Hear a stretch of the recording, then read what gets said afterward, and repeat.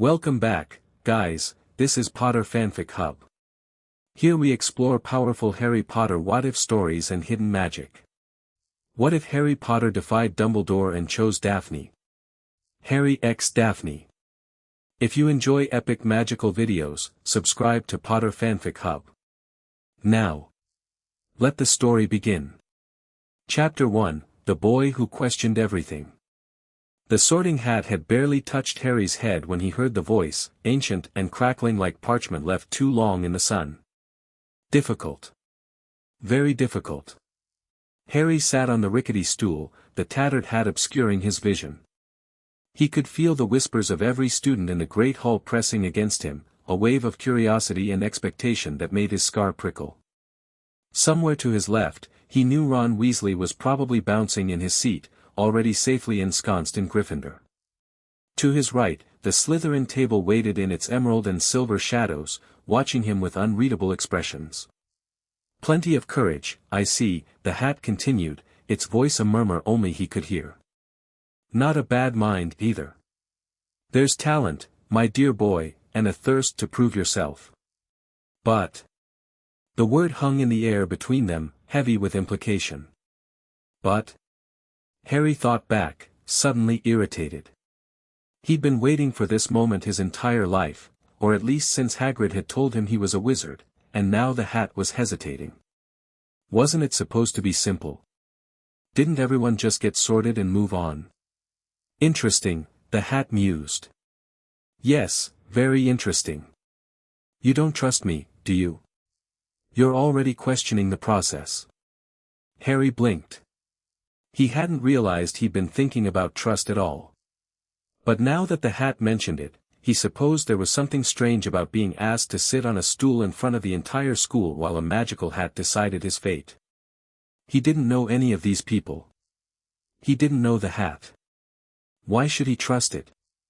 I'm not trying to be difficult, Harry thought back, though a small, defiant part of him was indeed trying to be difficult.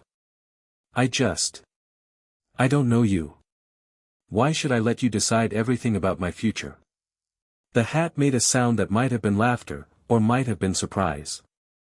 7 years in Hogwarts, and I've never had a first year ask me that.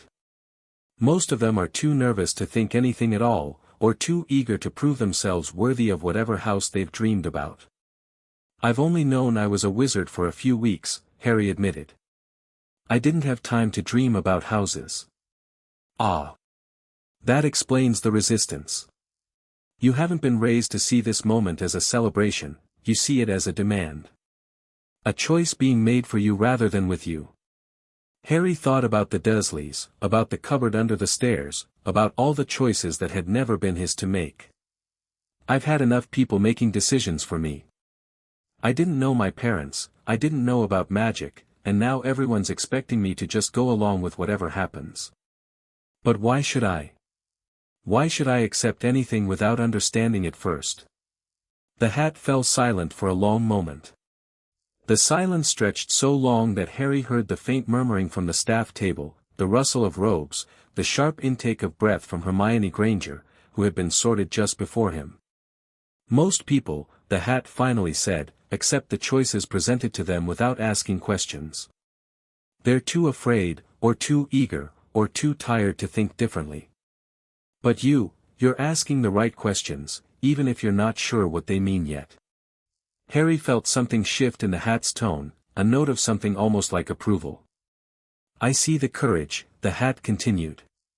Yes, it's there, burning brighter than most. And I see the ambition, hidden beneath layers of self-doubt and years of being told you're worthless. You want to prove everyone wrong, don't you? Everyone who ever made you feel small. The thought was uncomfortably true. Harry thought of Dudley's fist, of Uncle Vernon's red face, of Aunt Petunia's thin, disapproving lips.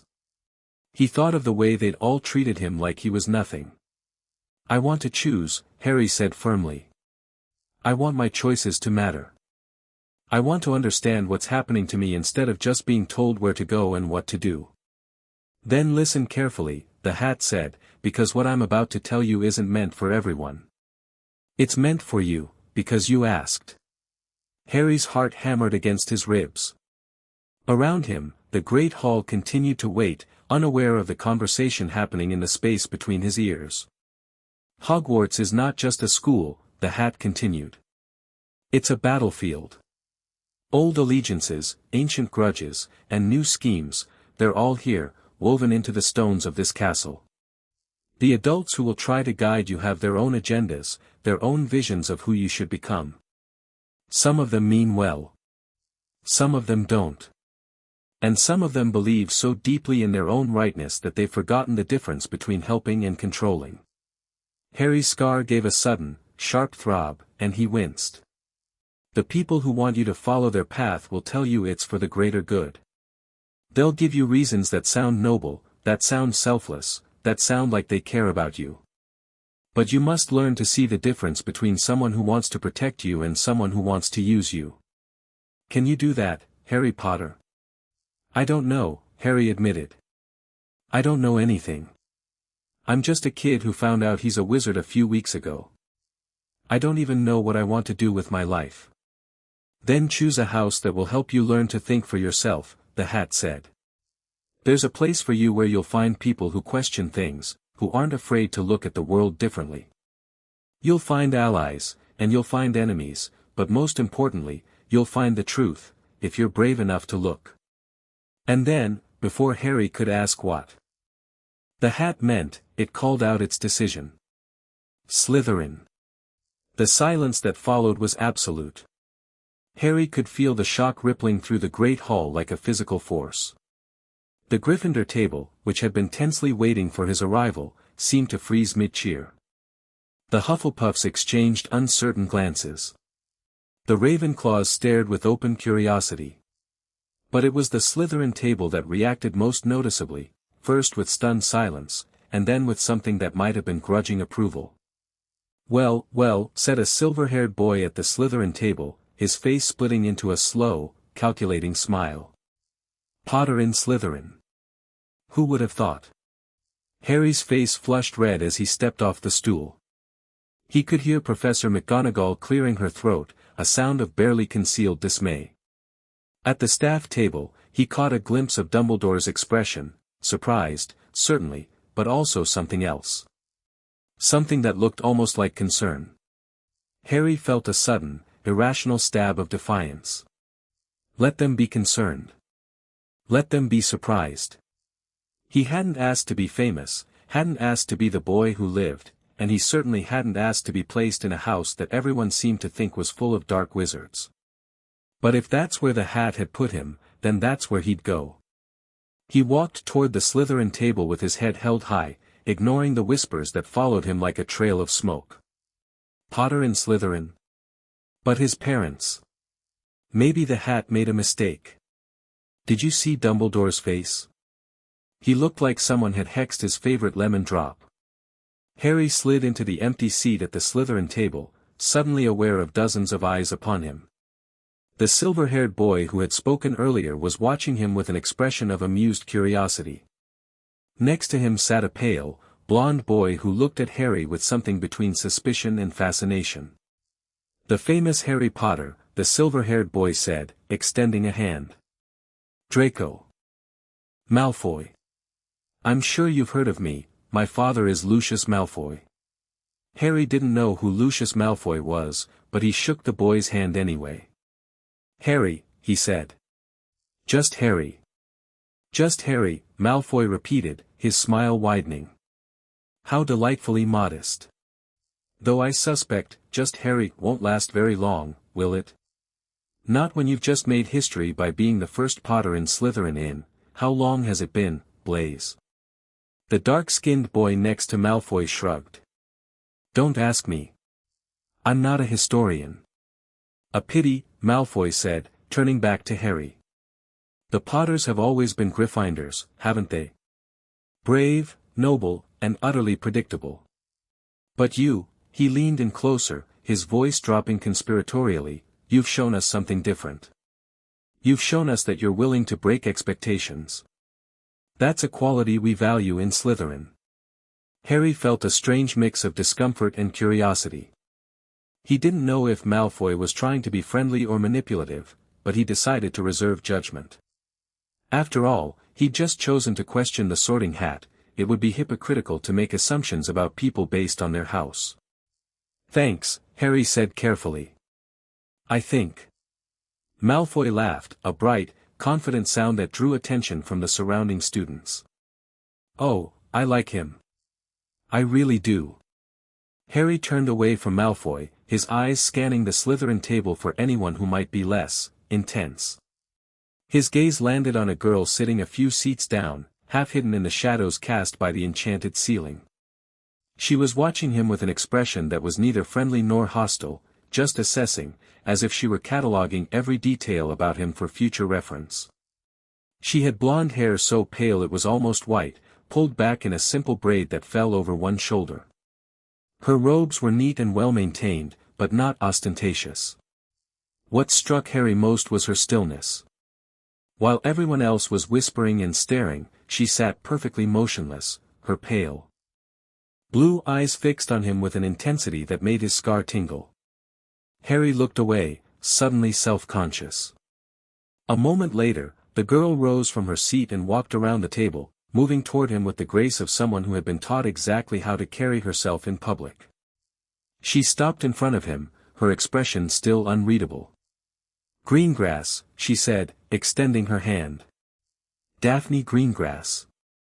Harry shook her hand, surprised by the cool, measured quality of her voice.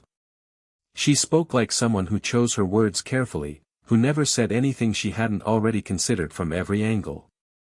"Nice to meet you," Harry said. "Is it?" She tilted her head slightly, a ghost of something that might have been amusement flickering across her features. "Most people find the Slytherin table rather intimidating. Especially people who just arrived, expecting to be in Gryffindor." Harry's face heated. "How did you know I expected to be in Gryffindor?" "Because everyone expects you to be in Gryffindor," she said simply. "Your parents were Gryffindors. James and Lily Potter, there's a whole chapter about them in Hogwarts, a history." She paused, her eyes searching his face. "But you're not like them, are you?" The question was gentle, but Harry felt the weight behind it. He didn't know what his parents had been like, not really. Hagrid had told him they were brave and good, but that was all. He had no memories to guide him, no sense of what it meant to be a Potter. "I don't know what I'm like," Harry admitted. "I haven't been a wizard long enough to figure it out." "That's honest," Daphne said, and now the ghost of a smile became something more real. "Most people would try to pretend they knew everything about themselves.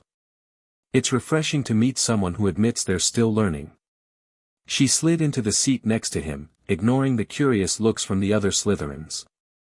Malfoy was watching her with narrowed eyes, clearly annoyed by the interruption.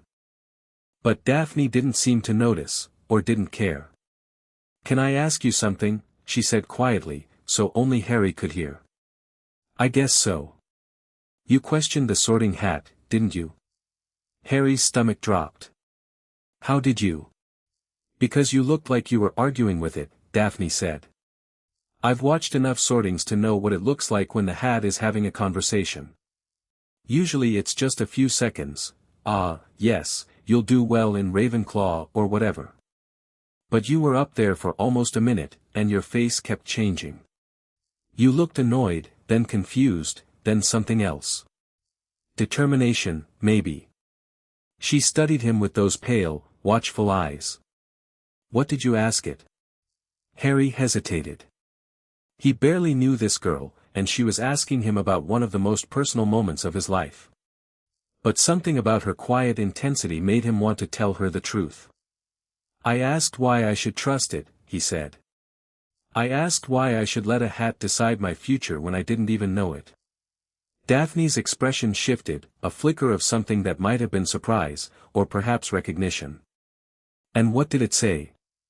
"That I should choose a place where I can learn to think for myself," Harry said. "And then it put me here."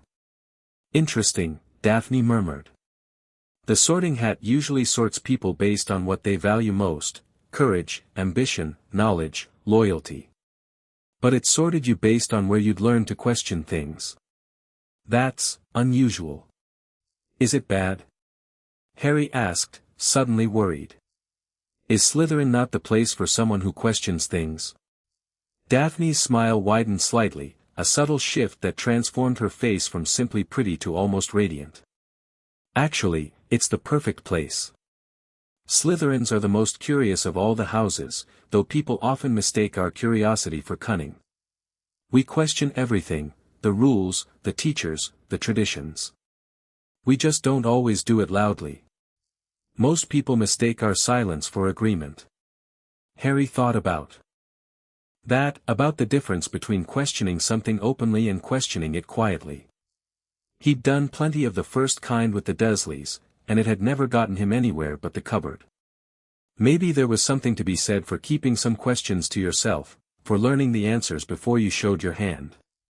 So what do I do now? Harry asked. I don't know anything about this place.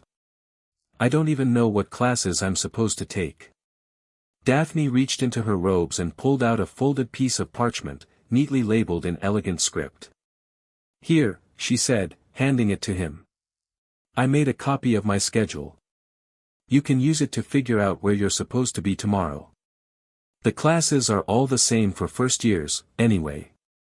Harry unfolded the parchment and glanced at the neat list of classes, still half aware that this girl had just helped him without being asked.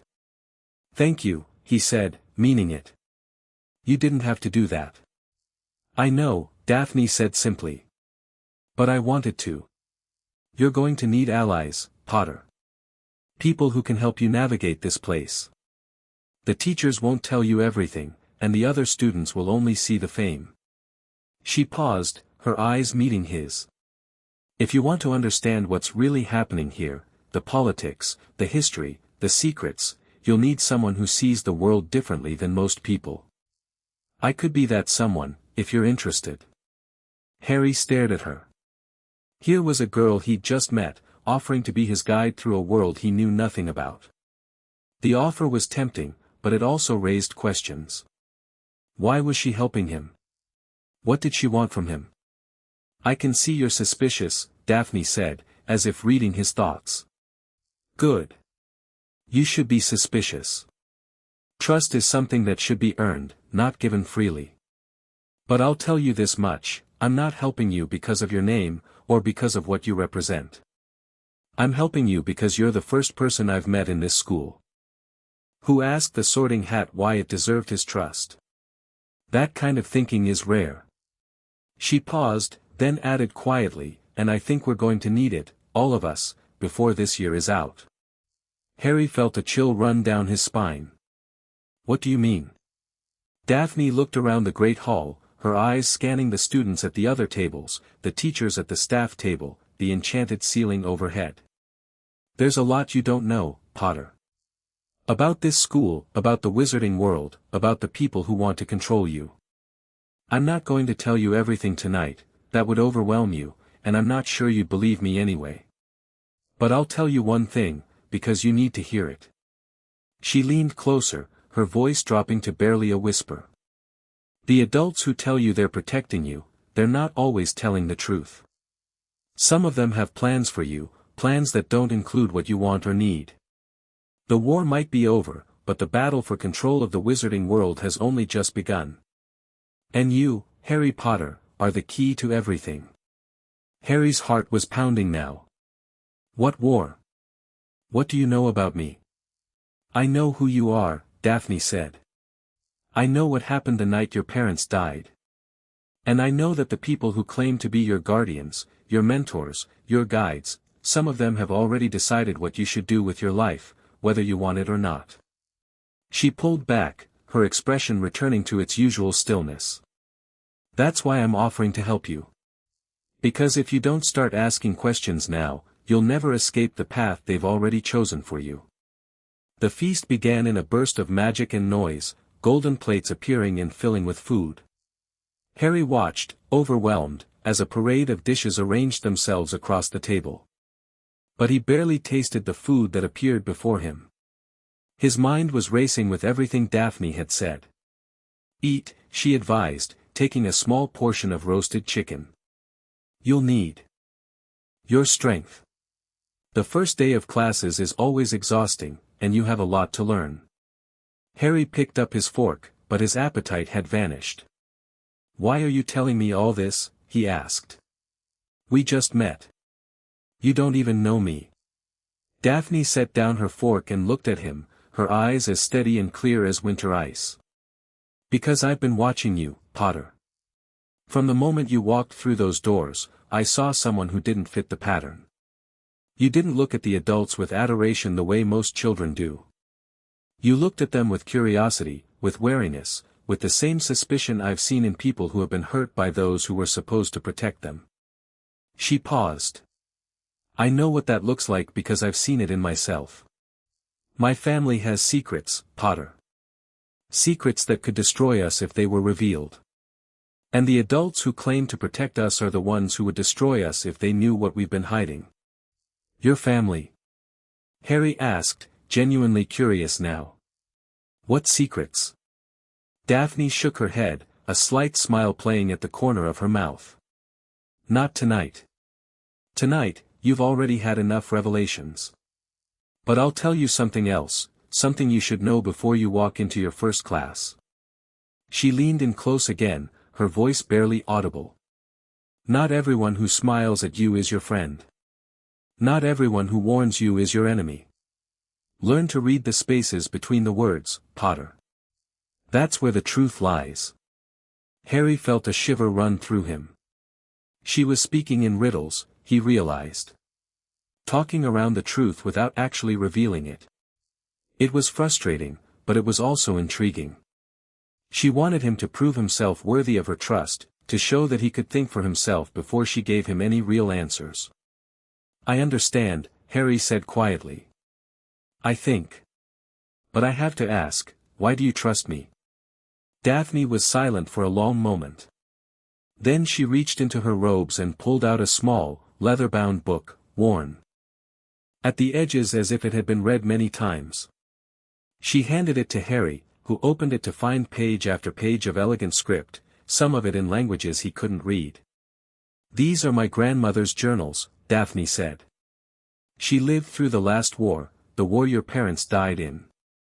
She saw things, Potter. Terrible things. And she wrote down everything, every warning, every premonition, every piece of advice she wished someone had given her before it was too late. Harry looked at the book, feeling its weight in his hands. Why are you giving this to me? I'm not giving it to you, Daphne said, a slight smile playing on her lips. I'm loaning it to you. You can read it tonight, if you want, and return it tomorrow. But I want you to see something, something she wrote the night your parents died. Harry's blood ran cold. He flipped through the pages, his eyes scanning the cramped, elegant handwriting. And then he found it, a passage dated October 31st, 1981. Asterisk the Potters have been betrayed.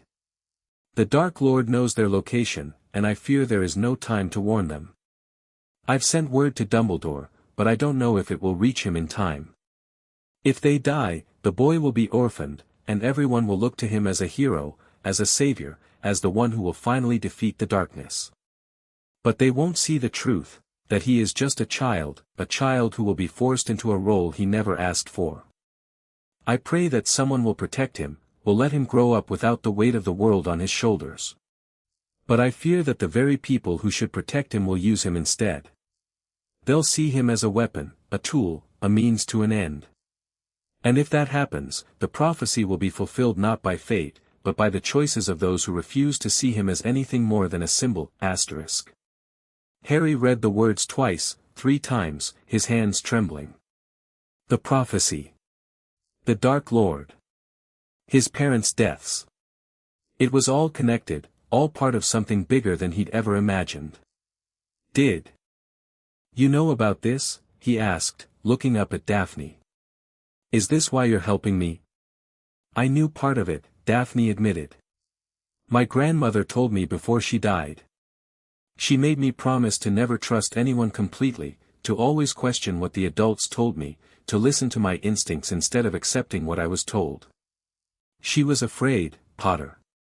Afraid of what would happen to you, and what would happen to all of us, if you were manipulated into becoming someone you're not.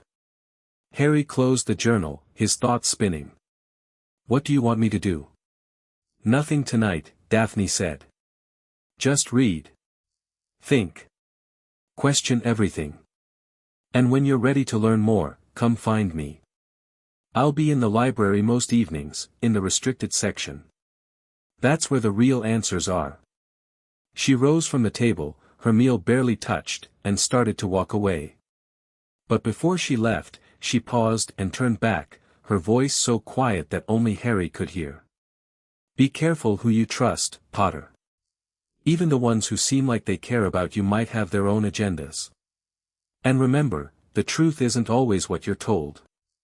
Sometimes it's what you find when you start looking.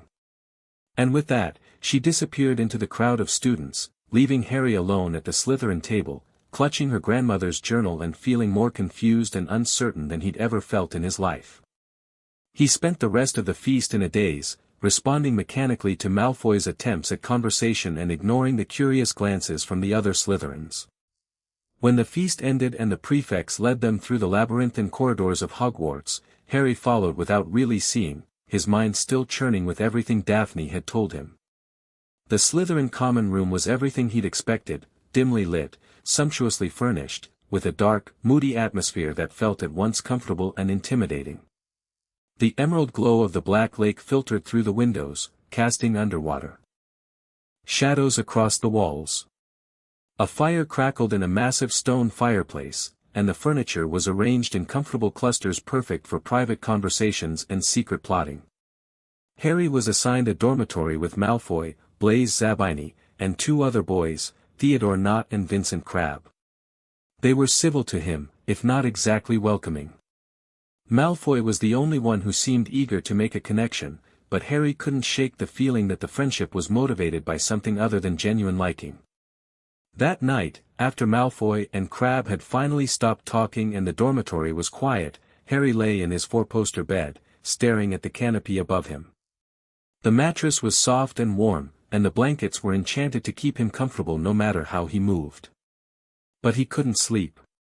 His mind was too full of questions, too full of the things Daphne had said, too full of the journal he'd hidden under his pillow. Carefully, quietly, Harry reached under the pillow and pulled out the leather-bound book. He opened it to the first page and began to read, his eyes scanning the elegant script as the words washed over him. Dear future reader. Asterisk, if you're reading this, it means my granddaughter has found someone worthy of sharing my words with. That's no small thing. Daphne is cautious, careful, slow to trust. She has learned from my mistakes, I hope, and she knows better than to share our family's secrets with just anyone, asterisk. Asterisk, you must be special, then. Someone who thinks, someone who questions, someone who doesn't accept the world as it's presented to them. I was like that once, before the war took everything from me. Before I learned that the truth is never as simple as the people in power want you to believe, asterisk. Asterisk, I'm going to tell you some things now, things that most people would consider dangerous. You might not believe them at first. You might even be frightened by what you read. But I ask you to keep an open mind, to remember that what you think you know might not be the whole truth, asterisk. Asterisk, there is a prophecy, you see. A prophecy about the Dark Lord and the boy who will defeat him. But the prophecy is not what you think it is. It's not a command, or a curse, or a map of the future. It's a warning, a word of caution passed down through generations of seers. And the people who know about it have been trying to shape the future around its words, trying to make it come true in exactly the way they want it to, asterisk. Asterisk, they've already chosen the child who will fulfill it. They've already decided his fate, his future, his destiny. And they've done it all without his consent, asterisk. The boy's name is Harry Potter. And if you're reading this, then perhaps it's not too late to save him from what's coming. Harry read on, his heart pounding, his eyes burning with the effort of keeping them open. The journal was full of warnings, of prophecies, of secrets that made his head spin. And at the center of it all was him, Harry Potter, the boy who lived, the boy who was supposed to defeat the Dark Lord. But it didn't have to be that way, the journal insisted. The prophecy was a warning, not a command. The future was not written in stone. The boy could choose his own path, if only someone would show him the way. When Harry finally closed the journal, the first gray light of dawn was filtering through the lake windows. He was exhausted, emotionally drained, and more confused than ever. But there was one thing he knew with absolute certainty. He was not going to let anyone decide his destiny for him. Not Dumbledore. Not the Ministry. Not the prophecy. Not anyone. He was going to make his own choices, live his own life, and find his own truth. And if that meant questioning everyone and everything, including the man who was supposed to be the greatest wizard of his age, then so be it. Harry tucked the journal back under his pillow, closed his eyes, and for the first time since arriving at Hogwarts, felt a sense of peace settle over him. He didn't know what the future would hold. He didn't know what secrets the wizarding world was hiding, or why everyone seemed so determined to control him. But he knew one thing for certain. He was going to find out. And he was going to do it his way, on his terms, with his own eyes wide open. The adventure was just beginning. End of Chapter 1. Chapter 2, Daphne's Warning. The first week at Hogwarts passed in a blur of enchanted staircases, shifting corridors, and the overwhelming sensation of being a small fish in a very large, very magical pond. Harry learned quickly that being famous meant never having a moment of privacy. Everywhere he went, whispers followed him like a shadow, and first-year students from other houses would point and stare as if he were a creature in a zoo. But he also learned something else, that the whispers changed depending on who was doing the whispering. In the Gryffindor common room, he'd heard second-year students debating whether the Sorting Hat had made a mistake. Potter and Slytherin? It's got to be a trick. Maybe Dumbledore arranged it to. I don't know, spy on them or something. In the Hufflepuff common room, the speculation was more charitable but equally misguided. Maybe he asked to be in Slytherin. To prove that not all Slytherins are evil. That's really brave of him. But it was in the Slytherin common room that Harry heard the most interesting whispers, the ones about him, about his parents, about the war that had ended the night he'd survived Voldemort's killing curse. The older Slytherin spoke in hushed tones about blood purity and ancient families and the political alliances that had shifted in the wake of the Dark Lord's fall. Potter's a half-blood, you know, a sixth-year girl named Pansy Parkinson had said during the first week, her voice carrying just loudly enough for Harry to hear. His mother was Muggle-born. It's a disgrace that he's in our house. Be quiet, Pansy, Draco Malfoy had snapped, surprising. Harry. The Sorting Hat chose him, didn't it? That means he's got something worth keeping around. Besides, he's the boy who lived. You don't just throw that kind of influence away because of a little Muggle blood. Harry had been surprised by Malfoy's defense, but he'd quickly realized it wasn't born of friendship. Malfoy saw him as an asset, a valuable connection to the most famous wizard of their generation. It was the same way the Dursleys had treated him when they wanted something, a transactional relationship with nothing real underneath. It was in the library that Harry found what he was really looking for. Daphne Greengrass was exactly where she'd said she'd be, in the restricted section, seated at a small table tucked between towering shelves of ancient texts. She looked up when Harry approached, her expression neither surprised nor pleased, but simply, expectant. I was wondering when you'd come, she said, closing the book she'd been reading. I thought you might have been too overwhelmed by all the attention. I've been reading your grandmother's journal, Harry said, sliding into the seat across from her. Every night since the feast. I couldn't sleep until I'd finished it. Daphne's eyebrows rose slightly. All of it? That's 300 pages of dense, historical text. I couldn't stop, Harry admitted. There was so much I didn't know. About the war, about my parents, he lowered his voice, glancing around to make sure no one was listening, the prophecy. Daphne was silent for a long moment, her pale blue eyes searching his face. Then she reached into her robes and pulled out a small, silver locket, which she opened to reveal a miniature portrait of a stern-faced woman with the same blonde hair and sharp cheekbones as Daphne. "This was my grandmother," she said quietly. "She died 2 years ago, but she told me everything before she went. The prophecies, the secrets, the warnings. She made me promise to find someone who could help change things. Someone who wasn't already trapped in the system." "Me?" Harry asked, incredulous. "I'm just a first year. I don't know anything about the wizarding world. I didn't even know I was a wizard until a few weeks ago." "That's exactly why you're perfect," Daphne said, and there was something almost fierce in her voice. "You're not tainted by the old rivalries, the old prejudices, the old ways of thinking. You see things differently because you weren't raised to see them the way everyone else does. You're not afraid to ask questions, and that's the most dangerous thing a person can be in a society that's built on obedience." Harry thought about that, about all the times he'd questioned the Dursleys and been punished for it. "But what can I do?" he asked. "I'm just one person. One kid. How am I supposed to change anything?" "One person can change everything if they're in the right place at the right time," Daphne said. "And you, Harry Potter, are in exactly the right place. The question is whether you're brave enough to do what needs to be done." Harry felt the familiar prickle of defensiveness. "I'm brave enough. I faced you-know-who when I was a baby, didn't I? I survived." Daphne's expression softened slightly, a rare moment of warmth. "Bravery isn't about facing physical danger, Harry. It's about facing the truth, even when it's ugly. It's about questioning the people you're supposed to trust, even when they're powerful. It's about choosing your own path, even when everyone else is telling you you're wrong." She paused, her voice dropping to barely a whisper. "Are you brave enough to do that?" Harry met her eyes, feeling the weight of her question.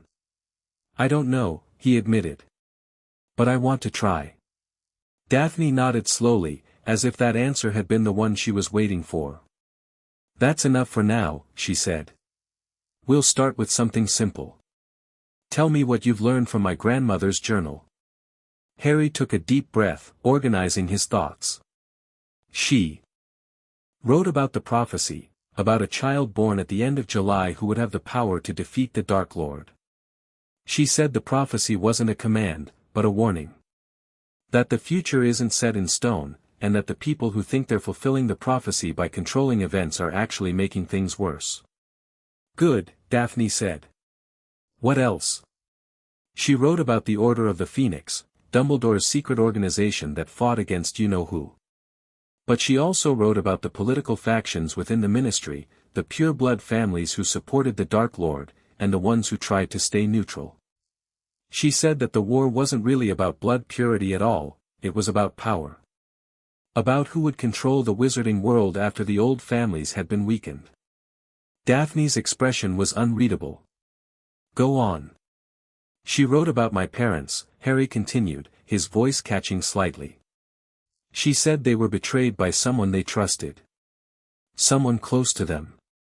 She didn't know who it was, but she suspected it was someone in the Order.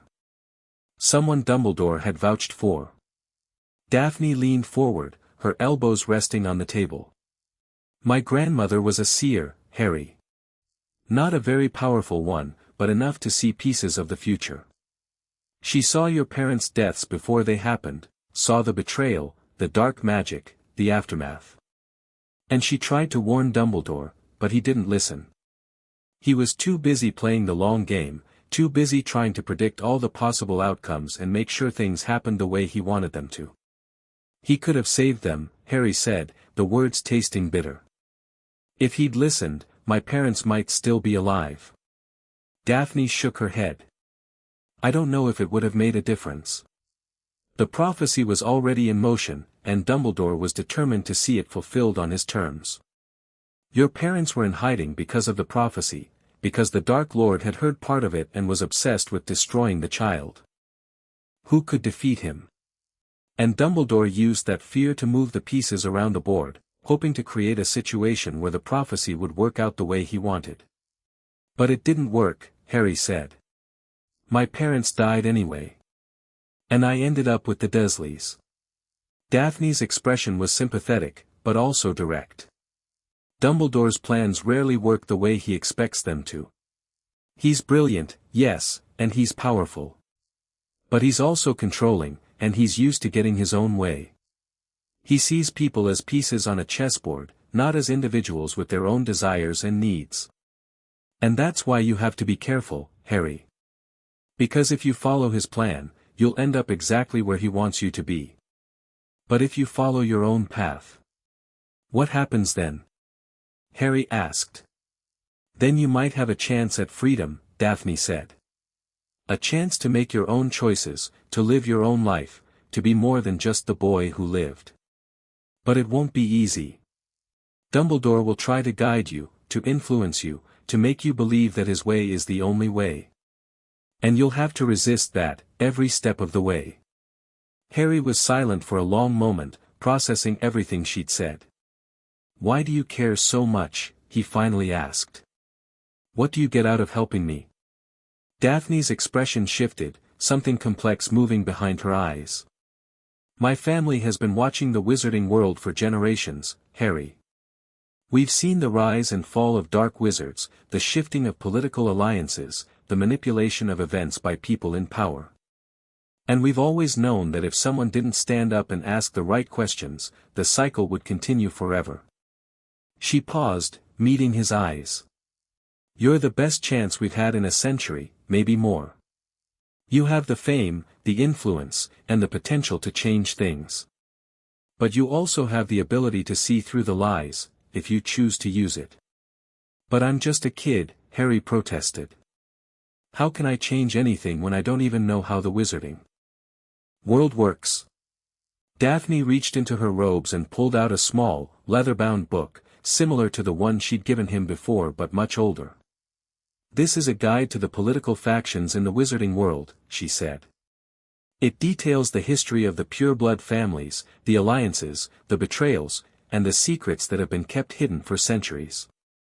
If you want to understand how things work, you need to understand the people who run them. Harry took the book, feeling its weight. Is this another one of your grandmother's journals? No, Daphne said. This one is much older. It was written by my great-grandfather, who was a historian and a political strategist. He believed that the only way to change the wizarding world was to understand its history, to see the patterns that had repeated themselves over and over again, and to break them.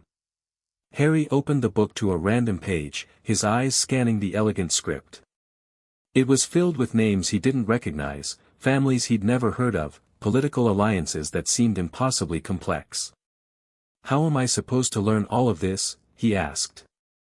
There's so much. Daphne smiled slightly, a hint of warmth in her pale eyes. You don't have to learn it all at once. Just read a little each night, and ask questions when you don't understand something. I'll help you. That's what I'm here for. But how can you help me? Harry asked. You're just a first year, too. And you're in Slytherin. People are going to notice if we spend too much time together. Daphne's smile widened.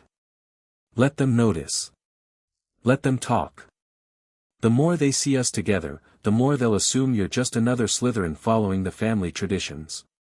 They'll think you're being corrupted by the dark side, or whatever it is they think Slytherins do in our free time. Harry felt a sudden smile tugging at his lips. Corrupted? What does that even mean? It means they'll underestimate you, Daphne said. They'll think you're just another gullible kid being led astray by the cunning, manipulative Slytherin girl. They won't realize that I'm not trying to manipulate you at all, I'm trying to help you see the truth. Harry studied her face, looking for any sign of deception. But all he saw was quiet determination, a fierce intelligence that seemed entirely genuine. Okay, he said finally. I'll trust you. For now, at least. Daphne nodded, accepting his conditional trust without complaint. That's all I ask. And now, I think it's time for you to learn your first real lesson about the wizarding world. She reached into her robes and pulled out a small, sealed envelope, which she slid across the table to Harry. "What's this?" he asked. "A letter," Daphne said. "From a source who wishes to remain anonymous.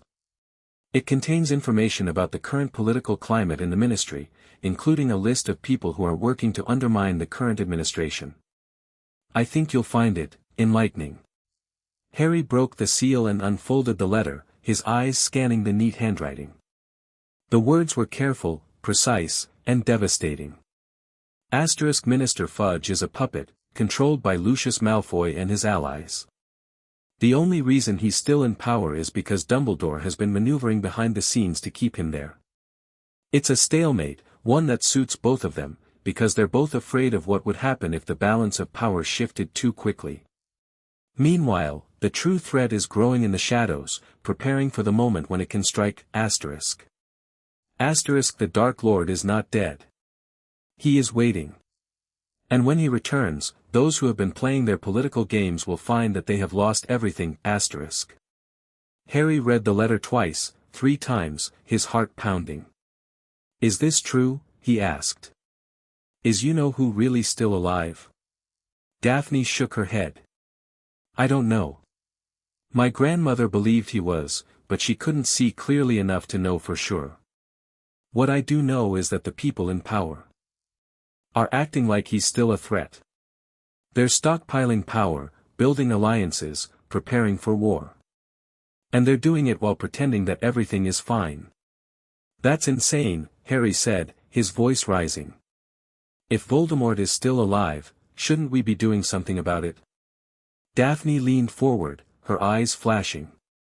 "We should. But we can't. We're first years, Harry. We have no power, no influence, and no resources. The only thing we can do is watch, and learn, and prepare for the day when we can actually make a difference." Harry felt a surge of frustration. "But that's not enough. My parents died because people didn't act quickly enough. If Voldemort is still alive, he could hurt more people. He could kill Harry." Daphne's voice was sharp, cutting through his rambling. "Listen to me. We are not going to fight Voldemort tonight. We're not even going to fight him this year. What we're going to do is survive, and we're going to do it by learning the truth, by understanding the politics that allow people like Voldemort to rise to power, and by building alliances that will protect us when the time comes." Harry took a deep breath, forcing himself to calm down. Okay, you're right. I'm sorry. You just want to do something," Daphne finished. "I understand. I feel the same way. But rushing into a fight before you're ready is suicide. My grandmother taught me that lesson the hard way, because she learned it herself. She tried to fight the system before she understood it, and she ended up losing everyone she loved." There was a deep, raw emotion in Daphne's voice that Harry hadn't heard before. It made her seem younger, more vulnerable, despite her usual composure. "What happened to her?" Harry asked gently. Daphne was silent for a long moment, her eyes fixed on something in the distance. "She was part of the Order of the Phoenix in the First War. She worked alongside Dumbledore, fought against the Death Eaters, lost friends and family in the fighting. But she also saw things she didn't like, corruption within the ministry, alliances that seemed designed to protect the powerful at the expense of the weak. When she tried to speak out, she was silenced.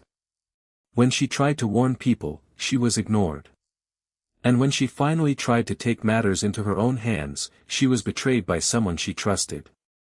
"Who?" Harry asked.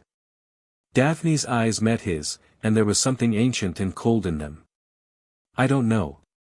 She never told me. But she said it was someone in the Order, someone she'd fought beside for years.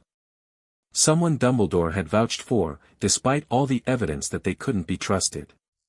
Harry felt a chill run down his spine. It was the same story he'd heard about his parents, a betrayal, a trusted friend, a powerful figure who had been wrong about the people he'd put in place. The pattern was repeating itself. Maybe Dumbledore isn't as good at judging people as he thinks he is, Harry said quietly. Daphne's expression flickered with something that might have been approval. My grandmother thought so too. She said Dumbledore was too trusting, too willing to believe that everyone shared his vision of a better world.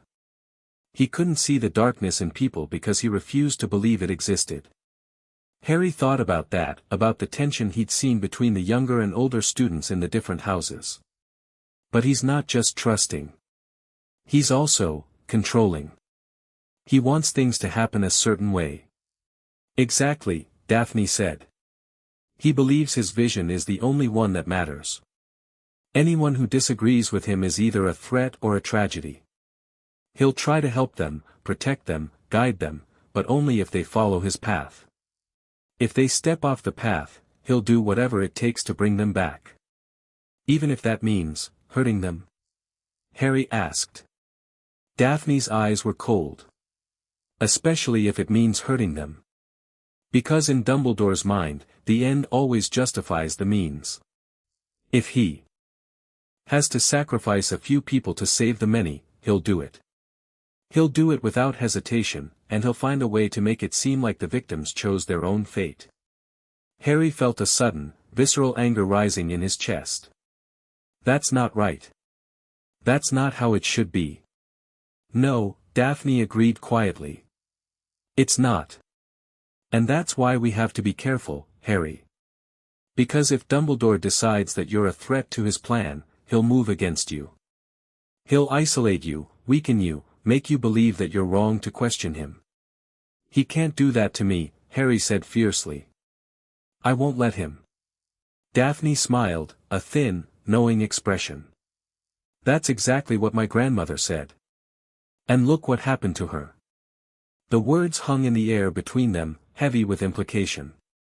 I'm not going to let that happen to me, Harry said finally. I'm not going to let anyone control me, not Dumbledore, not Voldemort, not anyone. I'm going to make my own choices, live my own life, and do what I think is right. Daphne studied him for a long moment, her expression unreadable. Then she nodded slowly. Good. That's the kind of thinking we need. But remember, Harry, words are easy. Actions are hard. And choosing your own path means accepting the consequences of your choices, even when they're painful. I understand, Harry said. Then let's start with something practical, Daphne said, pulling out a roll of parchment and a quill. I'm going to teach you about the political factions in the wizarding world. By the end of this session, you're going to know the names of the major families, their allegiances, their rivalries, and their secrets. Are you ready? Harry nodded, feeling a strange sense of anticipation. For the first time since arriving at Hogwarts, he felt like he was actually learning something that mattered. I'm ready. And so the lessons began. Over the next few weeks, Harry and Daphne met regularly in the library, hunched over ancient texts and political histories. Daphne was a patient teacher, explaining complex concepts in simple terms and answering Harry's endless questions with calm precision. He learned about the pure-blood families, the Malfoys, the Blacks, the Lestranges, the Greengrasses, and dozens of others. He learned about their histories, their intermarriages, their alliances, and their betrayals. He learned about the blood purity movement, the Ministry's corruption, and the subtle ways in which the wizarding world had been shaped by people who had died centuries ago. And he learned about the prophecy. Daphne had been careful to only reveal pieces of it at a time, but Harry had pieced together enough to understand the basics. There was a child who would have the power to defeat the Dark Lord, born at the end of July. Voldemort had heard part of the prophecy and had tried to destroy the child before he could become a threat. But the child had survived, and now everyone was waiting for the day when he would fulfill his destiny. Except I don't want to fulfill anyone's destiny, Harry said one evening, frustration coloring his voice. I just want to live my own life. Daphne looked up from the book she was reading, her expression thoughtful. That's the problem with prophecies, Harry. People believe they're inevitable, and so they act as if they're inevitable. The prophecy gets fulfilled because everyone expects it to be fulfilled, not because it was destined to happen. So if I refuse to fulfill it, it won't happen? Harry asked. Daphne shook her head. It's not that simple. Voldemort believes in the prophecy. He's obsessed with it. If you refuse to fight him, he'll hunt you down anyway. He'll come after you, and the people you care about, and he won't stop until you're dead. Harry felt a chill run down his spine. But if I fight him, I'm fulfilling the prophecy. I'm doing exactly what everyone expects me to do. That's the trap, Daphne said quietly. You can't win either way. If you fight, you're playing into everyone's expectations. If you don't fight, you'll end up dead. Then what do I do? Harry asked. Daphne was silent for a long moment. You need to understand the prophecy, Harry. Really understand it. Not just what people have told you about it, but what it actually says. There might be a loophole, a way to interpret it differently. And if there is, you need to find it. How? Harry asked. No one will tell me the full prophecy. Dumbledore keeps saying I'm too young, that it's not the right time. Daphne's eyes glittered with something that might have been cunning.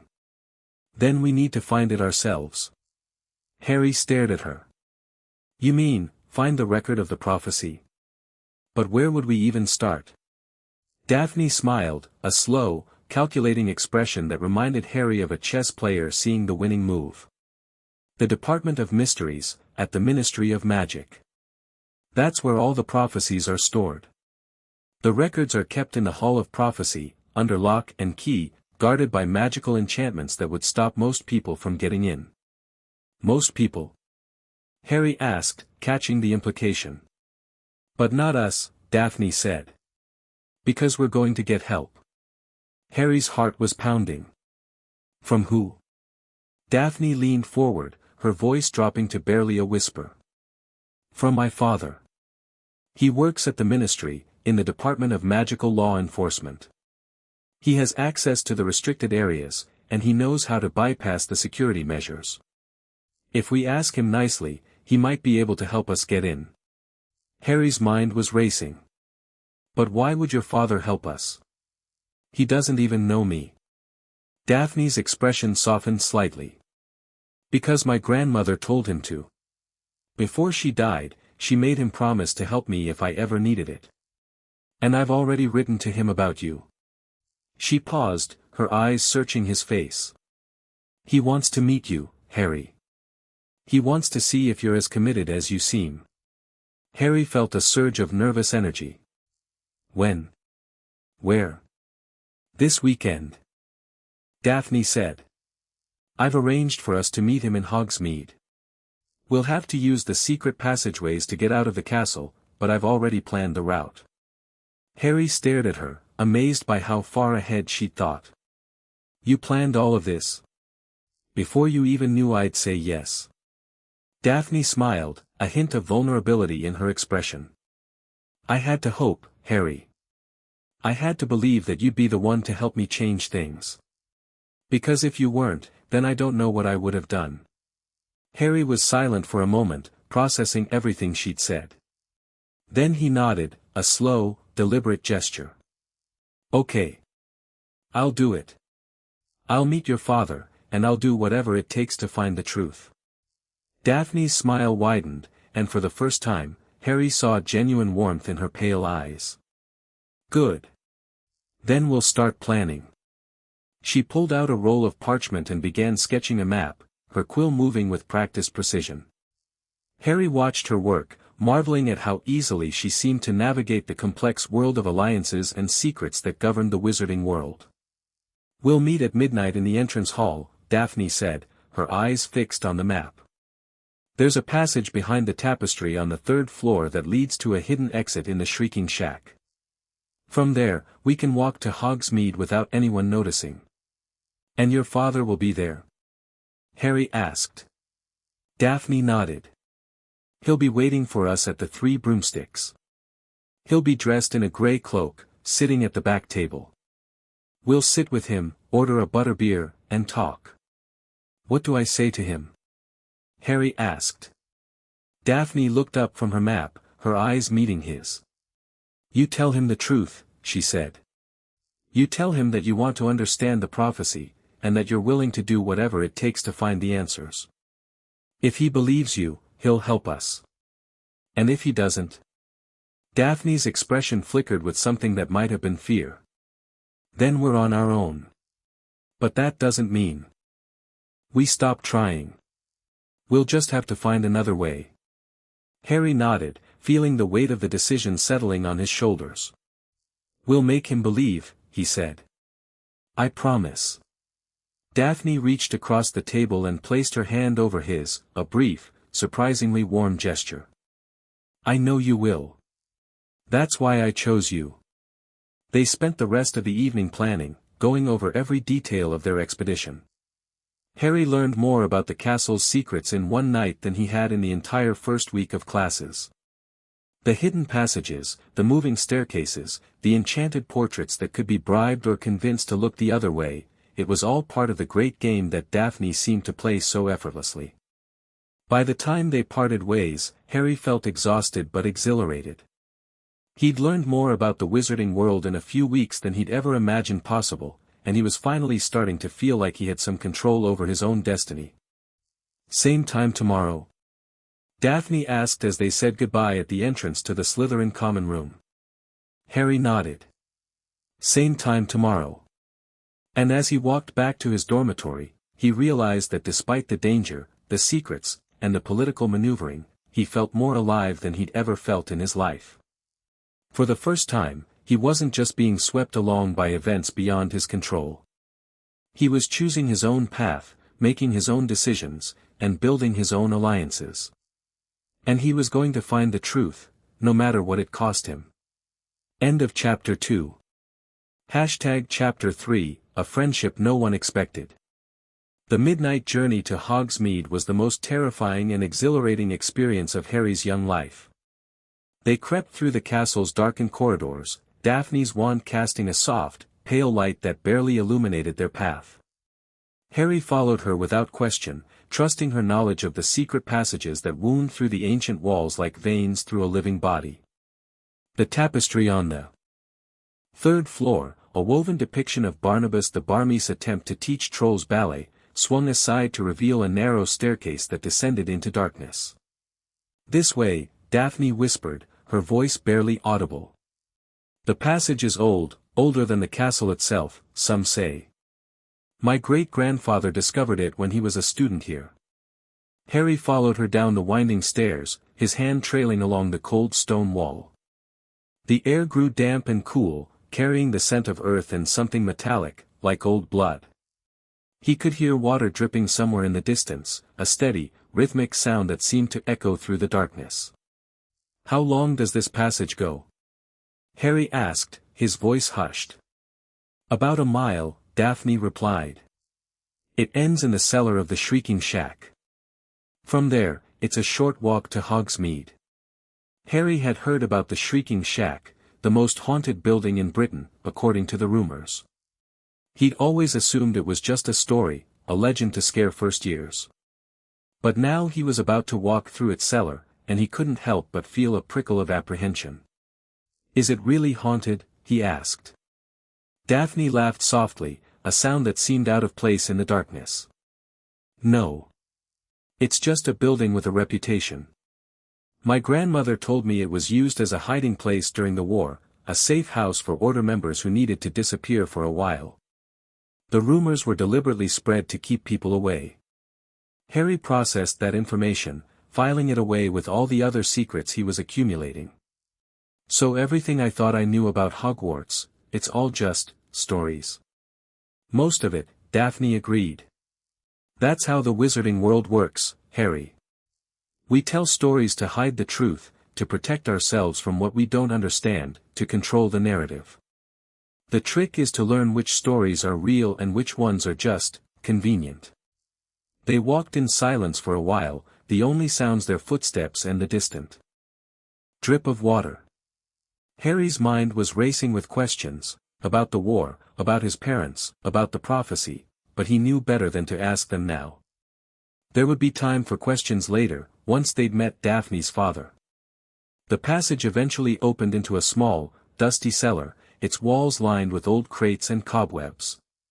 A narrow staircase led upward, and Harry could see faint moonlight filtering through the cracks in the floorboards above.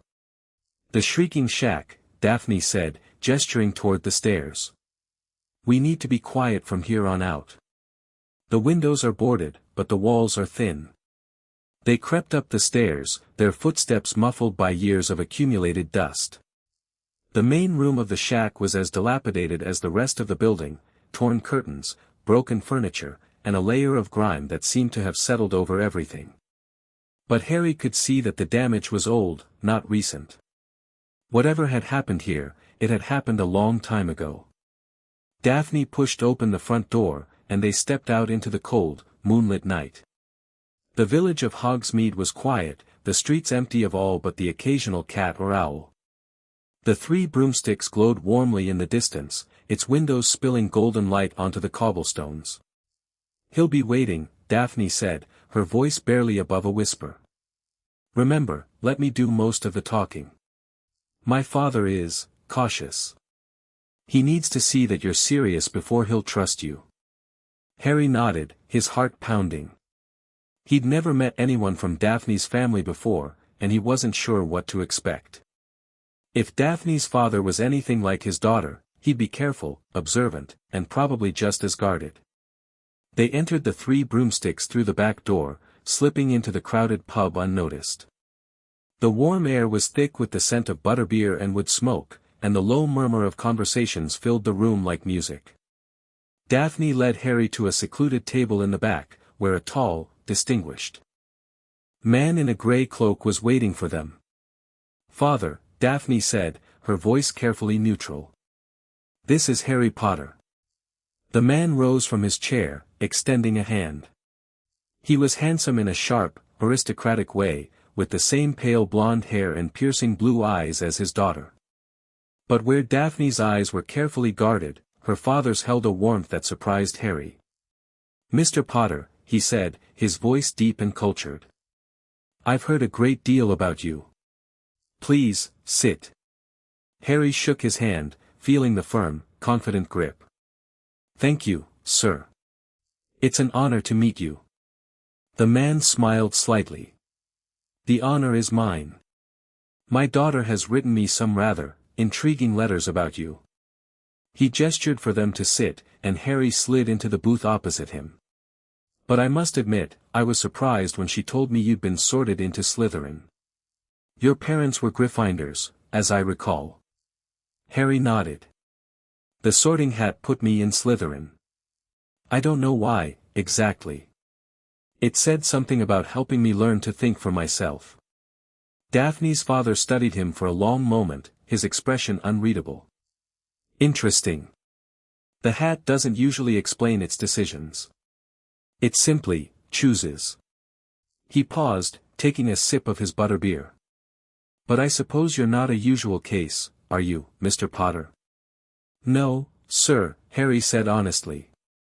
"I've never been a usual case. I didn't even know I was a wizard until a few weeks before I came to Hogwarts."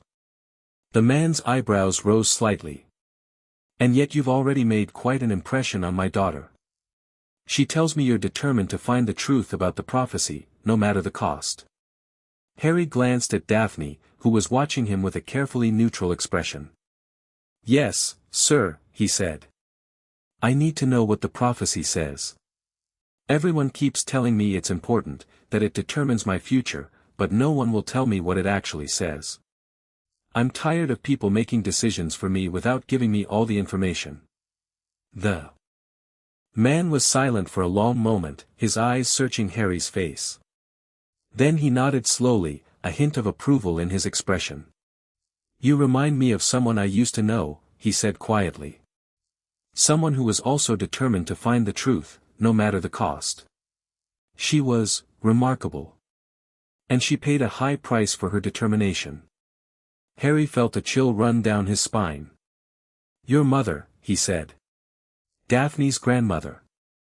She told me about her in her journal. The man's expression flickered with surprise, then something that might have been pain. She gave you the journal? Daphne did, Harry admitted. I read it all. Every page. The man looked at his daughter, his eyes unreadable. You gave him the journal? That's a significant gesture. Daphne met her father's gaze steadily. He needed to understand, father. He needed to know what we're up against. And he needed to see that he's not alone in fighting against the system. The man was silent for a long moment, his fingers tapping thoughtfully on the table. Then he sighed, a deep, weary sound that seemed to carry the weight of years. Very well, he said. If my mother trusted him enough to share her secrets, then I suppose I should trust him as well. He leaned forward, his voice dropping to barely a whisper. The prophecy is stored in the Department of Mysteries, in a crystal orb labeled with your name. It's protected by enchantments that would kill anyone who tried to steal it, unless they had the proper authorization. How do we get the proper authorization? Harry asked. The man smiled slightly. You don't. But I do. I work in the Department of Magical Law Enforcement, which gives me access to certain, restricted areas. If I were to request a visit to the Hall of Prophecy for official purposes, I could bring a guest with me. Harry's heart leaped. You'd do that?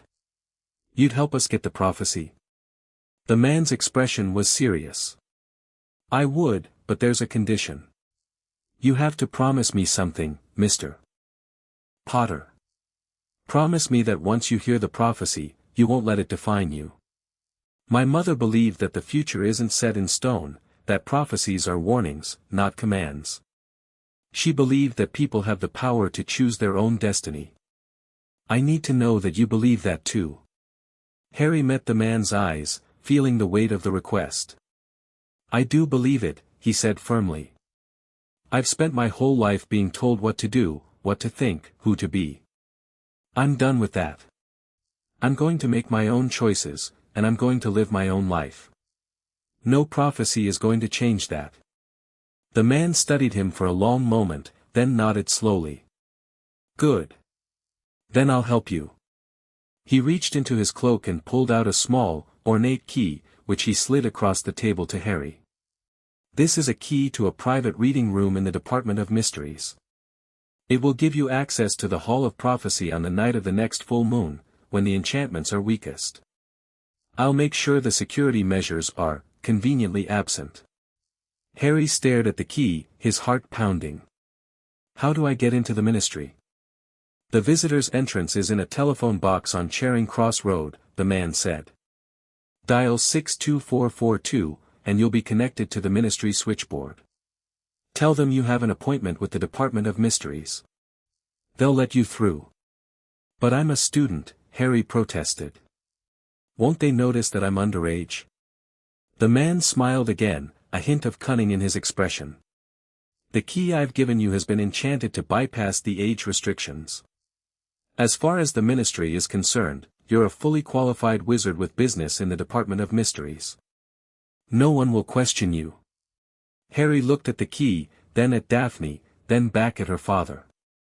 Thank you, he said, his voice thick with emotion. I don't know how to repay you. You don't need to repay me, the man said quietly.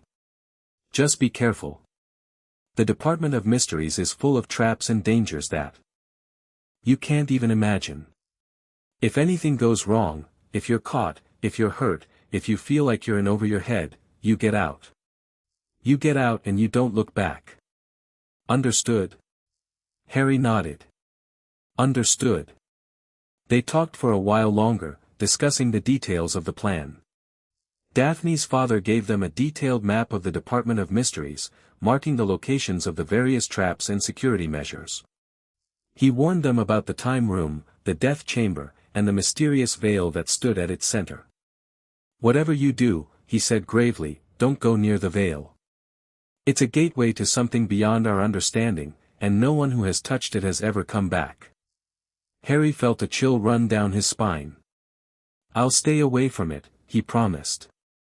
The meeting ended just before dawn, and Harry and Daphne slipped back through the secret passage to the castle, their minds buzzing with excitement and fear. The following weeks were a blur of classes, homework, and secret planning sessions.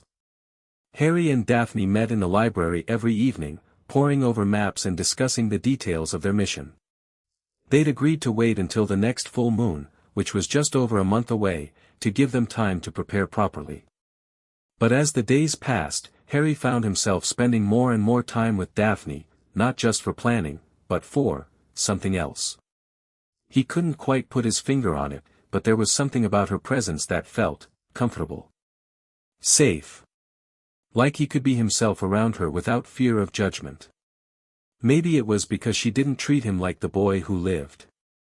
She treated him like Harry, a kid who was trying to figure out the world, who had questions and doubts and fears like everyone else. She didn't put him on a pedestal, and she didn't try to manipulate him. She just talked to him. Like he was a real person. It was an experience he'd never had before. Not with the Dursleys, who treated him like a burden. Not with his teachers, who treated him like a curiosity.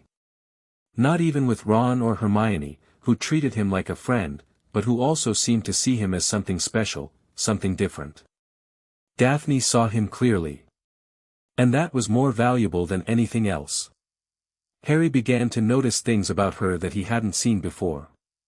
The way she'd chew on her lower lip when she was thinking about something important. The way she'd tuck a strand of hair behind her ear when she was nervous. The way her eyes would light up when she talked about something she was passionate about, like ancient magical history or political theory. He also began to notice the way other people looked at them.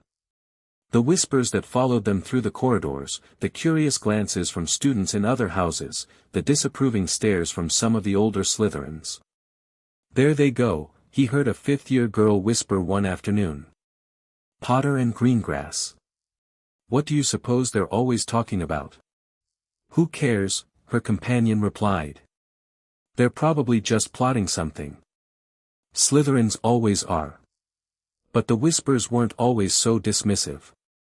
Some of them were genuinely curious. "Do you think they're together?" a Hufflepuff girl asked one of her friends as Harry and Daphne passed by. "Together? Potter and a Slytherin? That's ridiculous. Their houses are practically enemies." "Maybe that's why they're so interesting," the girl mused. "Opposites attract and all that." Harry felt his cheeks flush, but he kept walking, pretending he hadn't heard. Daphne, as always, seemed unaffected by the gossip. "Don't let it bother you," she said quietly, her voice carrying the faintest hint of amusement. "People will always talk. It's what they do." "I know," Harry said. "It's just strange. Everyone's watching us. Trying to figure out what we're doing." "Let them figure it out," Daphne said. "It doesn't matter what they think. What matters is what we know, and what we're going to do with that knowledge." Harry nodded, appreciating her pragmatism. She had a way of cutting through the noise, of focusing on what was important and ignoring the rest.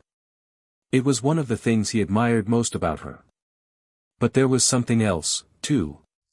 Something he wasn't quite ready to admit to himself. He liked spending time with her.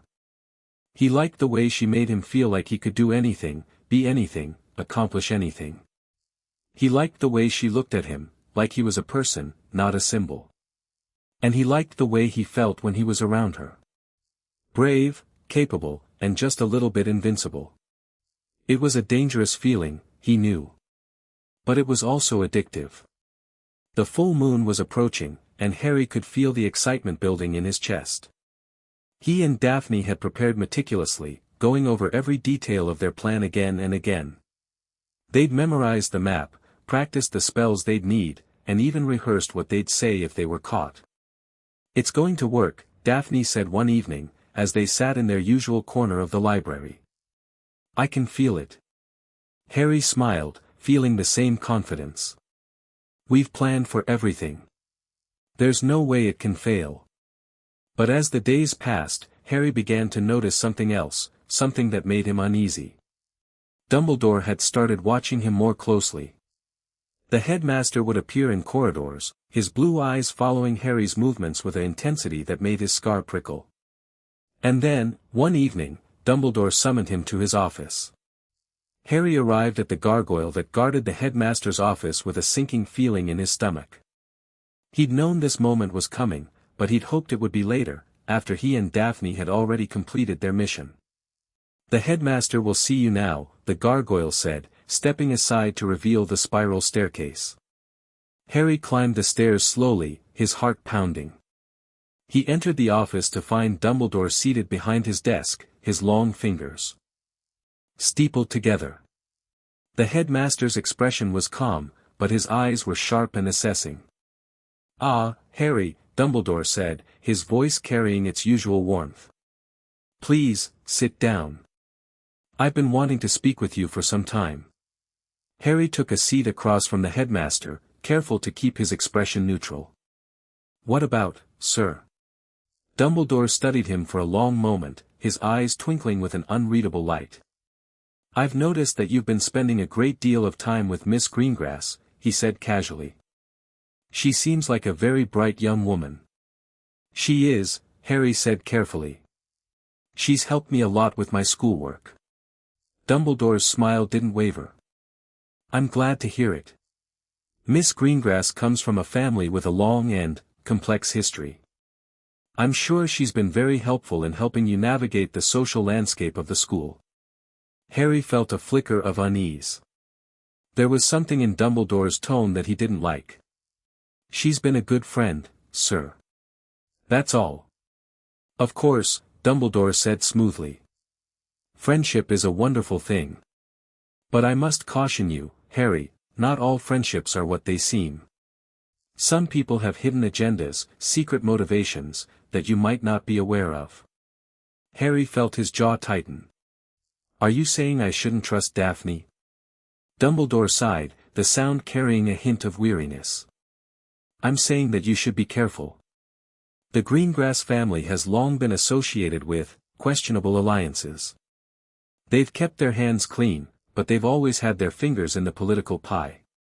I would hate for you to be drawn into something you don't fully understand." Harry wanted to argue, wanted to defend Daphne, but he forced himself to stay calm. "Thank you for the warning, sir.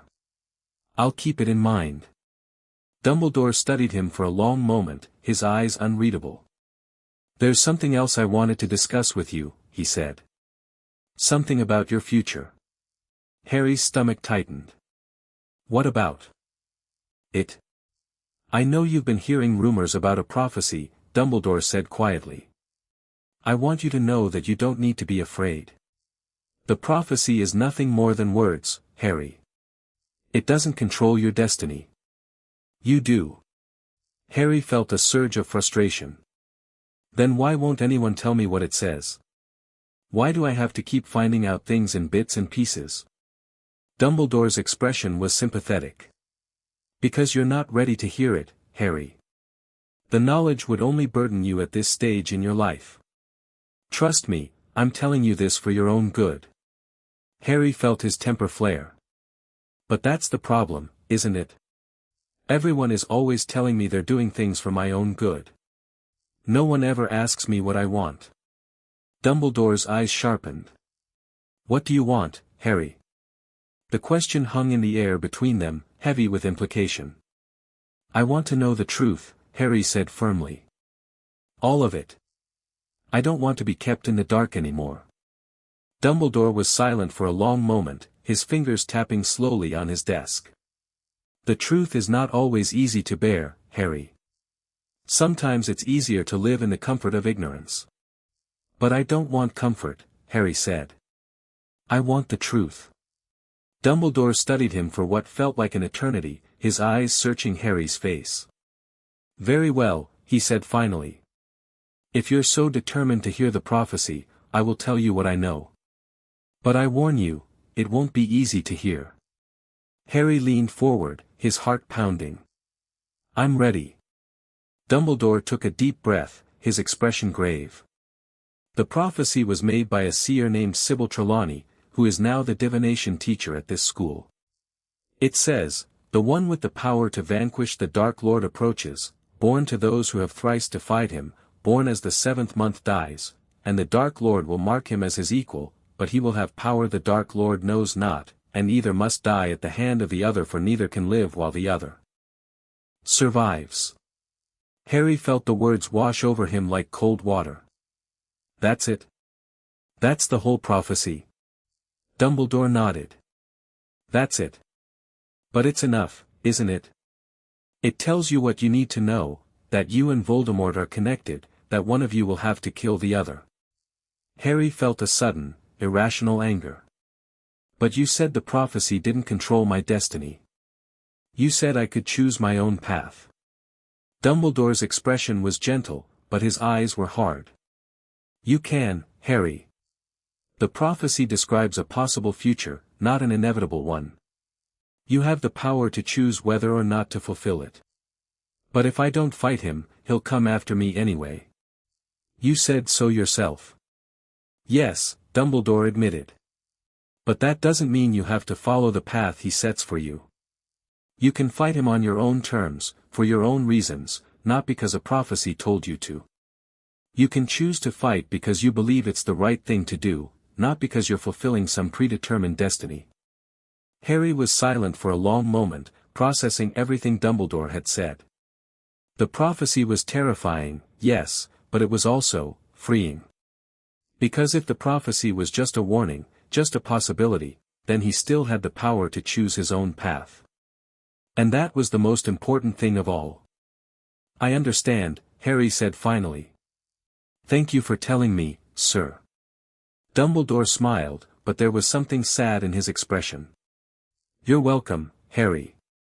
I hope you'll take my advice and be careful about who you trust. Not everyone has your best interests at heart. Harry nodded, rising from his chair. I'll be careful, sir. I promise.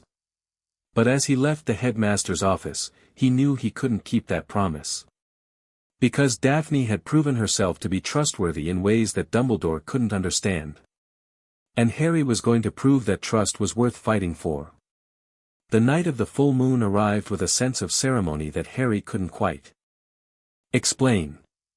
The castle seemed to hum with anticipation, the ancient stones vibrating with a power that was both ancient and new. Harry met Daphne in the entrance hall just before midnight, both of them dressed in dark cloaks and carrying their wands. They slipped out of the castle through the same secret passage they'd used to visit Hogsmeade, their footsteps silent on the cold stone floor.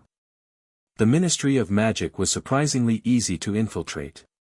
Daphne's father's key worked exactly as promised, bypassing the security measures with a soft click that seemed to echo through the empty halls. They made their way to the Department of Mysteries, their hearts pounding with excitement and fear. The Hall of Prophecy was exactly as Harry had imagined, a vast, circular room filled with towering shelves of crystal orbs, each one containing a recorded prophecy.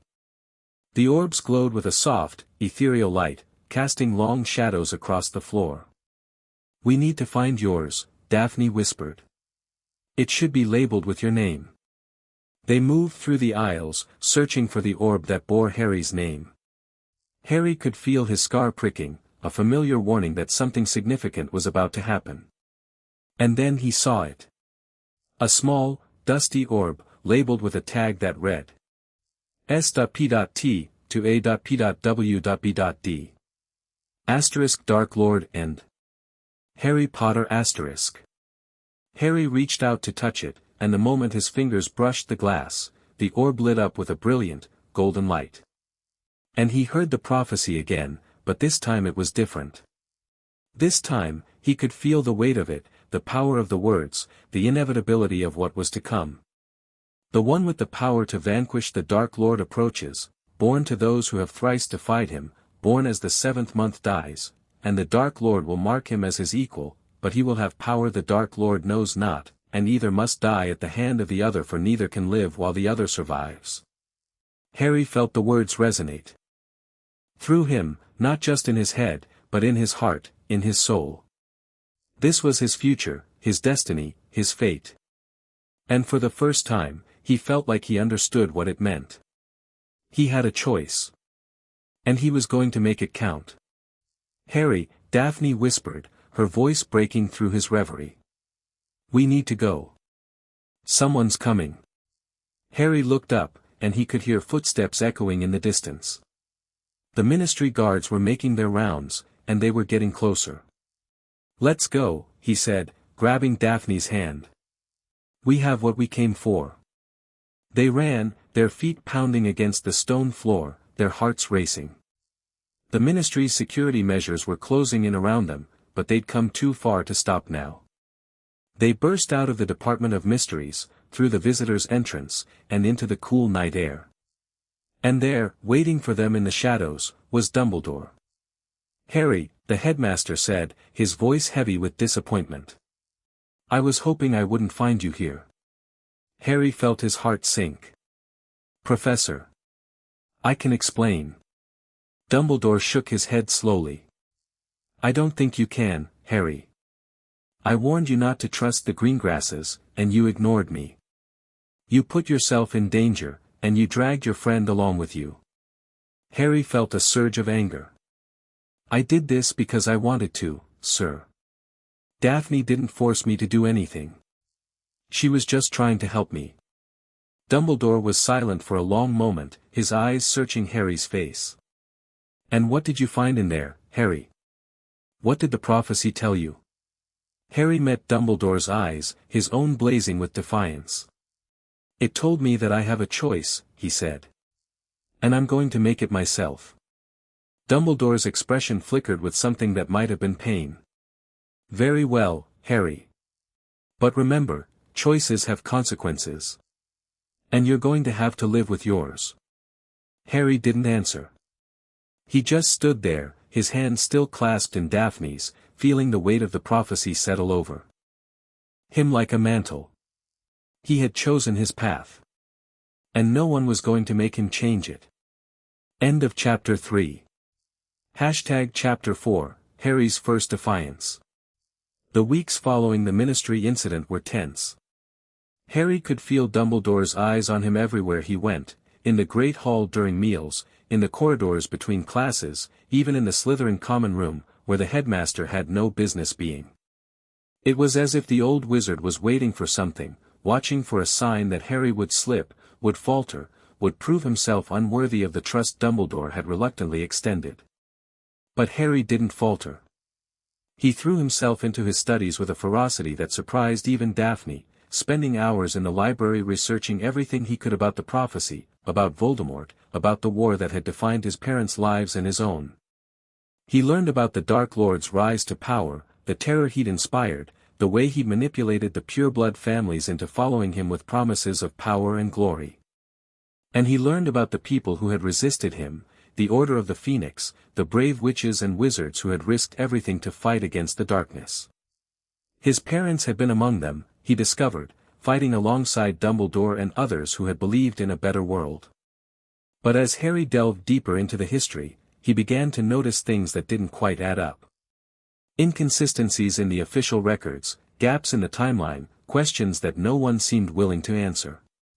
Why had Dumbledore allowed Sirius Black to be imprisoned without a trial? Why had the Ministry been so quick to cover up the truth about Voldemort's return? And why had Dumbledore never told Harry the full story about his parents' deaths? These questions burned in Harry's mind, fueling a growing suspicion that he couldn't quite shake. He'd always trusted Dumbledore, always believed that the headmaster had his best interests at heart. But now, after everything he'd learned, he wasn't so sure. He's hiding something, Harry said one evening, sitting in the library with Daphne. I know he is. Every time I ask him about my parents, about the war, about anything important, he deflects. He gives me vague answers and changes the subject. Daphne looked up from the book she was reading, her expression thoughtful. He's been doing that for years, Harry. It's not just you.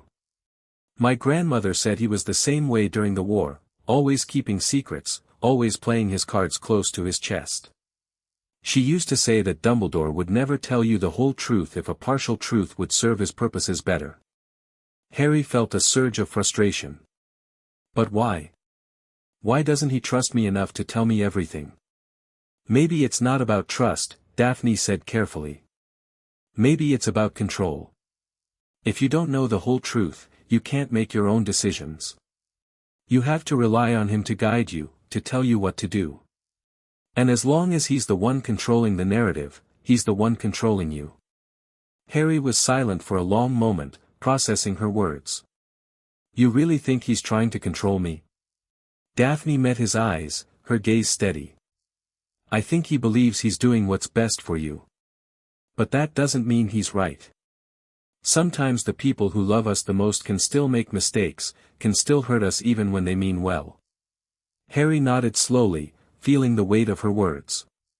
He'd never thought of Dumbledore as someone who could make mistakes. The headmaster had always seemed so wise, so powerful, so certain of everything. But maybe that certainty was exactly the problem. Maybe Dumbledore was so convinced of his own rightness that he couldn't see when he was wrong. I need to talk to him, Harry said finally. I need to confront him about everything I've learned. I need to make him understand that I'm not going to be controlled anymore. Daphne's expression flickered with concern. Harry, are you sure that's a good idea? Confronting Dumbledore directly could be dangerous. He's not someone who responds well to being challenged. I know, Harry said. But I can't keep pretending that everything's fine. I can't keep letting him make decisions for me. If I'm going to choose my own path, I need to start with him. Daphne was silent for a long moment, her eyes searching his face. Then she nodded slowly. Okay. But I'm coming with you. You shouldn't have to face him alone. Harry felt a surge of gratitude. Thanks, Daphne. I don't know what I'd do without you. She smiled, a soft, warm expression that made his heart skip. You'd find a way. You're stronger than you think, Harry. Stronger than anyone gives you credit for. Harry felt a warmth spread through his chest that had nothing to do with the fire crackling in the library hearth. He'd never had someone who believed in him so completely, someone who saw him as more than just the boy who lived. Daphne's faith in him was like a lifeline, tethering him to something real and true. I'll talk to him tomorrow, Harry said, his voice firm with resolve. After classes. In his office. Daphne nodded. I'll be waiting for you outside. If anything goes wrong, I'll be ready to help. Harry smiled. Thanks. But I'll be fine. I can handle this. And as he walked back to the Slytherin common room that night, Harry felt a strange sense of peace settle over him. He was finally taking control of his own life, finally choosing his own path. And no matter what happened tomorrow, he knew he'd made the right decision. The next day, Harry arrived at the gargoyle guarding Dumbledore's office with his heart pounding in his chest. He'd spent the entire day preparing for this moment, rehearsing what he was going to say, trying to anticipate Dumbledore's arguments and plan his responses. But now that he was actually here, all his careful preparations seemed to evaporate. His mind was blank, his mouth dry, his hands trembling. Slightly. Take a deep breath, he told himself. You can do this. You have to do this. He stepped forward, and the gargoyle moved aside, revealing the spiral staircase that led to Dumbledore's office. Harry climbed the stairs slowly, each step feeling like a journey into the unknown. Dumbledore was waiting for him, seated behind his massive desk with his fingers steepled together. His expression was calm, but his eyes were sharp and watchful, like a hawk studying its prey. Ah, Harry, the headmaster said, his voice carrying its usual warmth. I was expecting you. Please, sit down. Harry took the seat across from Dumbledore, feeling a surge of defiance. You were expecting me? Dumbledore's smile was gentle, but there was something calculating in it. I've been watching you, Harry. I know about the prophecy. I know about your trip to the ministry. And I know that you've been spending a great deal of time with Miss Greengrass. Harry felt his jaw tighten. I came here to talk about that, actually. Did you? Dumbledore's eyebrows rose slightly. I'm listening. Harry took a deep breath, gathering his courage. I want to know the truth, sir. All of it. About my parents, about the war, about the prophecy. I'm tired of being kept in the dark. Dumbledore's expression flickered with something that might have been pain. I've told you everything you need to know, Harry. The rest is complicated. Everything I need to know. Harry repeated incredulously. You told me about the prophecy, but you didn't tell me why it matters. You told me about my parents, but you didn't tell me how they really died. You've been keeping secrets from me my whole life, and I'm tired of it. Dumbledore's eyes sharpened. You're not ready to hear the full truth, Harry. There are things. I'm ready, Harry interrupted fiercely. I've been ready for years. You just never gave me a chance to prove it. The old wizard was silent for a long moment, his eyes searching Harry's face. Then he sighed, a deep, weary sound that seemed to carry the weight of centuries. Very well, Dumbledore said quietly. If you insist on knowing the truth, I will tell you. But I warn you, once you know, you can't unknow it. And what you learn will change everything you thought you knew about yourself, about your parents, about the war. Harry met the headmaster's eyes steadily. I understand. I'm ready. Dumbledore took a deep breath, his expression grave. Your parents died because they trusted the wrong person.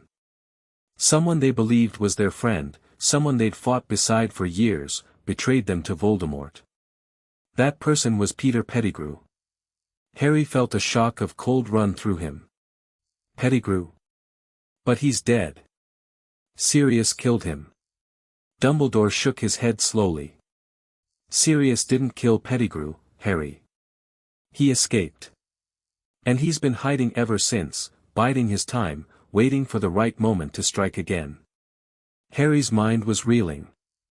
But why would Pettigrew betray them? They were his friends. They trusted him. Because he was never truly their friend, Dumbledore said quietly. He was a Death Eater, a servant of Voldemort, who infiltrated the Order to spy on them. He was the one who gave Voldemort the information he needed to find your parents. Harry felt a cold, burning rage rising in his chest. So it's his fault. Pettigrew is the reason they're dead. Dumbledore nodded gravely. Yes. And he's still out there, somewhere, waiting for Voldemort to return. Harry was silent for a long moment, processing everything Dumbledore had told him. It was so much to take in, so much to accept. The betrayal, the death, the years of secrecy. It all seemed like a nightmare he couldn't wake from. Thank you for telling me, Harry said finally, his voice quiet. But I need to know more. I need to know why Pettigrew betrayed them. I need to know what Voldemort wanted from them. Dumbledore's expression was sorrowful. Voldemort wanted power, Harry. He was always seeking ways to become more powerful, to extend his life, to cheat death. And your parents were in his way. Harry nodded slowly. And Sirius? Why did you let him go to Azkaban without a trial? Dumbledore's face flickered with something that might have been guilt. I didn't know the truth at the time, Harry. I believed the evidence against him was overwhelming. It wasn't until much later that I realized my mistake. Harry felt his anger rising. So you just let him rot in Azkaban for 12 years? You let him suffer for something he didn't do? Dumbledore met his eyes, his expression unreadable. I made a mistake, Harry. I'm not perfect. I've made many mistakes over the years, and I'll make more before the end. But I've always tried to do what I thought was best for the people I care about. Even when that meant hurting them? Harry asked, his voice hard.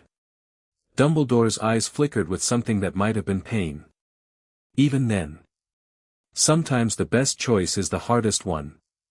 Sometimes we have to sacrifice what we want for what's necessary. Harry felt a sudden, visceral understanding.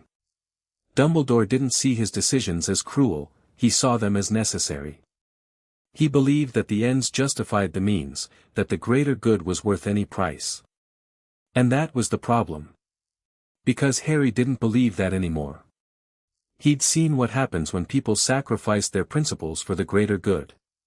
He'd seen the suffering it caused, the pain it inflicted. And he refused to be a part of it. "I can't do this," Harry said quietly. "I can't follow your plan anymore. I can't let you make decisions for me." Dumbledore's expression was unreadable. "What are you saying, Harry?" "I'm saying that I'm done," Harry said, his voice rising with conviction. "I'm done being controlled. I'm done being manipulated. I'm going to make my own choices, live my own life, and find my own path." Dumbledore was silent for a long moment, his eyes studying Harry's face with an intensity that made him feel exposed. "You sound very certain," the headmaster said finally. "But are you sure you understand what you're giving up? I've spent years preparing you for this, Harry. I've sacrificed everything to protect you, to guide you, to make sure you had a future. If you walk away now, you'll be on your own." "I understand," Harry said firmly. "And I'm willing to accept the consequences." Dumbledore's expression softened, a hint of sadness creeping into his eyes. "I know you think you're ready for this, Harry. But you're still so young. You don't understand the forces that are at work in this world. The people who will try to use you, manipulate you, hurt you." "I understand more than you think," Harry said. "I've already been used and manipulated. By you. By the ministry. By everyone who's ever tried to control me. And I'm done with it." Dumbledore was silent for a long moment, his eyes searching Harry's face. Then he sighed, a deep, weary sound that seemed to carry the weight of centuries. "Very well," the headmaster said quietly. "If you're determined to walk this path, I won't try to stop you. But I want you to know that I'll always be here for you, Harry. No matter what happens, no matter what you decide, I will always do my best to protect you." Harry felt a surge of conflicting emotions. Part of him wanted to accept Dumbledore's offer, to trust him despite everything. But another part, a stronger, more defiant part, refused to be pacified so easily. "Thank you, sir," Harry said, rising from his chair. "But I need to do this on my own." He walked toward the door, his heart pounding with a mixture of fear and exhilaration. He'd done it. He'd confronted Dumbledore and told him the truth. He'd chosen his own path, made his own decisions, taken control of his own destiny. It felt amazing. "Harry," Dumbledore called out, stopping him at the door. "I know you don't trust me right now. But I want you to remember that there are people who care about you, people who want to help you. Don't push them away." Harry turned back to face the headmaster, his eyes blazing with defiance. "I know who my friends are, sir. And I know who I can trust. It's the people who tell me the truth, not the ones who hide it from me." Dumbledore's expression flickered with something that might have been pain. "You think I've been hiding the truth from you? I've been protecting you, Harry. There's a difference." "Is there?" Harry asked, his voice hard. "From where I'm standing, it looks like the same thing." Dumbledore shook his head slowly. "You'll understand someday, Harry. When you're older, when you've seen more of the world, you'll understand why I did what I did." "Maybe," Harry said. "But I'm not going to wait for someday. I'm going to start understanding now, by making my own choices and living with the consequences." And with that, Harry turned and walked out of the office, leaving Dumbledore behind. Daphne was waiting for him in the corridor, her expression anxious. "How did it go?" she asked. "Are you okay?" Harry took a deep breath, feeling the weight of the conversation settling on his shoulders. "I'm okay," he said. "I told him I'm not going to be controlled anymore. I'm choosing my own path." Daphne's face broke into a smile. "I'm proud of you, Harry. That took a lot of courage." Harry felt a warmth spread through his chest. It felt right. It felt like the first time in my life I actually made a real choice. Daphne nodded, reaching out to squeeze his hand. That's what freedom feels like, Harry. It's scary and exhilarating all at once. Harry squeezed her hand back, feeling a connection that went beyond words. Thanks for being here. I don't know if I could have done this without you. Of course you could have, Daphne said. But I'm glad I was here to help. They walked through the corridors together, through a door he couldn't close again. He'd chosen his path, and there was no going back. As they walked, Harry noticed something strange. A group of older students were gathered near the entrance to the Great Hall, their voices hushed and urgent. He caught fragments of their conversation as he passed, something about an attack, a disturbance in the ministry, someone being hurt. I wonder what's going on, Harry murmured to Daphne. I don't know, Daphne replied, her expression concerned. But it doesn't sound good. They entered the Great Hall to find it buzzing with attention that had never been there before. The teachers were gathered at the staff table, their expressions grave. Dumbledore was at the center, his face drawn with concern. Students, Dumbledore said, his voice carrying across the room. I have some troubling news. There has been an incident at the Ministry of Magic. Several people have been injured, and the security measures have been compromised. A murmur of shock rippled through the room. Harry felt his stomach drop. What happened? Someone called out. Dumbledore's expression was grave. We don't know for certain. But we believe it may be the work of Death Eaters. The Dark Lord's followers are becoming more active again. Harry felt a chill run down his spine. Voldemort's followers were making their move. The war was beginning again. This is our chance, Harry whispered to Daphne. This is where we can start making a difference. Daphne nodded, her expression determined. What do you want to do? Harry thought for a moment, his mind racing. We need to organize. We need to find allies, people we can trust. And we need to figure out what the Death Eaters are planning. Daphne met his eyes, her own gaze steady. I know some people who might be able to help. Students from the other houses, people who aren't afraid to stand up for what's right. Harry nodded slowly. Good. Let's start there. He looked around the Great Hall, at the students. From all 4 houses, and felt a determination rising in his chest. The war was coming. Voldemort was rising. And Harry was going to do everything in his power to stop him. But this time, he was going to do it his way. On his own terms. With his own allies. And nothing was going to stop him. End of Chapter 4. Chapter 5, Secrets Beneath Hogwarts. The days following the Ministry attack were charged with an electricity that seemed to thrum through the ancient stones of Hogwarts. Students whispered in corridors, teachers held hushed conversations in corners, and the usual rhythm of castle life was disrupted by an undercurrent of fear and anticipation. Harry and Daphne had begun their work in earnest. They'd identified a small group of students who might be willing to join their cause, people who, like them, were dissatisfied with the way things were and hungry for change. Hermione Granger, with her fierce intelligence and unwavering sense of justice, was an obvious choice. Neville Longbottom, who had more courage than he gave himself credit for, was another. And Luna Lovegood, whose strange, dreamy demeanor masked a sharp mind and an unshakable moral compass. But there were others, too.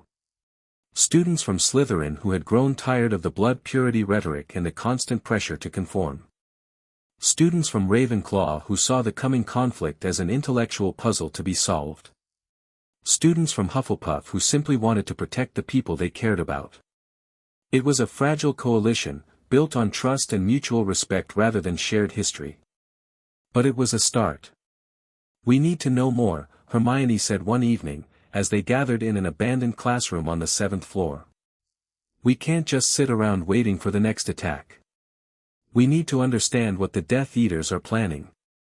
I agree, Neville said, his voice quiet but firm. But how? We're just students. We don't have access to the Ministry's intelligence. We have access to something better, Daphne said, her eyes glinting. We have access to Hogwarts. Harry looked at her, understanding dawning. You mean the castle's secrets? The hidden passages, the ancient magic, the things that have been buried here for centuries. Daphne nodded. My grandmother always said that Hogwarts was built on a foundation of secrets. There are things hidden beneath this castle that no one has seen for hundreds of years. If we can find them, we might find answers. But how do we even start looking? Hermione asked. The castle is enormous. We could spend years searching and still not find anything. Not if we know where to look, Daphne said. My grandmother left me some clues. Maps, journals, descriptions of places that have been forgotten. I've been studying them for years, but I never had a reason to investigate until now. Harry felt a surge of excitement. What kind of clues? Daphne reached into her robes and pulled out a worn, leather-bound book. This was my grandmother's journal from her years at Hogwarts. She was obsessed with the castle's history, with the secrets it held. She spent years exploring the hidden passages, mapping the underground chambers, documenting the ancient magic that still lingers in the walls. She opened the book to a marked page, revealing a detailed sketch of what appeared to be a vast underground chamber. The drawing was intricate, filled with symbols and annotations that Harry couldn't quite decipher. This is the Chamber of Secrets, Daphne said, pointing to the drawing. But it's not the only one. There are other chambers, other secrets, hidden beneath the castle. My grandmother believed that some of them contained powerful magical artifacts, knowledge that could tip the balance in the coming war. Harry stared at the drawing, his mind racing. How do we find them? Daphne met his eyes, her expression determined. We follow the clues. My grandmother left a series of riddles, each one leading to the next. I've solved most of them, but there's one I can't figure out. It's the final clue, the one that leads to the entrance of the deepest chamber. Let me see, Hermione said, her voice eager. I'm good at riddles. Daphne handed her the journal, and Hermione scanned the page, her lips moving silently as she read. After a few moments, she looked up, her expression thoughtful. I think I know what it means, she said slowly. It's referring to the Founder's magic. The clue mentions the heart of the castle, the place where four paths converge, and the stone that remembers. Harry felt a chill run down his spine. The Founders? You mean Godric Gryffindor, Salazar Slytherin, Helga Hufflepuff, and Rowena Ravenclaw? Yes, Hermione said. But the clue isn't just about them. It's about the place where their magic intersects. The point where all four of their influences meet. And where would that be? Neville asked. Hermione was silent for a moment, her brow furrowed in concentration. Then her eyes lit up. The Chamber of Secrets is only one of the Founder's hidden chambers. There are others, each one dedicated to a different Founder. And the place where their magic converges, that would be the Chamber of the Founder's Convergence. Daphne's eyes widened. I've heard of it. My grandmother mentioned it once, but she said it was just a legend. A story told to first years to scare them. It's not a legend, Hermione said firmly. The clue is real. And if we can find the convergence, we might find the answers we're looking for. Harry felt a surge of excitement. So how do we find it? Hermione looked at the journal again, her expression thoughtful. The clue mentions the stone that remembers. I think that's a reference to the Sorting Hat. It was enchanted by the Founders to remember their magic, to carry their legacy. If we can access the Hat's memories, we might be able to find the convergence. Harry's heart sank. But the Sorting Hat is in Dumbledore's office. We can't just walk in and ask to borrow it. We don't have to borrow it, Daphne said, a sly smile spreading across her face. We just have to ask it some questions. The hat is magical, yes, but it's also a relic. It has its own kind of intelligence. If we can figure out how to communicate with it, we might be able to get the answers we need. Harry looked at her, a sense of determination rising in his chest. Then that's what we'll do. We'll find a way to talk to the Sorting Hat, and we'll find the Chamber of the Founders' Convergence. The plan was risky, Harry knew. Breaking into Dumbledore's office was dangerous, even for seasoned wizards. But he and Daphne had proven themselves capable of navigating the castle's secrets, and they had the support of their new allies. "We'll need a distraction," Hermione said, her voice practical. "Something that will draw Dumbledore's attention away from his office." "I can do it," Neville offered. "I'll go to the headmaster and tell him I've seen something strange in the Forbidden Forest. He'll want to investigate, and it'll give you time to get in and out." Harry looked at Neville, surprised by his willingness to help. "Are you sure? It could be dangerous." Neville shrugged, a hint of the courage that had always been hidden beneath his shyness. "I've faced worse. My parents were tortured into insanity by Death Eaters. I've been training all my life for moments like this." Harry felt a surge of admiration for Neville.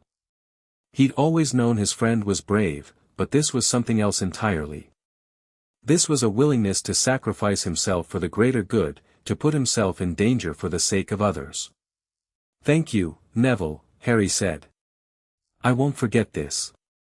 Neville nodded, a faint smile on his face. "Just make sure you find what you're looking for. My parents didn't suffer for nothing." The plan was set. Neville would create a distraction, and Harry and Daphne would slip into Dumbledore's office to communicate with the Sorting Hat. Hermione and Luna would keep watch, ready to warn them if anyone approached. The night of the operation, Harry could barely contain his nerves. He and Daphne crept through the corridors, their wands held tight, their footsteps muffled by the ancient stones. The castle was quiet, the usual sounds of students and ghosts replaced by an eerie stillness that seemed to amplify every creak and whisper. "Are you ready?" Daphne whispered as they approached the gargoyle that guarded Dumbledore's office. Harry nodded, his heart pounding. "Ready." Daphne stepped forward and muttered a password, one she'd managed to extract from a friendly portrait, and the gargoyle stepped aside, revealing the spiral staircase. They climbed quickly, their footsteps echoing in the narrow space. Dumbledore's office was empty, just as they'd hoped. The headmaster was in the Forbidden Forest, investigating Neville's sighting, and would be gone for at least another hour. "Where's the Sorting Hat?" Harry asked, scanning the room. Daphne pointed to a shelf near the window, where the ancient, tattered hat sat on a pedestal, looking almost ordinary in the dim light. "There it is." Harry approached the hat cautiously, as if it might bite him. He'd worn it once, when he'd been sorted, and he remembered the strange, ancient voice that had spoken to him from within its folds. Now, he was about to ask it for help. "Hello," Harry said softly. "Can you hear me?" The hat stirred slightly, its fabric rustling as if it were waking from a long sleep. Then a voice echoed in his mind, familiar and ancient. "Ah, Harry Potter. I was wondering when you'd come to see me again. You've been busy since our last conversation." Harry felt a surge of relief. "I need your help. I need to find the Chamber of the Founders' Convergence." The hat was silent for a long moment. Then it spoke again, its voice thoughtful. "The Chamber of the Founders' Convergence. A place of great power, hidden beneath the castle's foundations. Very few know of its existence, and even fewer have been able to find it. Can you help us?" Harry asked. "Can you tell us where it is?" The hat was silent again, and Harry feared it might refuse. But then it spoke, its voice carrying a note of something almost like amusement. "Very well. I will help you, but you must understand what you're asking. The Chamber of the Founders' Convergence is not just a place, it's a test. Only those who are worthy of the Founders' legacy can enter, and the test is not easy to pass." Harry felt a surge of determination. "I'll do whatever it takes." The hat seemed to consider this. Then it spoke again, its voice low and mysterious. The chamber is hidden behind a wall that does not exist. You will find it where the four stones meet, at the heart of the castle's oldest magic. The entrance is guarded by a riddle, one that only the pure of heart can solve. Harry frowned. A riddle? What kind of riddle? The hat's voice was barely a whisper now, as if it were sharing a secret that shouldn't be spoken aloud. Find the place where the water remembers, where the fire dreams, where the earth weeps, and where the air sings. That is where the convergence lies. Harry repeated the words under his breath, memorizing them. Then he turned to Daphne. Did you hear that? Daphne nodded, her expression thoughtful. Where the water remembers, where the fire dreams, where the earth weeps, and where the air sings. That sounds like the four common rooms. The Slytherin common room is under the lake, water remembers. The Gryffindor common room is near the fire, fire dreams. The Hufflepuff common room is near the kitchens, where the earth is warm, earth weeps. And the Ravenclaw common room is in the tower, air sings. Harry felt a surge of excitement. So the convergence is where the four common rooms intersect. The center of the castle. Daphne nodded. Exactly. And I think I know where that is. She led Harry out of Dumbledore's office and through the corridors, her steps quick and determined. They wound their way through the castle, passing portraits that watched them with curious eyes, moving through passages that seemed to shift and change as they walked. Finally, they arrived at a dead end, a blank stone wall that looked like any other in the castle. But there was something different about this wall, something that made Harry's scar prickle. This is it, Daphne said, her voice barely a whisper. This is the center of the castle. The place where all four common rooms converge. Harry studied the wall, looking for any sign of a door or entrance. But there was nothing, just smooth, gray stone. How do we get in? He asked. Daphne pulled out her grandmother's journal, flipping to a page that was covered in symbols and annotations. There's a spell, she said. One that my grandmother discovered in her research. It's designed to reveal hidden entrances, to show what the magic wants to hide. She raised her wand and whispered a series of words, her voice low and melodic. The wall shimmered, rippling like water, and then a doorway appeared, tall and arched, its edges glowing with a faint, golden light. Come on, Daphne said, stepping through the doorway. Harry followed her, his heart pounding. They found themselves in a vast, circular chamber, its walls covered in ancient murals depicting scenes from Hogwarts history. In the center of the room stood four pedestals, each one bearing a symbol of one of the founders, the sword of Gryffindor, the diadem of Ravenclaw, the cup of Hufflepuff, and the locket of Slytherin. This is it, Harry breathed. The chamber of the founders' convergence. But as they stepped further into the room, a voice echoed through the chamber, a voice that was ancient and powerful, carrying the weight of centuries. Who dares to enter the sacred space of the founders? Only those who are worthy may pass. Harry felt a surge of fear, but he forced himself to stand tall. I am Harry Potter, he said. I've come to learn the truth, to find the knowledge that's been hidden from me. The voice was silent for a moment. Then it spoke again, its tone slightly less hostile. Prove your worth, and you shall have what you seek. Fail, and you will never leave this place. Harry took a deep breath, his hand gripping his wand. I'm ready. And then the test began. The chamber seemed to shift around them, the walls melting and reforming into a maze of corridors and rooms. Harry and Daphne were separated, each forced to face their own challenges. Harry found himself in a room filled with mirrors, each one reflecting a different version of himself. One showed him as a hero, celebrated by crowds of adoring fans. Another showed him as a failure, beaten and broken. A third showed him as a tyrant, ruling over the wizarding world with an iron fist. Choose, a voice echoed. Choose which you want to become. Harry stared at the mirrors, his mind reeling. Was this what the Founder's test was about? Forcing him to confront his deepest fears and desires. None of them, Harry said finally. I don't want to be any of those people. The voice was silent for a moment. Then it spoke again, its tone curious.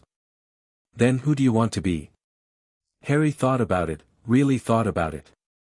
He thought about his parents, who had died to protect him. He thought about his friends, who had stood by him no matter what. He thought about Daphne, who had shown him a different path, a better way.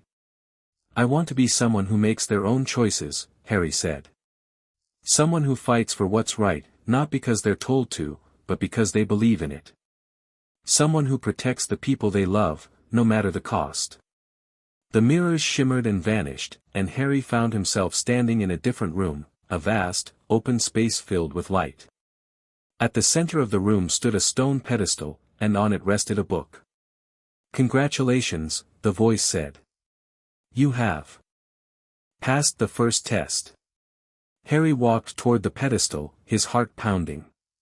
He reached out and touched the book, and as his fingers brushed its cover, a wave of knowledge flooded his mind. Images, sounds, memories, all of it poured into him at once. He saw the founders as they had been, powerful and wise, building Hogwarts from the ground up. He saw the secrets they'd hidden beneath the castle, the magic they'd woven into the very stones. And he saw the warnings they'd left behind, the prophecies and predictions that had been passed down through the ages.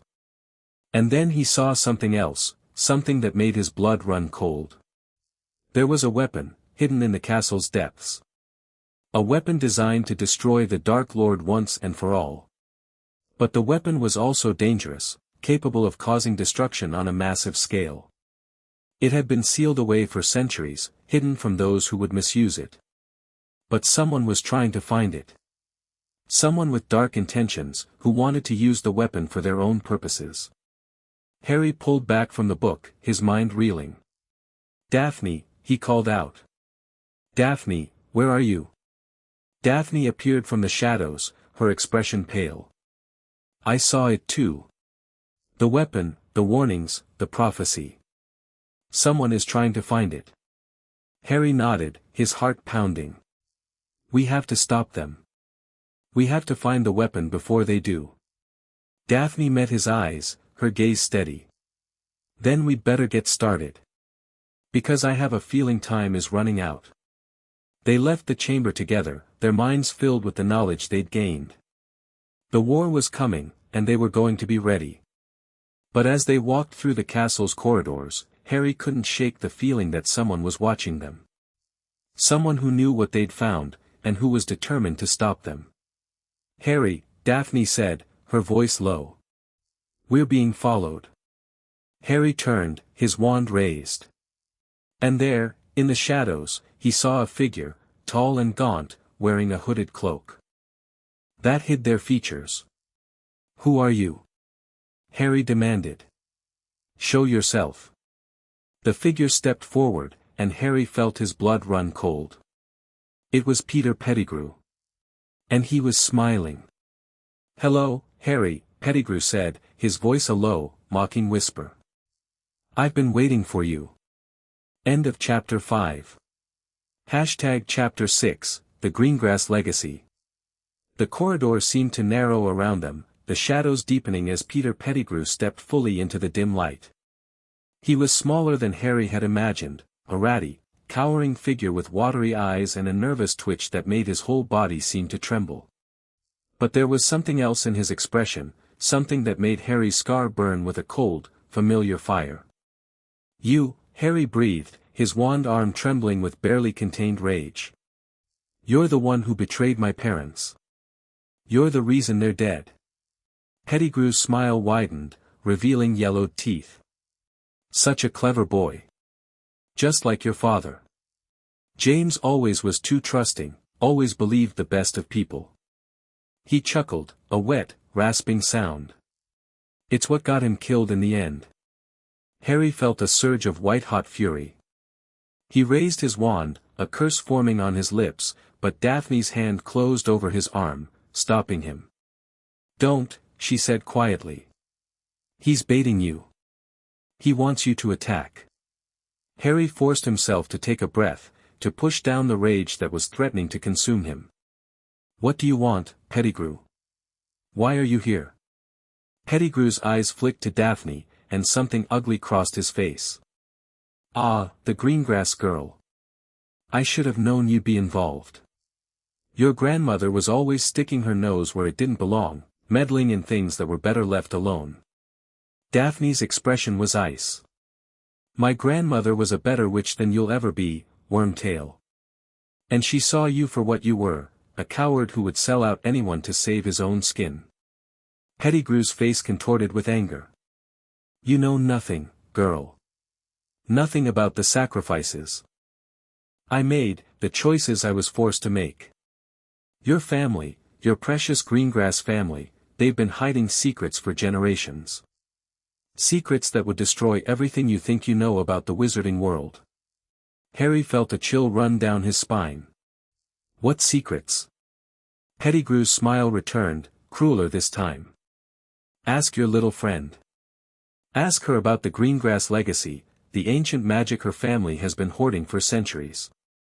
Ask her about the real reason her grandmother was so determined to keep Dumbledore from controlling the prophecy." Harry turned to Daphne, his eyes searching her face. "What is he talking about?" Daphne's expression was unreadable, but Harry could see the tension in her shoulders, the way her hand tightened on her wand. "It's not what you think, Harry. My family has done some things I'm not proud of. But we've also tried to protect the wizarding world from forces that would destroy it." "Protect it?" Pettigrew laughed, a high, mocking sound. "The Greengrasses have been manipulating events from the shadows for generations. They've been keeping the true history of the wizarding world hidden, controlling the flow of information, making sure that only the right people had access to the most powerful magic." He leaned forward, his voice dropping to a conspiratorial whisper. "They're worse than the Death Eaters ever were. At least we're honest about what we want." "That's a lie," Daphne said, her voice sharp. "My family has always acted in the best interests of the wizarding world. We've protected the knowledge that could be used to destroy us all. We've kept the dark magic sealed away, the prophecies hidden, the ancient artifacts." "Sealed away?" Pettigrew interrupted. "Hidden? You mean hoarded? Stockpiled?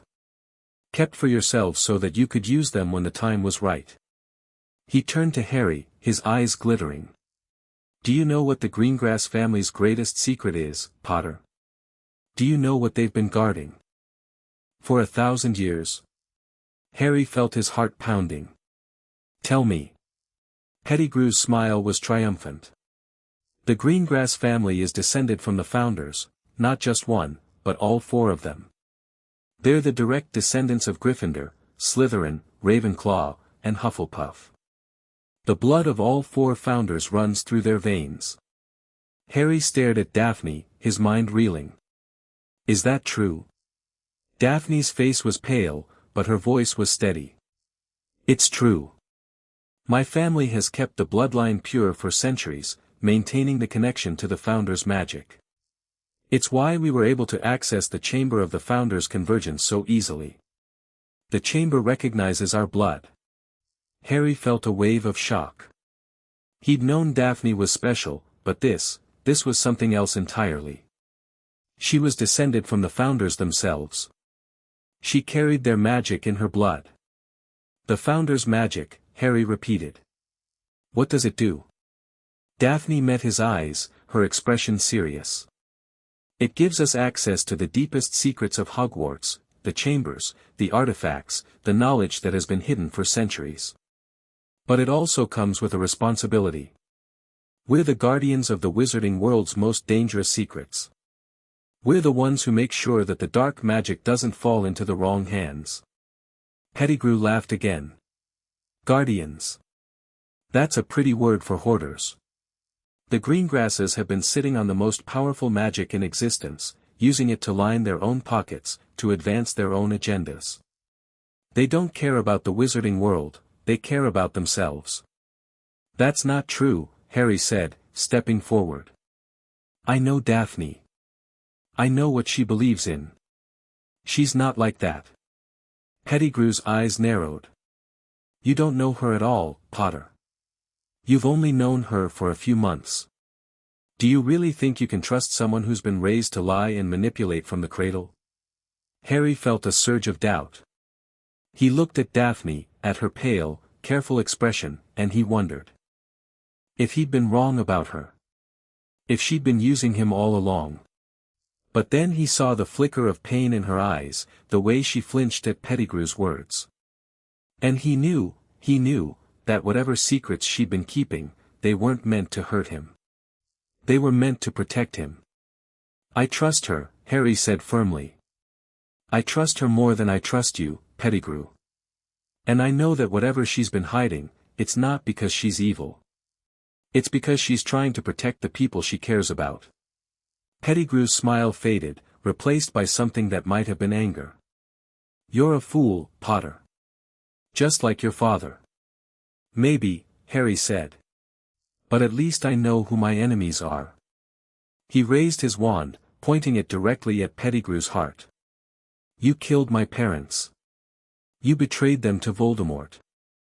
And now you're going to pay. Pettigrew's eyes widened, his bravado crumbling. You can't kill me, Potter. It's not in you. You don't have the stomach for it. Maybe not, Harry said. But I know someone who does. He heard footsteps behind him, and turned to see Neville Longbottom stepping out of the shadows, his face set with cold determination. In his hand, he held a wand, his father's wand, Harry realized, the one that had been passed down to him. Wormtail, Neville said, his voice flat. I've been looking for you for a long time. Pettigrew's face went white. Longbottom. I wasn't. You were the one who gave my parents to the Death Eaters, Neville said. You were the one who told Voldemort where they were hiding. You're the reason they're in St. Mungo's, the reason they'll never be the same again. Pettigrew took a step back, his hands raised in supplication. I didn't have a choice. He would have killed me. He would have. You always had a choice, Neville said, his voice icy. You just chose the wrong side. He raised his wand, and Harry saw the curse forming in his eyes. But before Neville could cast it, Daphne stepped forward, her hand on his arm. Don't, she said quietly. Don't sink to his level. That's what he wants, for us to become like him. Neville's face was rigid with anger, but slowly, the tension in his shoulders eased. He lowered his wand, his eyes still fixed on Pettigrew. You're right, he said finally. Killing him would make me no better than the Death Eaters. Pettigrew's face flooded with relief. Thank you. Thank you. I'll go. I'll disappear, you'll never see me again. No, Harry said, his voice hard. You're not going anywhere. You're going to tell us everything you know about Voldemort's plans, and then you're going to face justice. Pettigrew's face went white. I can't. He'll kill me. He'll kill you anyway if you don't help us, Daphne said calmly. At least this way, you might survive. Pettigrew was silent for a long moment, his eyes darting between them. Then he nodded slowly, his shoulders slumping in defeat. Fine. I'll tell you what I know. But you have to promise me, you have to protect me. When he finds out I've talked, he'll come for me.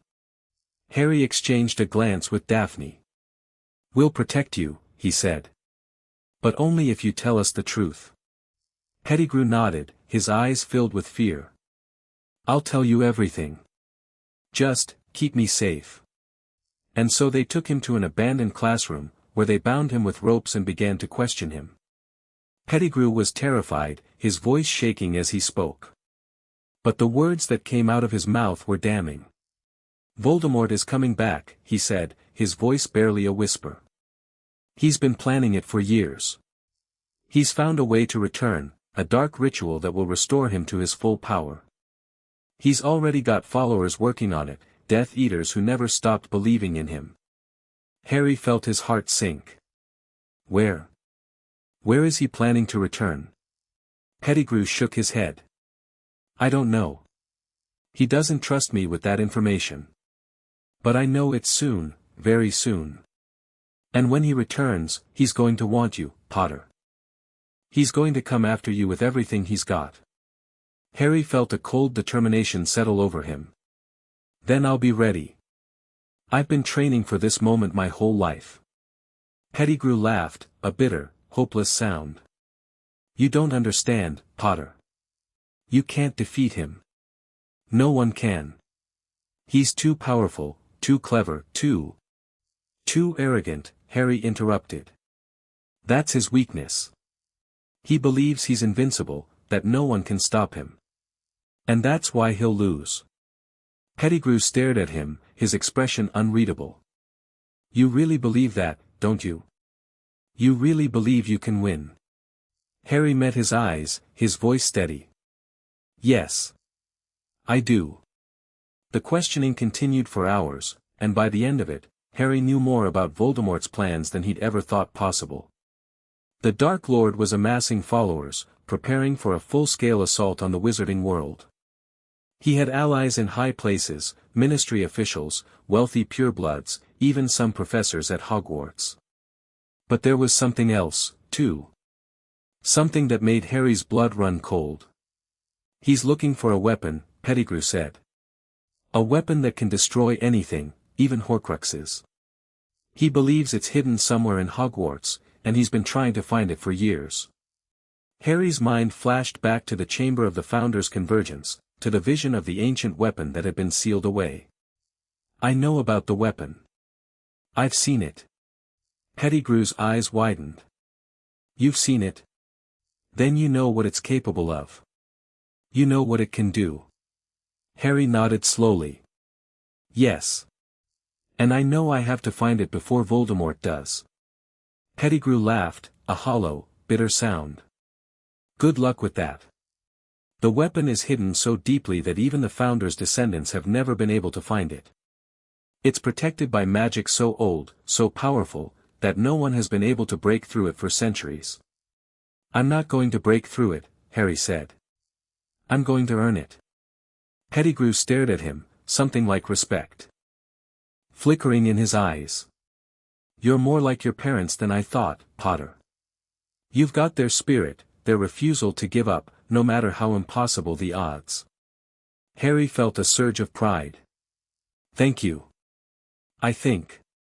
He turned to Daphne, his expression determined. We need to find the weapon. We need to get to it before Voldemort does. Daphne nodded, her expression serious. I know where to start. There are other chambers, other secrets hidden beneath Hogwarts. If we can unlock them, we might be able to find the weapon's location.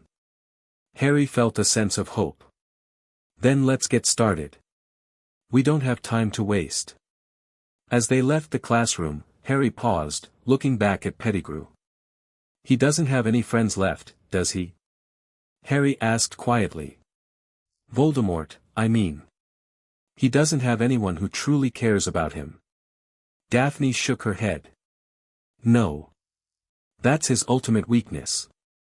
He doesn't understand love, the power it gives, the strength it provides. It's why he'll lose in the end. Harry nodded slowly, feeling a strange sense of understanding. Voldemort had sacrificed everything for power, his humanity, his soul, his ability to feel compassion. And in doing so, he'd made himself vulnerable in ways he couldn't even imagine. We're going to win, Harry said, his voice filled with conviction. I know we are. Because we have something he doesn't, we have each other. Daphne smiled, a warm, genuine expression that made Harry's heart skip. Yes, we do. They walked back to the common room together, their footsteps silent on the ancient stones. Harry could feel the weight of everything they'd learned pressing down on him, but he also felt something else, a sense of purpose that he'd never had before. He was going to find the weapon. He was going to stop Voldemort. And he was going to do it on his own terms, with his own allies, following his own path. He just had to make sure he didn't lose himself in the process. Later that night, in the quiet of the Slytherin common room, Daphne told Harry the rest of her family's secrets. My grandmother was the keeper of the Founder's knowledge, she said, her voice low. She was the one who passed it down to me, who taught me about our family's responsibilities. We're not just guardians of the magic, Harry, we're the keepers of the truth. The real history of the wizarding world, the things that have been hidden and forgotten. Harry listened, his mind spinning. What kind of things? Daphne's eyes were distant, as if she were looking through time itself. The Founders knew that the wizarding world would face challenges, dark wizards, political corruption, the erosion of magical knowledge. They built Hogwarts to be more than just a school, they built it to be a fortress, a repository of knowledge, a place where the most powerful magic could be preserved and protected. She paused, her expression growing more intense. But they also built it to be a trap. For the things that shouldn't be released into the world. Harry felt a chill run down his spine. What kind of things? Daphne met his eyes, her gaze steady. The darkest magic. The kind that can destroy souls, corrupt minds, and unleash chaos on an unimaginable scale. The Founders sealed it away, using their combined power to create a prison that could hold anything. And they entrusted the Greengrass family with the knowledge of how to find it, and how to keep it locked away forever. Harry was silent for a long moment, processing everything she'd said. So your family has been the guardians of the most dangerous magic in existence for 1,000 years? Daphne nodded. Yes. And we've done our job well, until now. Because Voldemort knows about the weapon. And he's going to do everything in his power to find it. Harry felt a surge of determination. Then we need to find it first. We need to stop him before he can unleash something that can't be controlled. Daphne smiled, a hint of warmth in her eyes. That's what I was hoping you'd say. They talked for hours, planning their next move. The weapon was hidden somewhere in the castle, protected by a series of enchantments that had been designed by the Founders themselves. It would take all of their combined knowledge and skill to find it, and even then, there was no guarantee they'd succeed. But Harry was determined to try. Because if Voldemort got his hands on the weapon, the wizarding world would never be safe again. We'll do it together, Harry said, his voice filled with conviction. We'll find the weapon, and we'll stop Voldemort. I know we can. Daphne reached out and squeezed his hand, a gesture that filled Harry with warmth. I know we can too. They sat together in the quiet of the common room, the fire crackling softly in the hearth. Harry felt a sense of peace settle over him, a feeling that, despite everything, they were going to be okay. The war was coming. Voldemort was rising. But Harry had something he'd never had before, a purpose, a plan, and someone who believed in him. And that was enough. End of Chapter 6. Chapter 7, Dumbledore's Warning. The morning after Pettigrew's confession, Harry woke with a sense of dread that had nothing to do with the looming threat of Voldemort. Something was wrong, he could feel it in the way the castle seemed to hold its breath, in the hushed whispers that followed him through the corridors, in the way Professor McGonagall's eyes lingered on him a moment too long during breakfast. He found Daphne in the library, her face pale and drawn.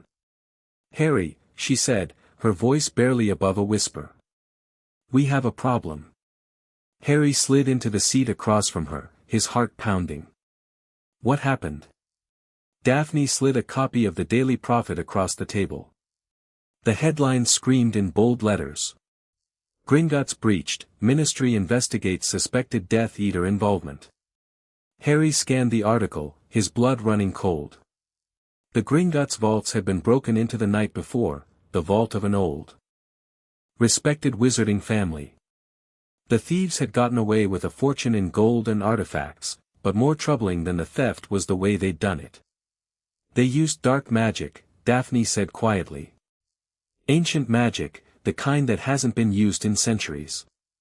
The kind that only someone with access to the deepest secrets of the wizarding world would know. Harry felt a chill run down his spine. You think Voldemort's followers did this? Daphne shook her head. No. I think Voldemort himself did this. Or rather, someone acting on his behalf. Someone who knows about the weapon. Harry stared at her. You think they're looking for something specific? Something that might help them find the weapon? Daphne nodded, her expression grave. My grandmother kept a journal, a detailed account of everything she knew about the Founder's secrets. She stored it in a vault at Gringotts, to keep it safe. I think the Death Eaters found out about it, and they're trying to get their hands on it. Harry felt his stomach drop. If they get that journal, they'll know everything your grandmother knew. They'll have a map to the weapon. Exactly, Daphne said. Which means we need to get to the journal before they do. Harry was already rising from his seat. Then let's go. We'll go to Gringotts, we'll. It's not that simple, Harry. Daphne's voice was strained. The vault was already breached. The journal might already be gone. Harry felt a surge of despair. Then what do we do? Daphne met his eyes, her gaze steady. We find out who did this. And we stop them before they can use what they've learned. The investigation began immediately.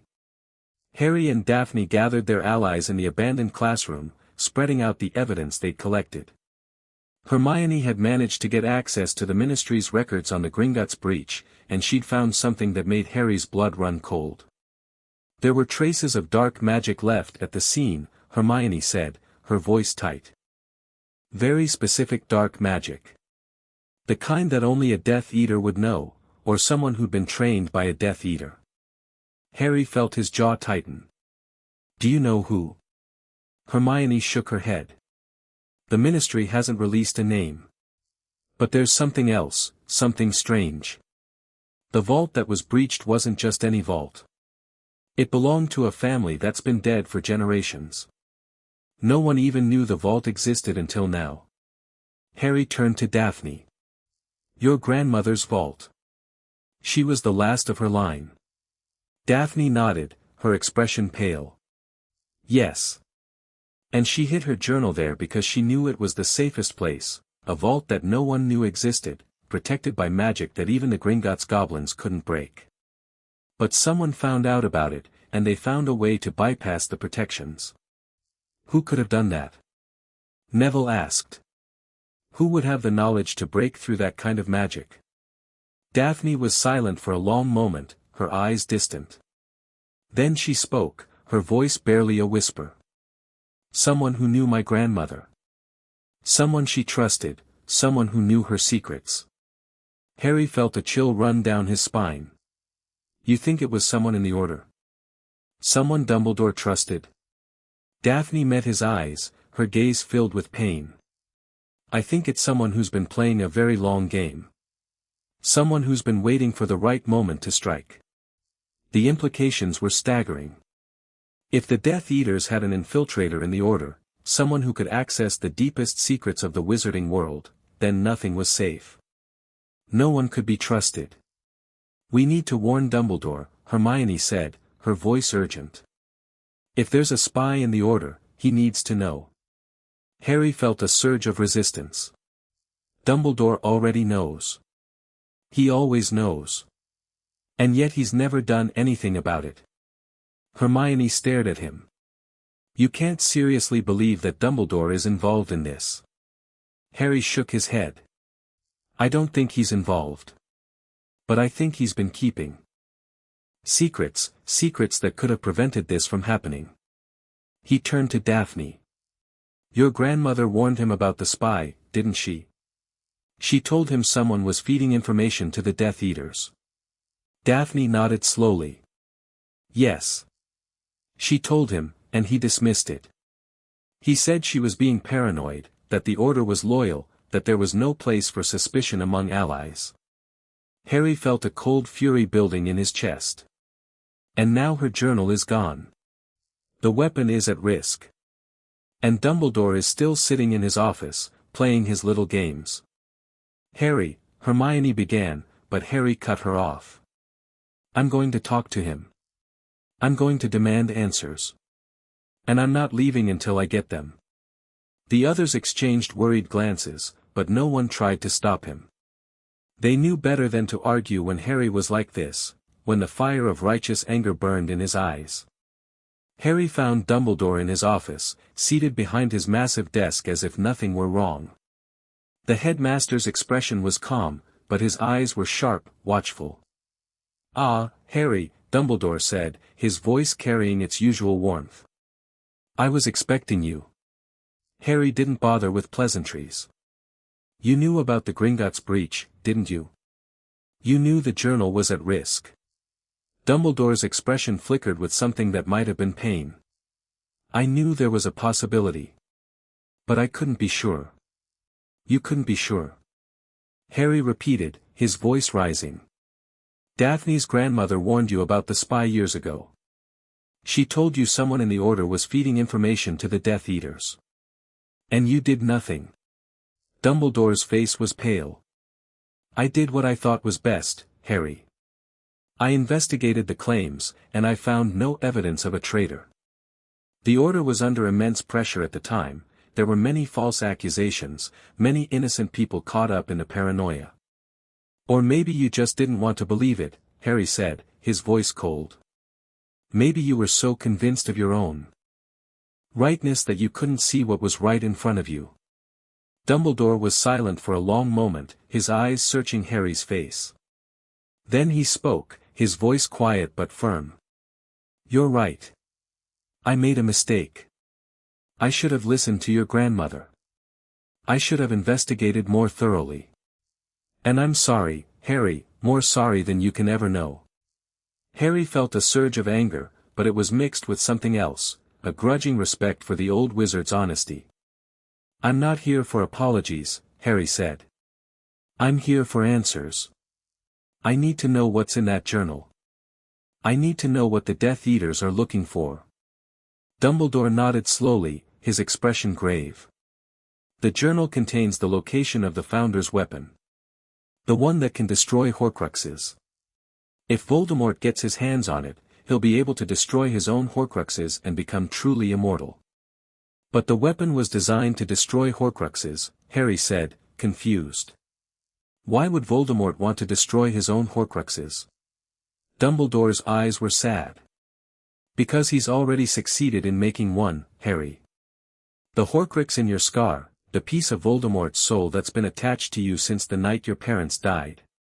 He wants to destroy it so that he can be free of any connection to you." Harry felt the world tilt. "A Horcrux? In my scar?" Dumbledore nodded. "Yes. Voldemort's soul shattered when his killing curse rebounded. A piece of it attached itself to you, the only living thing in the room. You've carried a piece of Voldemort inside you since you were a baby." Harry felt a wave of nausea. He'd always known there was something strange about his connection to Voldemort, the dreams, the visions, the way his scar burned when the Dark Lord was near. But he'd never imagined it was something like this. "So I'm a Horcrux," Harry said, his voice hollow. "That's why I can feel him. That's why I can see what he sees." Dumbledore's eyes were filled with pain. "Yes. And that's why the weapon is so important. It can destroy Horcruxes, including the one inside you. If we can find it, we can free you from Voldemort's influence." Harry felt a surge of conflicting emotions. Part of him was horrified at the thought of carrying a piece of Voldemort's soul. But another part, a stronger, more determined part, felt a fierce hope. If the weapon could destroy Horcruxes, then there was a chance, a real chance, that he could finally be free. "Where is the weapon?" Harry asked. "Where did the Founders hide it?" Dumbledore shook his head. "I don't know. The secret died with your grandmother. She was the last person who knew where it was hidden." Harry felt a wave of despair. "Then we're lost. Voldemort has the journal. He'll find it before we can." Dumbledore's expression was grave. "There may be another way. The Founders left clues, riddles, puzzles, challenges, that could lead someone to the weapon. But they require specific knowledge, the kind that only the Greengrass family possesses." Harry turned to Daphne, who had been waiting silently by the door. "Do you know the clues?" Daphne shook her head. "My grandmother never told me. She said I'd know them when I needed them, that the knowledge would come to me when I was ready." Harry felt a surge of frustration. "But we don't have time to wait for you to be ready. Voldemort has the journal. He's probably already on his way to find the weapon." Daphne met his eyes, her gaze steady. "I know. But there's something else, something my grandmother told me when I was very young. She said the weapon wasn't just a tool, it was a test. Only someone who was worthy of the Founder's legacy could wield it. If Voldemort tries to take it, the weapon will destroy him." Harry felt a flicker of hope. "So we just need to get to the weapon first. We need to prove ourselves worthy before Voldemort can get his hands on it." Daphne nodded. "Exactly. And I think I know where to start." Dumbledore watched them with an unreadable expression. "If you're determined to pursue this path, I won't try to stop you. But I want you to be careful, Harry. The weapon is dangerous, more dangerous than you can imagine. If it falls into the wrong hands, it could destroy the wizarding world." Harry met the headmaster's eyes, his voice steady. "I understand. And I'll do whatever it takes to protect the people I care about." Dumbledore's expression softened. "I know you will. You have your mother's heart, Harry, her strength, her courage, her willingness to sacrifice everything for the people she loved." Harry felt a surge of emotion. "Thank you, sir. I'll try to be worthy of her legacy." Dumbledore smiled, a gentle, weary expression. "You already are, Harry. You already are." Harry and Daphne left the headmaster's office in silence, their minds filled with everything they'd learned. The stakes were higher than they'd ever imagined, and the danger was greater than any they'd faced before. "We need to go to the Greengrass estate," Daphne said quietly. "My grandmother left other clues there, things that might help us find the weapon." Harry nodded. "Then let's go. We don't have time to waste." But as they walked through the corridors, Harry couldn't shake the feeling that they were being watched. He turned, his wand raised, and saw a figure disappearing around a corner, a tall, gaunt figure in a hooded cloak. "Pettigrew," Harry breathed. "He's been following us." Daphne's face was pale. "He must have escaped. We need to warn the others." But before they could move, a voice echoed from the shadows, a cold, familiar voice that made Harry's blood run cold. "Going somewhere, Potter?" And then the corridor exploded into chaos.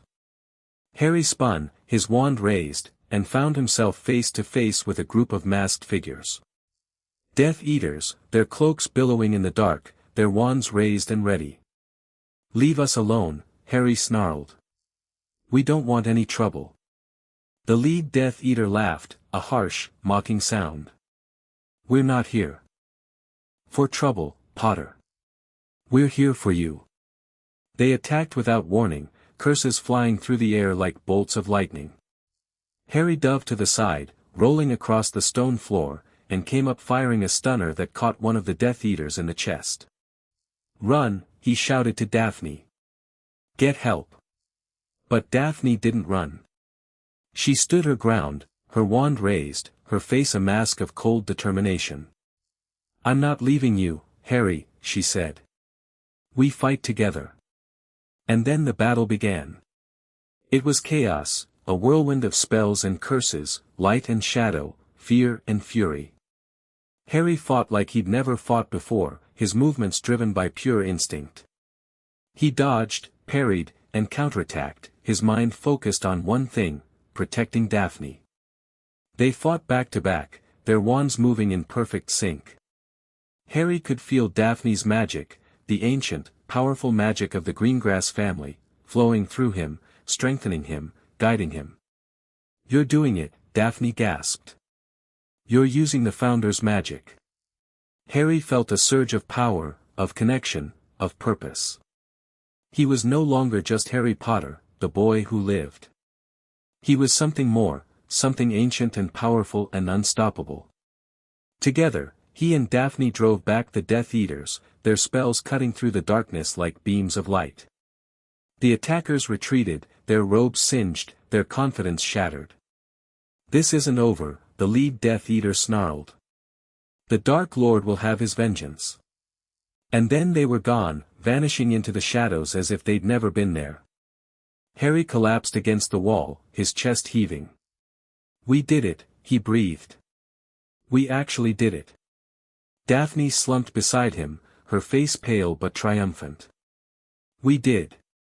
And now we know the Founder's magic is real, it's not just a legend." Harry nodded slowly, a sense of wonder filling him. "What does it mean?" "The magic, I mean." Daphne met his eyes, her gaze steady. "It means we're connected, Harry. The Founder's bloodline and the boy who lived, together, were stronger than anyone could have imagined."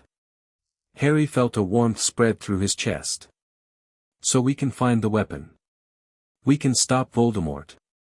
Daphne smiled, a radiant expression that made his heart skip. "Yes. We can. But we need to leave, Harry. We need to go to the Greengrass estate and find the clues my grandmother left behind." Harry nodded, rising to his feet. "Then let's go. We don't have time to waste." They hurried through the castle, their footsteps echoing in the silent corridors. Harry could feel the weight of the secrets they'd uncovered pressing down on him, but he also felt something else, a sense of purpose, of determination, of hope. They were going to find the weapon. They were going to stop Voldemort. And they were going to do it together. As they reached the entrance to the secret passage, Harry paused, his hand on the door. "Daphne," he said, his voice quiet. "Thank you. For everything." Daphne turned to him, her eyes soft. "You don't have to thank me, Harry. I'm doing this because I believe in you. I believe in us." Harry felt a surge of emotion, something deeper than friendship, something that made his heart race and his palms sweat. "Me too," he said. "I believe in us too." And then they stepped through the door, leaving Hogwarts behind and stepping into the unknown. The war was coming. Voldemort was rising. But Harry had something he'd never had before, a purpose, a plan, and someone who believed in him. And that was enough. End of Chapter 7. Chapter 8, The Choice. The Greengrass estate was nothing like Harry had imagined. He'd expected something grand and imposing, a manor house with towering spires and dark, brooding gardens, the kind of place that pure-blood families seemed to favor. But the Greengrass ancestral home was something else entirely. It was nestled in a quiet valley, surrounded by rolling hills and ancient forests, its stone walls weathered by centuries of rain and wind. It looked more like a comfortable country home than a fortress of secrets. But Harry knew better. As he and Daphne walked up the gravel path, he could feel the magic humming beneath his feet, old magic, powerful magic, the kind that had been woven into the very stones of the house. "My grandmother loved this place," Daphne said quietly, her voice carrying a hint of sadness.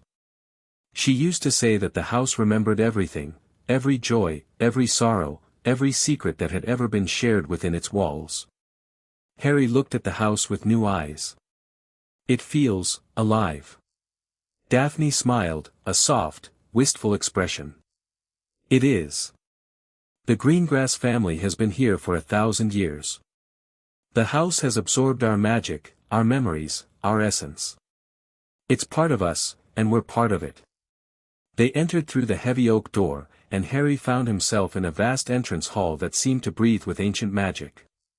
Portraits lined the walls, generations of Greengrasses, their eyes following him with curious, assessing gazes. "This way," Daphne said, leading him through a series of corridors and rooms.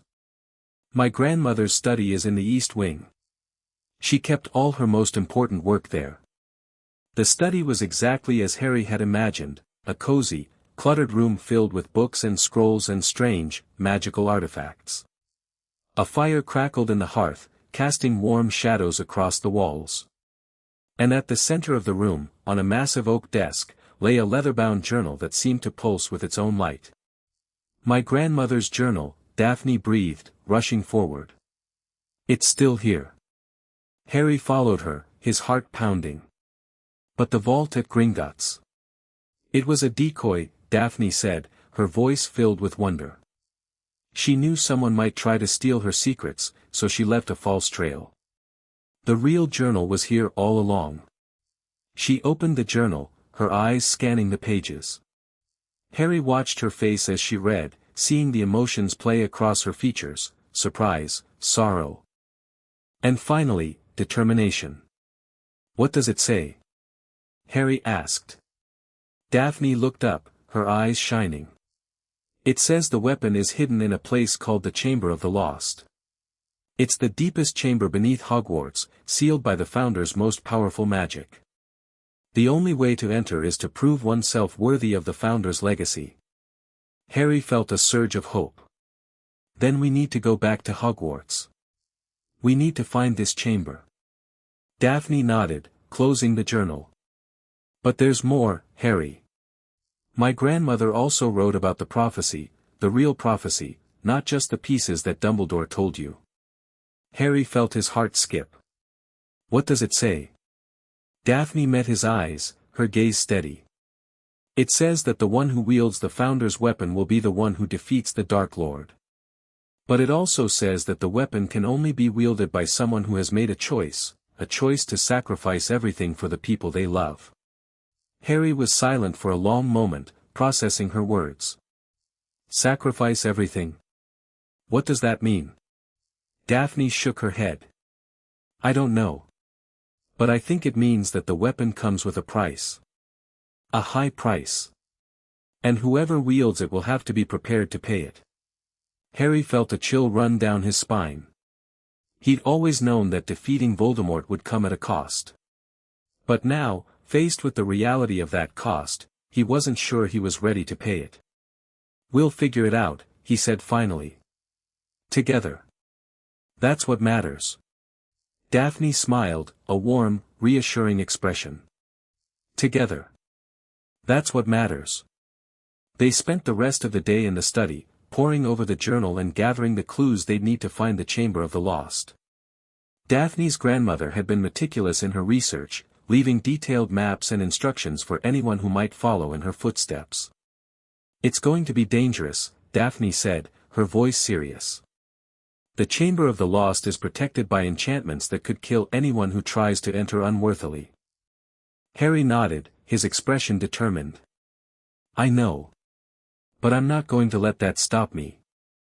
I'm going to find the weapon, and I'm going to use it to destroy Voldemort. Daphne reached out and took his hand, her fingers warm against his. I know you will. And I'll be with you every step of the way. Harry felt a surge of emotion, something deeper than friendship, something that made his heart race and his palms sweat. He looked at Daphne, at the way the firelight danced in her eyes, and he realized that he cared about her more than he'd ever cared about anyone. Daphne, he said, his voice barely a whisper. There's something I need to tell you. Daphne's eyes met his, her expression soft. What is it, Harry? Harry took a deep breath, gathering his courage. I know we've only known each other for a few months. I know we're from different worlds, different houses, different families. But I've never felt this way about anyone before. You make me feel like I can do anything, be anything, accomplish anything. And I just wanted you to know that. I care about you. More than I've ever cared about anyone. Daphne was silent for a long moment, her eyes searching his face. Then she smiled, a radiant, beautiful smile that made Harry's heart soar. I care about you too, Harry. More than I ever thought I could care about anyone. You've shown me that there's more to the world than politics and power. You've shown me that love matters, that it's worth fighting for. Harry felt a warmth spread through his chest. So what do we do now? Daphne leaned forward, her lips brushing against his ear. We fight. We fight for each other, for our friends, for the future we want to create. And we never give up, no matter what. Harry nodded, his eyes burning with determination. Never give up. I promise. They spent the rest of the evening planning their next move. The Chamber of the Lost was hidden beneath Hogwarts, but its entrance was protected by a series of puzzles and challenges that would test their courage, their intelligence, and their loyalty to each other. We'll need help, Daphne said. We can't do this alone. Harry nodded. I know. I'll talk to Hermione and Neville. And Luna too. They've proven themselves trustworthy. Daphne smiled. Good. And I'll talk to some of the Slytherins, the ones who are tired of the blood purity rhetoric. We need allies, Harry. And we need to build a coalition that can stand against Voldemort. Harry felt a surge of hope. We can do this. I know we can. Daphne squeezed his hand. Yes. We can. The next morning, Harry woke with a sense of purpose that he'd never felt before. He dressed quickly and made his way to the Great Hall, where his friends were already gathered. I have news, he said, sliding into the seat next to Hermione. Daphne and I found the real journal. It has the location of the Founder's weapon. Hermione's eyes widened. The weapon? The one that can destroy Horcruxes? Harry nodded. Yes. But it's hidden in a chamber beneath Hogwarts, the Chamber of the Lost. And we need to find a way to get in. Neville leaned forward, his expression serious. What kind of challenges are we talking about? Harry shrugged. I don't know exactly. But Daphne's grandmother left a series of clues. We're going to need help deciphering them. Luna smiled her dreamy smile. I'm good at deciphering things. The Nargles help me see patterns that others miss. Harry felt a surge of gratitude. Thank you, Luna. I appreciate your help. They spent the next few days in the library, working together to unravel the clues. Hermione's brilliant mind was invaluable, as was Luna's uncanny ability to see connections that others missed. Neville proved to be a steadfast presence, his quiet courage buoying them when the challenges seemed insurmountable. And through it all, Harry and Daphne grew closer. They spent hours together, talking and laughing and planning their future. Harry felt like he'd found something he'd never known he was missing, someone who truly understood him, who saw him as he really was, and who loved him anyway. You know, Daphne said one evening, as they sat together in the Slytherin common room. I never thought I'd find someone like you. Someone who made me believe that the world could be different, better. Harry smiled, his heart swelling. I never thought I'd find someone like you either. Someone who made me feel like I could be more than just the boy who lived. Daphne leaned her head against his shoulder. We're going to change the world, Harry. I know we are. Harry wrapped his arm around her, pulling her close. Yes, we are. Together. But even as he spoke, Harry felt a shadow of doubt creeping into his mind. The prophecy, the weapon, the sacrifice, it was all pressing down on him, a weight that seemed to grow heavier with each passing day. What if he wasn't strong enough to wield the weapon? What if the cost was too high? What if he lost Daphne, or his friends, or himself? Don't worry, Daphne said, as if reading his thoughts. We'll face whatever comes together. That's what matters. Harry nodded, forcing himself to believe her. Together. Always. The night before they were to enter the Chamber of the Lost, Harry found himself unable to sleep. He paced the length of the Slytherin common room, his mind racing with doubts and fears. What if he failed? What if Voldemort won? What if everything he'd worked for was for nothing? He was so lost in his thoughts that he didn't hear Daphne approach until she was standing right in front of him. You can't sleep either, she asked softly. Harry shook his head. I'm scared, Daphne. I'm scared that I'm not strong enough to do what needs to be done. Daphne reached out and took his hands, her eyes meeting his. You are strong enough, Harry. I've seen it, I've seen the way you fight for the people you love, the way you never give up, no matter how impossible the odds. You're the bravest person I know. Harry felt a surge of emotion. But what if I can't wield the weapon? What if the cost is too high? Daphne was silent for a moment, her eyes searching his face. Then she spoke, her voice quiet but firm. The cost will be high, Harry. It always is. But the cost of not fighting, the cost of letting Voldemort win, would be even higher. You have to believe that you can do this. You have to believe in yourself. Harry felt tears pricking at his eyes. I don't know if I can. I don't know if I'm strong enough. Daphne stepped closer, her hands cupping his face. You are strong enough, Harry. I know it. I've always known it.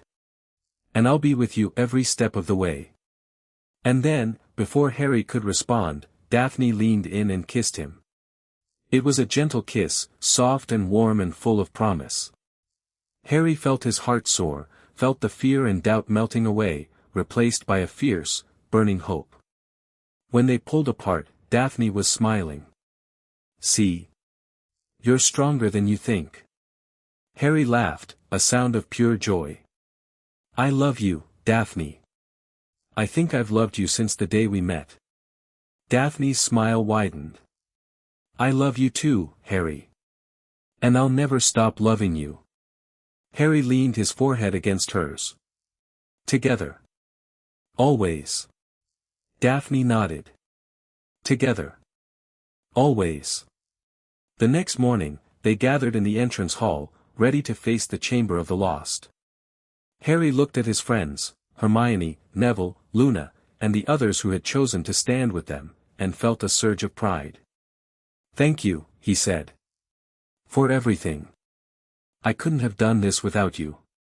Hermione smiled. That's what friends are for, Harry. Neville nodded, his expression fierce. We're with you to the end. And then they descended into the depths of Hogwarts, into the darkness below, where the Founder's greatest secret awaited them. The Chamber of the Lost was everything Harry had imagined and more. It was a vast, circular room, its walls covered in ancient runes and carvings. At the center of the room stood a pedestal, and on the pedestal lay the weapon, a sword, glowing with a light that seemed to come from within. The Founder's weapon, Daphne breathed. It's real.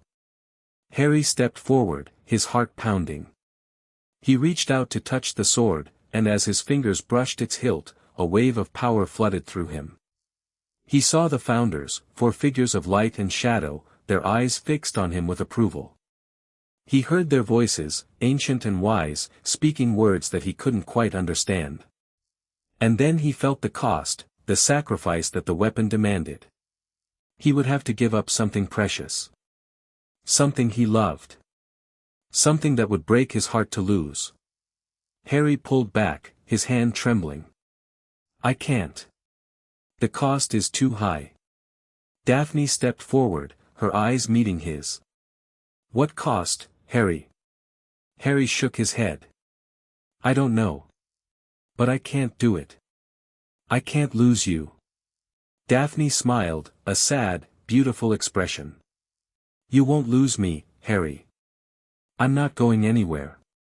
Harry felt tears streaming down his face. But the weapon, it demands a sacrifice. I can feel it. And I'm afraid that the sacrifice will be you. Daphne took his hands, her eyes filled with love. Then we'll find another way. We'll fight Voldemort together, without the weapon. We'll do it the old-fashioned way, with courage and love and determination. Harry stared at her, his heart swelling with hope. You'd do that? You'd give up the weapon for me? Daphne's smile was radiant. I'd give up anything for you, Harry. That's what love is. Harry laughed, a sound of pure joy. Then let's do it. Let's fight Voldemort without the weapon. Let's prove that love is stronger than any dark magic. And so, Harry made his choice. He left the weapon behind, choosing love over power, hope over fear, the future over the past. He chose Daphne, chose his friends, chose the life he wanted to build. It was the bravest thing he'd ever done. End of Chapter 8. Chapter 9, Gryffindor against Slytherin. Word spread through Hogwarts like wildfire, carried on whispers and shocked glances, transforming the castle's already tense atmosphere into something far more volatile. Harry Potter, the boy who lived, the hero of the wizarding world, was not just friends with a Slytherin, he was in love with one. The revelation came in the most mundane way possible. A sixth-year Ravenclaw had seen them in the library, their heads bent together over an ancient text, their hands intertwined on the table. By the next morning, the entire school knew that Harry Potter and Daphne Greengrass were more than just study partners. And the reaction was immediate and brutal. "They're together," a Hufflepuff girl whispered as Harry passed in the corridor. "Potter and a Slytherin. Can you believe it?" "Disgusting," her companion replied, her voice carrying just loud enough for Harry to hear. "After everything his parents fought for, he's dating the enemy." Harry felt his jaw tighten, but he kept walking. He'd known this would happen, known that his relationship with Daphne would be controversial. But he hadn't expected the depth of the hostility, the way it seemed to come from everywhere at once. The Gryffindors were the worst. Students who had once cheered his name now looked at him with barely concealed disgust. Ron Weasley, who had been his first friend at Hogwarts, had stopped speaking to him entirely. Hermione tried to be supportive, but even she seemed uncomfortable with the situation. "I just don't understand," Ron said one evening, cornering Harry in the common room. "You're a Gryffindor. Your parents were Gryffindors. How can you be with a Slytherin?" Harry felt a surge of anger. "Daphne isn't like the other Slytherins, Ron. She's not a Death Eater. She's not a blood purist. She's just trying to do what's right." Ron shook his head, his expression disgusted. "You don't get it, do you? The Slytherins are the enemy. They've always been the enemy. My family has been fighting them for generations." "Not all of them," Harry said, his voice hard. "Not Daphne." Ron laughed, a bitter, hollow sound. "You're so naive, Harry. She's playing you. She's using you for your fame, your power, your connections. When she's done with you, she'll toss you aside like yesterday's news." Harry felt a cold fury rising in his chest. "You don't know her. You don't know anything about her." Ron met his eyes, his expression hard. "I know enough. I know her family has been involved with dark magic for centuries. I know her grandmother was a seer who tried to manipulate the prophecy. I know she's been grooming you since the day you arrived." That was too much. Harry's wand was in his hand before he even thought about it. "Take that back." Ron's eyes widened, but he didn't back down. "Or what? You'll hex me? Go ahead, Harry. Show everyone what you've become, a Slytherin's puppet." Harry felt the words like a physical blow. He lowered his wand, his hands trembling. "I'm not a puppet. I'm a person. And I'm in love with Daphne. If you can't accept that, then maybe we're not as good friends as I thought." Ron stared at him, his expression unreadable. Then he turned and walked away, leaving Harry alone in the common room. Harry stood there for a long moment, his heart pounding, his mind racing. He'd just lost his best friend, his first real friend, because he'd chosen to love someone the wizarding world considered the enemy. Was he wrong? Was Daphne really using him? He pushed the thought aside. No. He knew Daphne. He knew she wasn't like that. She'd proven her loyalty time and time again.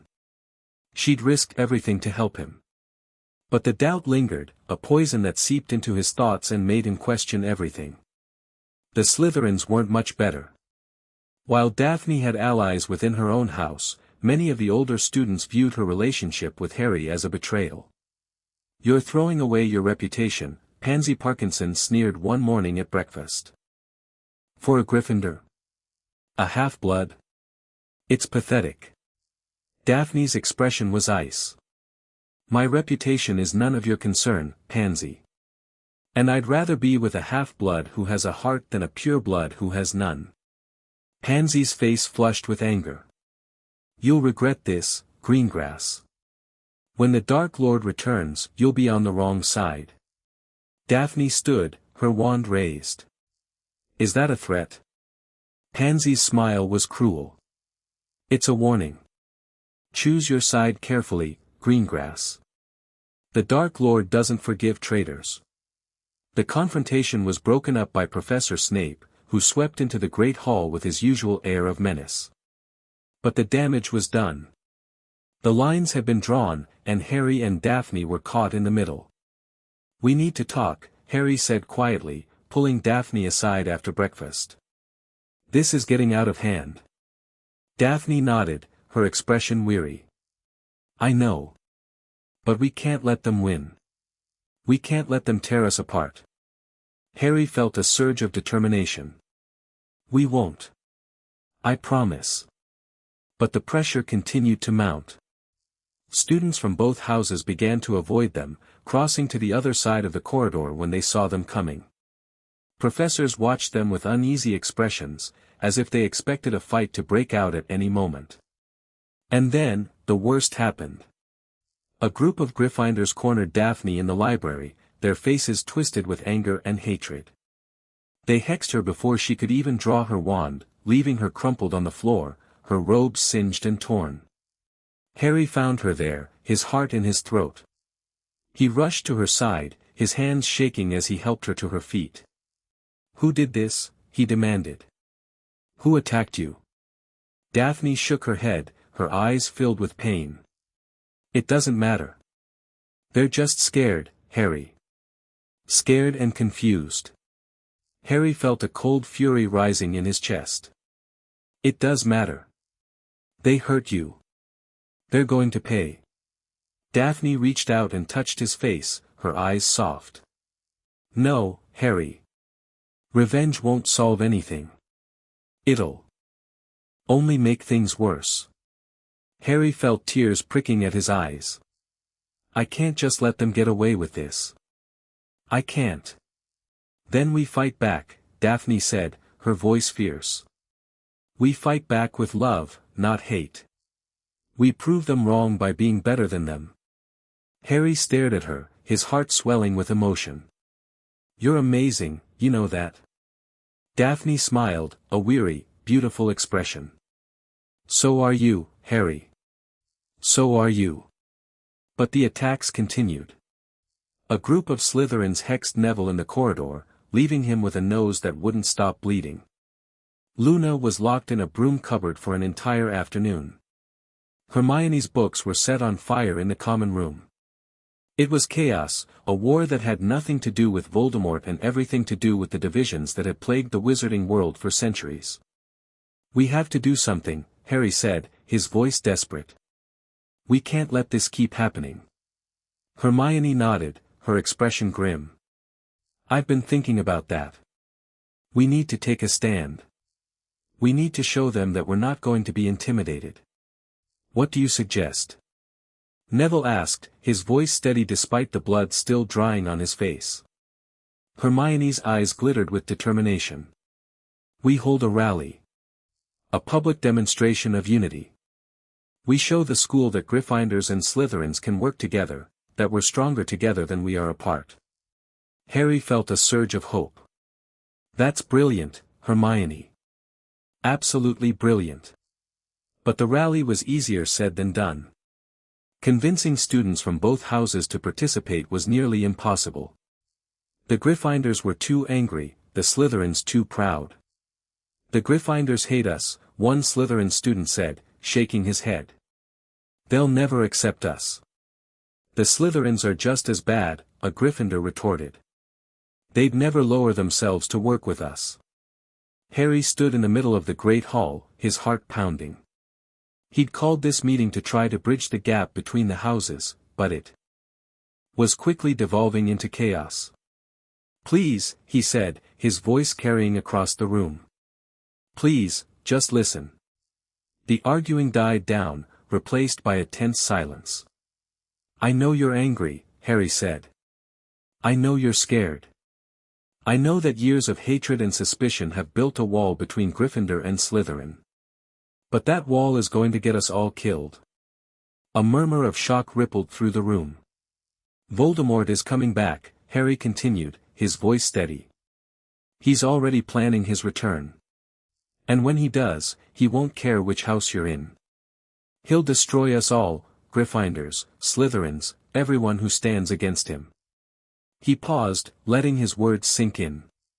"Unity is our only hope. We have to put aside our differences and fight together. We have to show the world that Gryffindor and Slytherin can stand side by side against the darkness." The room was silent, the students staring at Harry with a mixture of shock and uncertainty. "I know it's hard," Harry said, his voice softening. "I know it's asking a lot. But I'm asking you to trust me. I'm asking you to believe that we can be better than this." The silence stretched on, the tension so thick it could be cut with a knife. And then, a voice rang out from the back of the room. "I'm with you, Harry." It was Neville. He stepped forward, his expression fierce, his wand held high. "The Death Eaters destroyed my family," he said, his voice trembling but strong. "They took everything from me. I will not let them do the same to Hogwarts." A Slytherin stepped forward, her expression grave. "I'm with you too. My family has suffered enough because of the Dark Lord's followers. I won't let them destroy our future." Slowly, tentatively, others began to step forward. Gryffindors and Slytherins, students from Ravenclaw and Hufflepuff, all united in their determination to fight back. Harry felt tears pricking at his eyes. "Thank you," he said, his voice thick with emotion. "Thank you all. The rally was a success. Students from all 4 houses pledged to work together, to stand united against the darkness." The atmosphere in the castle shifted, the tension easing as people began to see each other as allies rather than enemies. But the change wasn't easy. Old habits died hard, and there were still tensions between the houses. But Harry and his friends continued to work, to build bridges, to show that Gryffindor and Slytherin could coexist. "We did it," Daphne said one evening, as they sat together in the common room. "We actually did it." Harry smiled, pulling her close. "We did. But this is just the beginning. We still have to face Voldemort." Daphne nodded, her expression serious. "I know. And I'm scared, Harry. I'm scared of what's coming." Harry wrapped his arms around her, holding her tight. "So am I. But we'll face it together. That's what matters." Daphne looked up at him, her eyes shining with love. "I love you, Harry. I've never loved anyone like this." Harry leaned down and kissed her, a soft, gentle kiss that promised everything. "I love you too, Daphne. And I'll never let anyone hurt you." The war was coming. Voldemort was rising. But Harry had something he'd never had before, a purpose, a plan, and someone who believed in him. And that was enough. As the days passed, Harry and Daphne worked tirelessly to build their coalition. They met with students from all 4 houses, listening to their concerns and addressing their fears. They organized training sessions, teaching basic defensive spells to anyone who was willing to learn. They even managed to convince a few teachers to support their efforts. "You're doing important work," Professor Flitwick said, his voice filled with approval. "The kind of unity you're building hasn't been seen in Hogwarts for generations." Harry felt a surge of pride. "Thank you, Professor. We couldn't have done it without your support." Flitwick smiled, his eyes twinkling. "The old divisions are dying, Harry. And you're one of the reasons why." Harry returned to his friends with a renewed sense of purpose. The war against Voldemort was coming, but they'd be ready. They'd stand together, united against the darkness, and they'd win. "You look happy," Daphne said, smiling. "I am happy," Harry said. "For the first time in my life, I feel like I'm making a difference." Daphne leaned in and kissed him, a kiss that was full of passion and hope. "You are, Harry. You're making a difference in all of our lives." And as Harry kissed her back, he knew that he'd made the right choice. He'd chosen love over fear, unity over division, hope over despair. And nothing would ever change that. End of Chapter 9. Chapter 10, The Prophecy Revealed. The full text of the prophecy arrived in Harry's hands on a cold, grey morning, delivered by an unexpected messenger. He'd been sitting in the library with Daphne, poring over her grandmother's journal for the 100th time, when a barn owl swooped through the window and dropped a rolled parchment directly into his lap. The parchment was sealed with crimson wax bearing the mark of the Department of Mysteries. Harry's heart stopped. "What is this?" Daphne leaned closer, her eyes widening as she recognized the seal. "That's from the Ministry. The Department of Mysteries. How did they know to send this to you?" Harry broke the seal with trembling fingers, unrolling the parchment to reveal a formal document written in elegant, official script. "Mr. Harry J. Potter. It has come to the attention of the Department of Mysteries that you have been seeking information regarding a prophecy made on the night of your birth. The department has determined that, in light of recent events, you are entitled to the full text of the prophecy, including the portions that were previously withheld for your protection. Enclosed is the complete transcript of the prophecy as recorded by Seer Sybil Trelawney on the evening of July 31, 1980, witnessed by former department head Albus Dumbledore. Please be aware that the contents of this prophecy are considered sensitive information and are not to be shared without authorization. Unauthorized dissemination may result in legal action. Sincerely. The Department of Mysteries. Ministry of Magic. Harry stared at the parchment, his mind reeling. The full prophecy. They're giving me the full prophecy. Daphne's face was pale. But Dumbledore said he told you everything. He said there was nothing more to reveal. Harry's jaw tightened. He lied. Again. He unrolled the second parchment, his eyes scanning the words that had been hidden from him for so long. The full prophecy, as recorded by Sybil Trelawney, seer, on the 31st day of July, in the year 1980 The one with the power to vanquish the Dark Lord approaches, born to those who have thrice defied him, born as the 7th month dies, and the Dark Lord will mark him as his equal, but he will have power the Dark Lord knows not, and either must die at the hand of the other, for neither can live while the other survives. And yet, the prophecy speaks not of certainty, but of choice. The one who is marked may choose to walk the path of light or shadow, and his choice will determine the fate of the wizarding world. For the power he knows not is the power of love, and it is this power that will either save him or destroy him. He must choose, truly choose, to embrace love, to sacrifice for it, to die for it if necessary. Only then will the Dark Lord be vanquished. Harry read the words again, and again, letting them sink in. The prophecy wasn't a command, it was a warning. A warning about the power of love, and about the choice he would have to make. He didn't tell me, Harry said, his voice shaking with anger. Dumbledore didn't tell me any of this. He told me the prophecy was about destiny, about fate. He told me I had no choice. Daphne reached out and took his hand. He wanted to control you, Harry. He wanted you to believe that you had to fight Voldemort because it was your destiny. He didn't want you to know that you had a choice. Harry felt a cold fury rising in his chest. All this time, he's been manipulating me. Lying to me. Treating me like a puppet on a string. Daphne squeezed his hand. But now you know the truth. And knowing the truth gives you power. It gives you the power to make your own choice. Harry looked at her, his heart pounding. What do I do? What do I choose?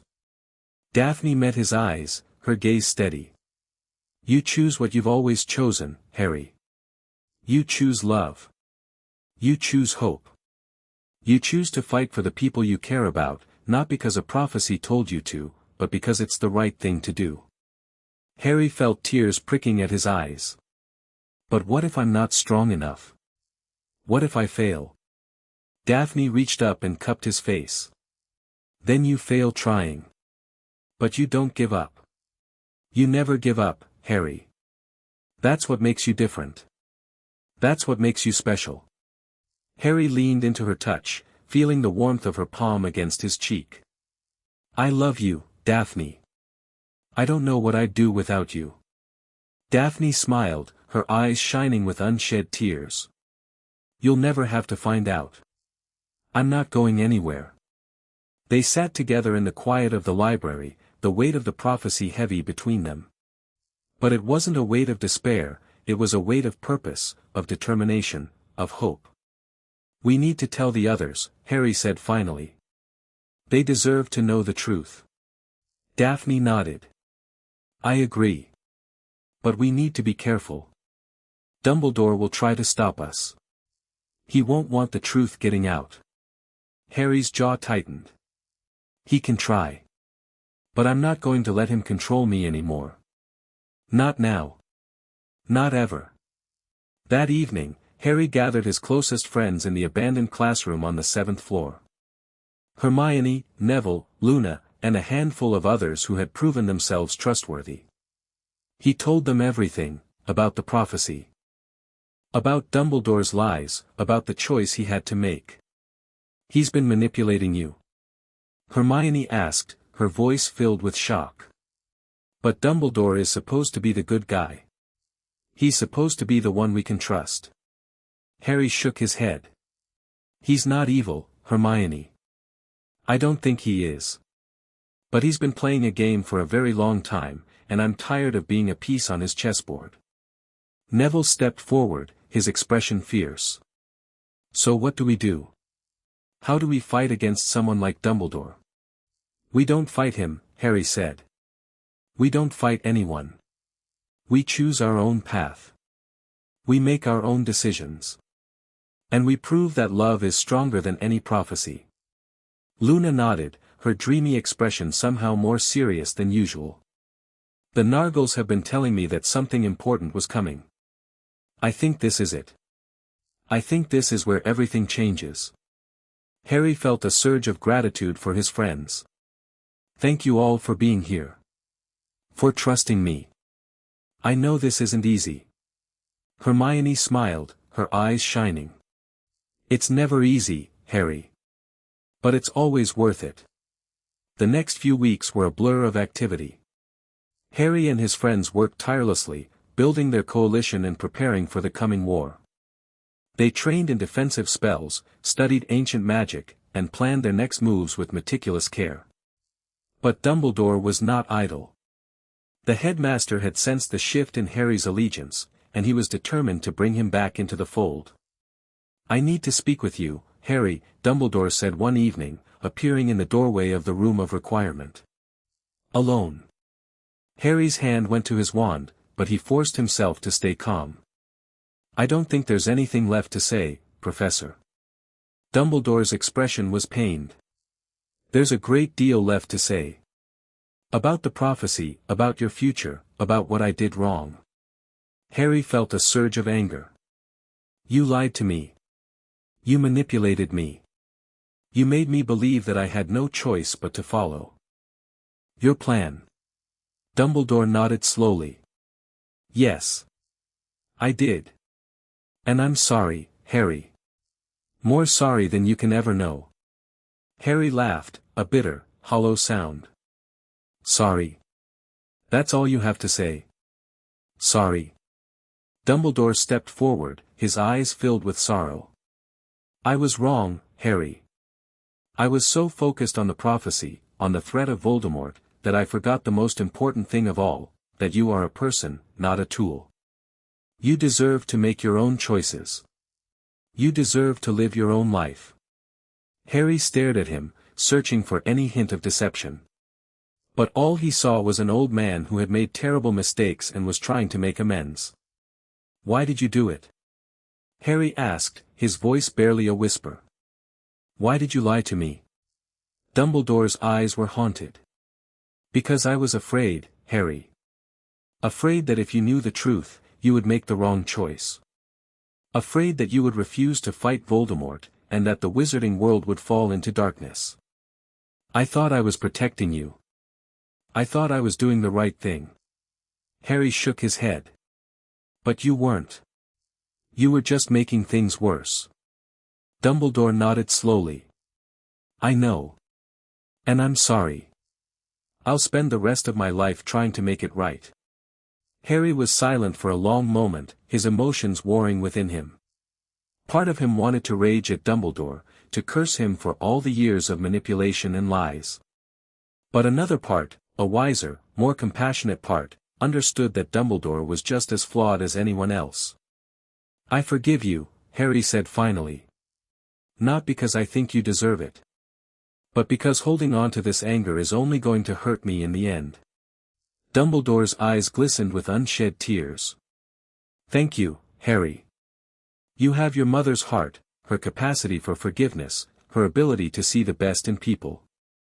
Harry nodded slowly. But I can't follow your plan anymore.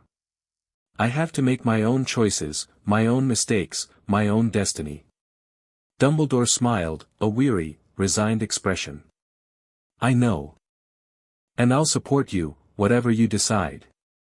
You have my word. Harry felt a sense of peace settle over him. Thank you. That means more than you know.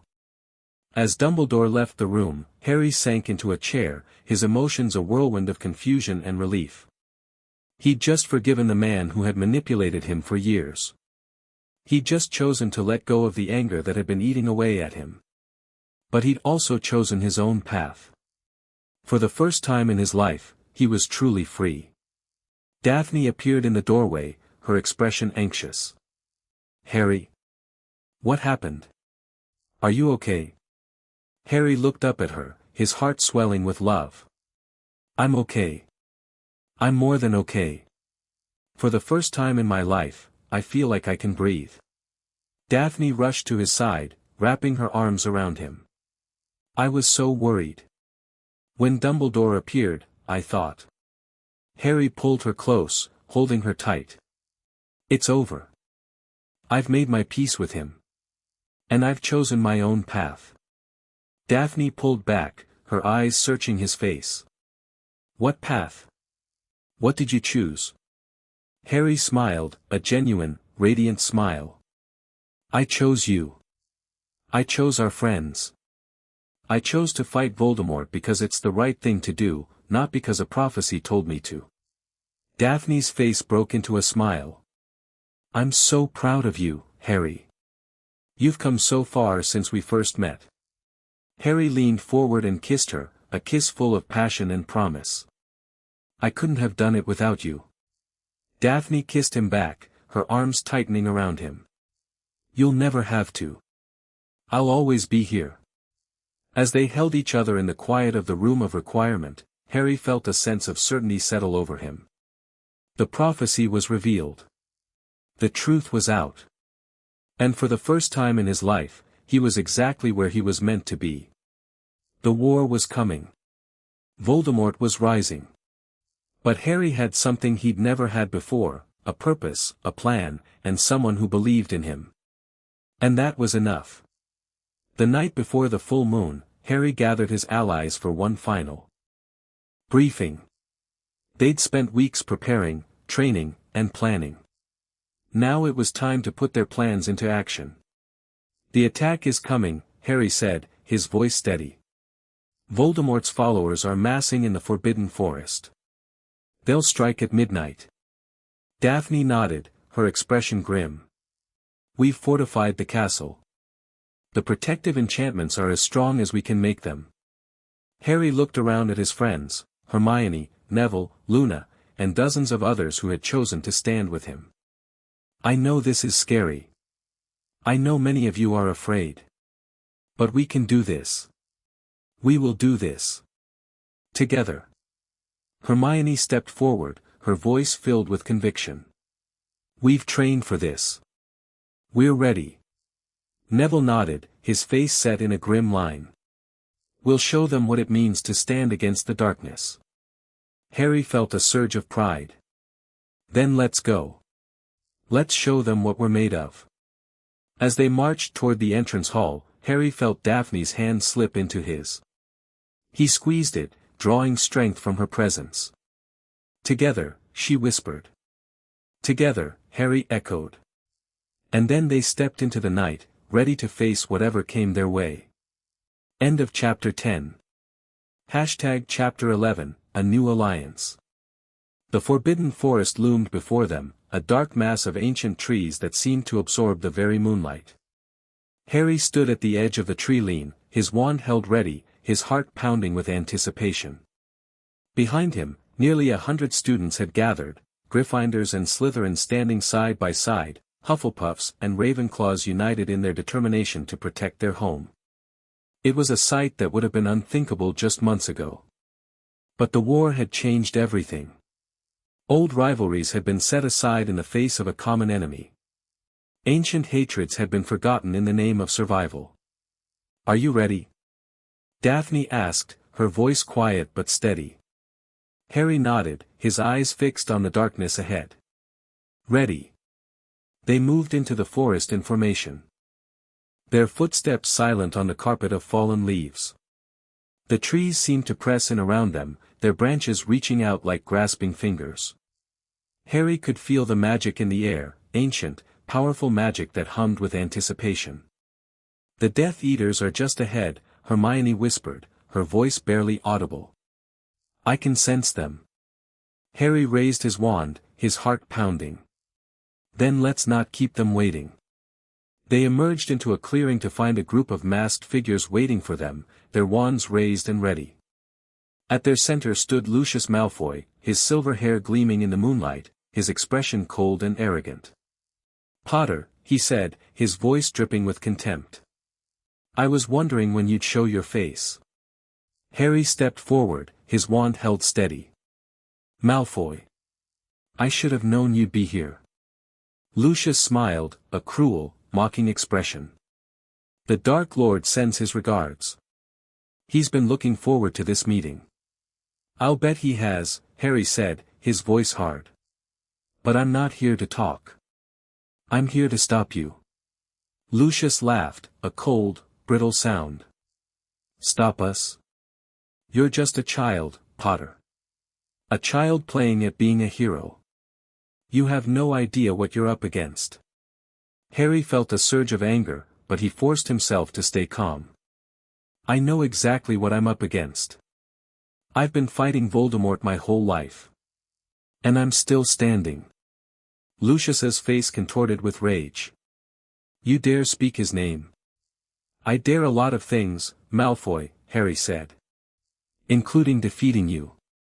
The battle erupted without warning, curses flying through the air like bolts of lightning. Harry fought with a ferocity that surprised even himself, his wand moving in a blur of light and shadow. He dodged, parried, and counterattacked, his movements driven by pure instinct. Beside him, Daphne fought with equal skill, her ancient magic crackling through the air like a storm. Hermione and Neville stood back to back, their spells intertwining in perfect harmony. Luna danced. Through the chaos, her wand tracing patterns that seemed to bend reality itself. The Death Eaters were fierce, but the students were determined. They had trained for this moment, had prepared for the battle that would decide their future. And they were not going to lose.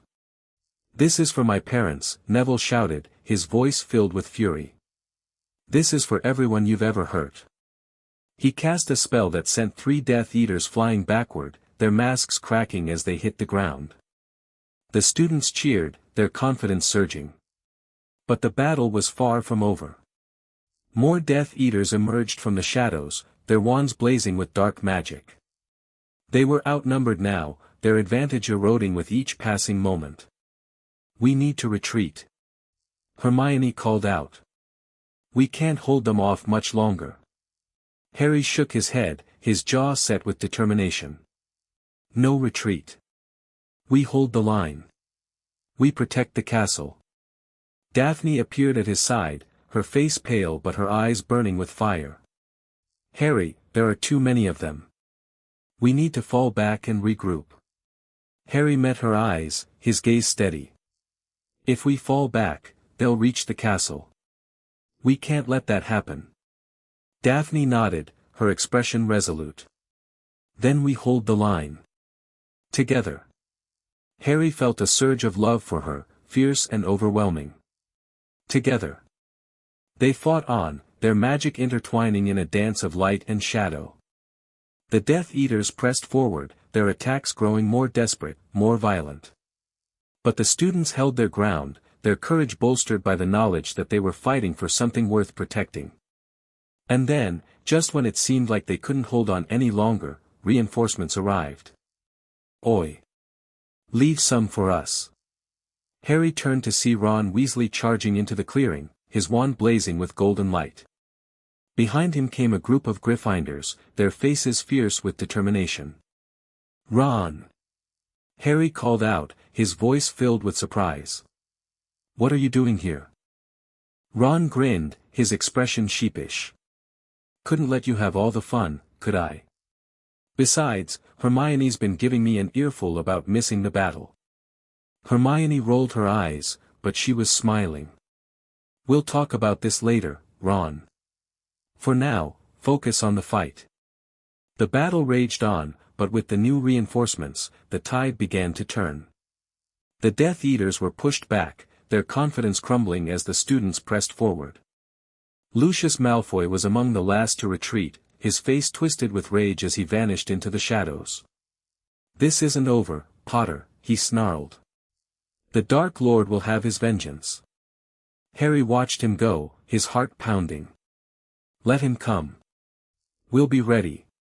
The battle was over. The students had won. But the war was far from finished.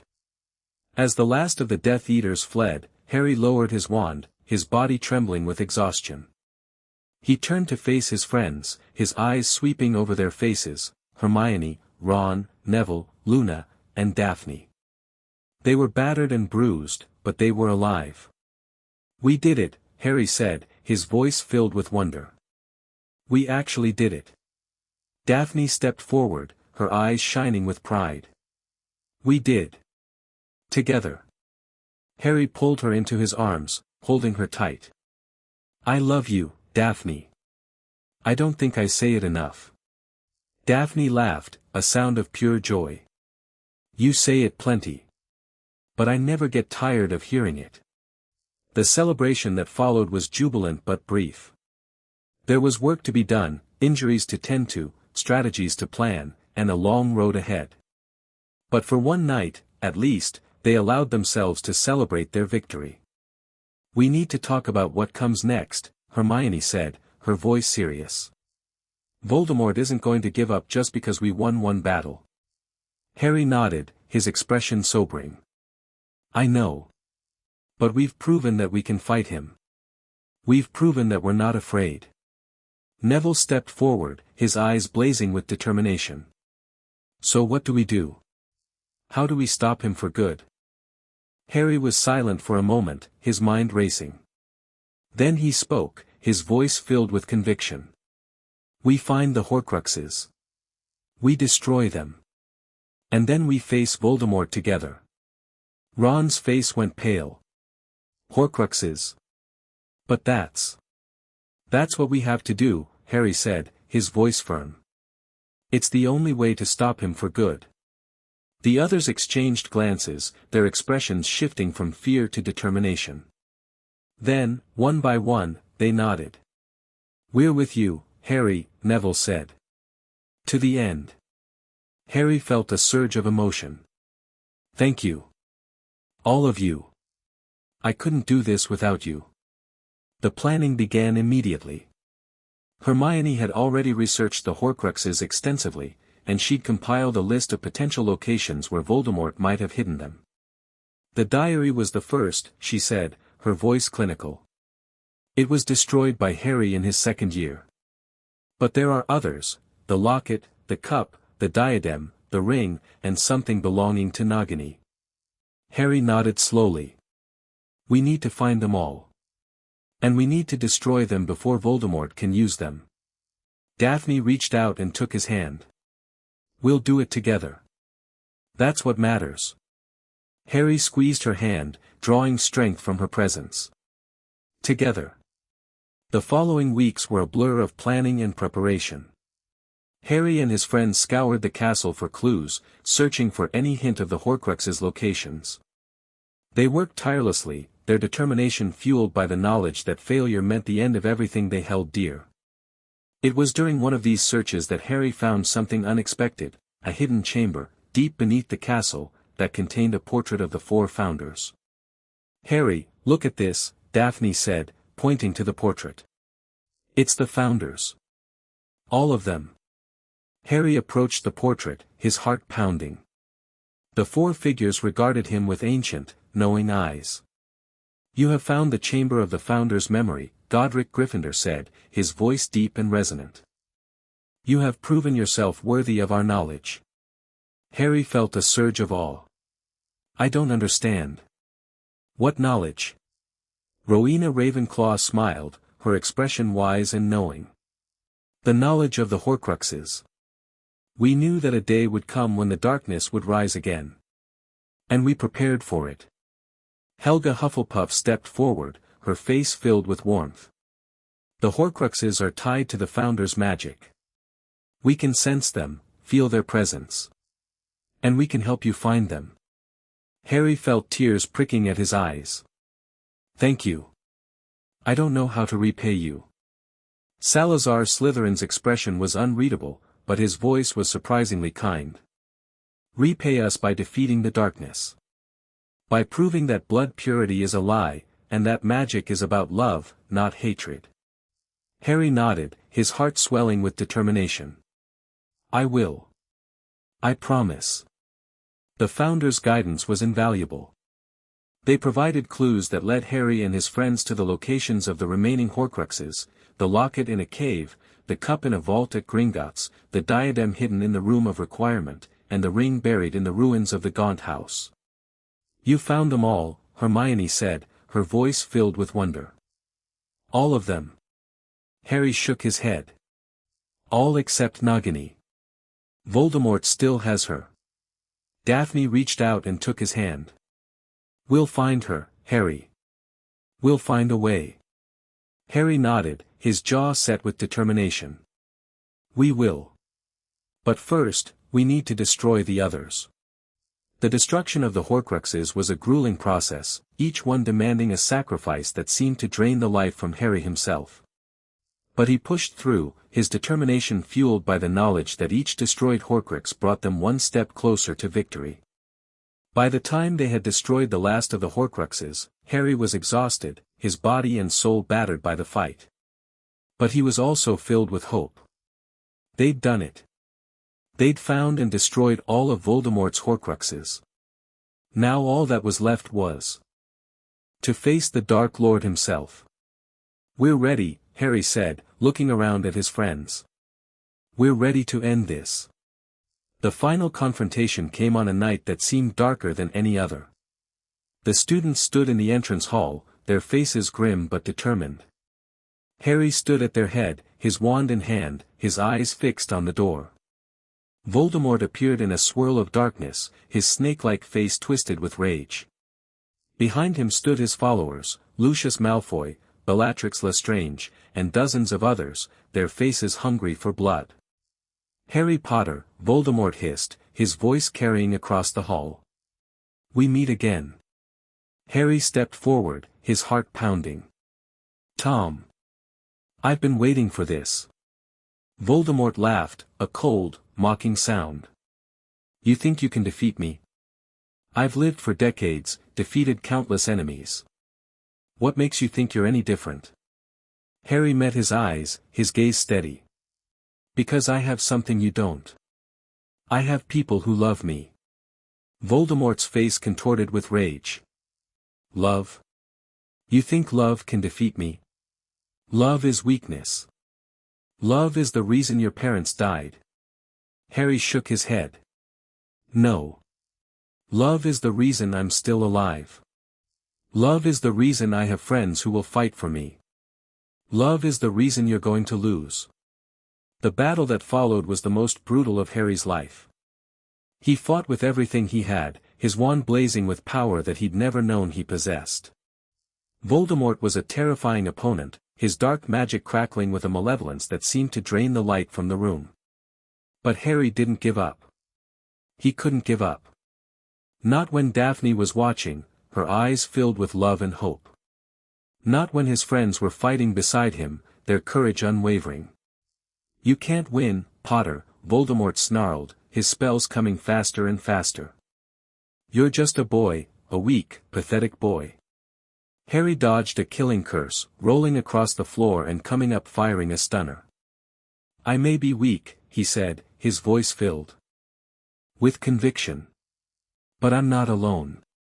And then, as Voldemort prepared to cast the final curse, Harry made his choice. He could feel the power of the prophecy surging through him, but he pushed it aside. He wasn't going to fulfill a prophecy. He was going to save the people he loved. Avada Kedavra. Voldemort screamed. Expelliarmus. Harry shouted at the same moment.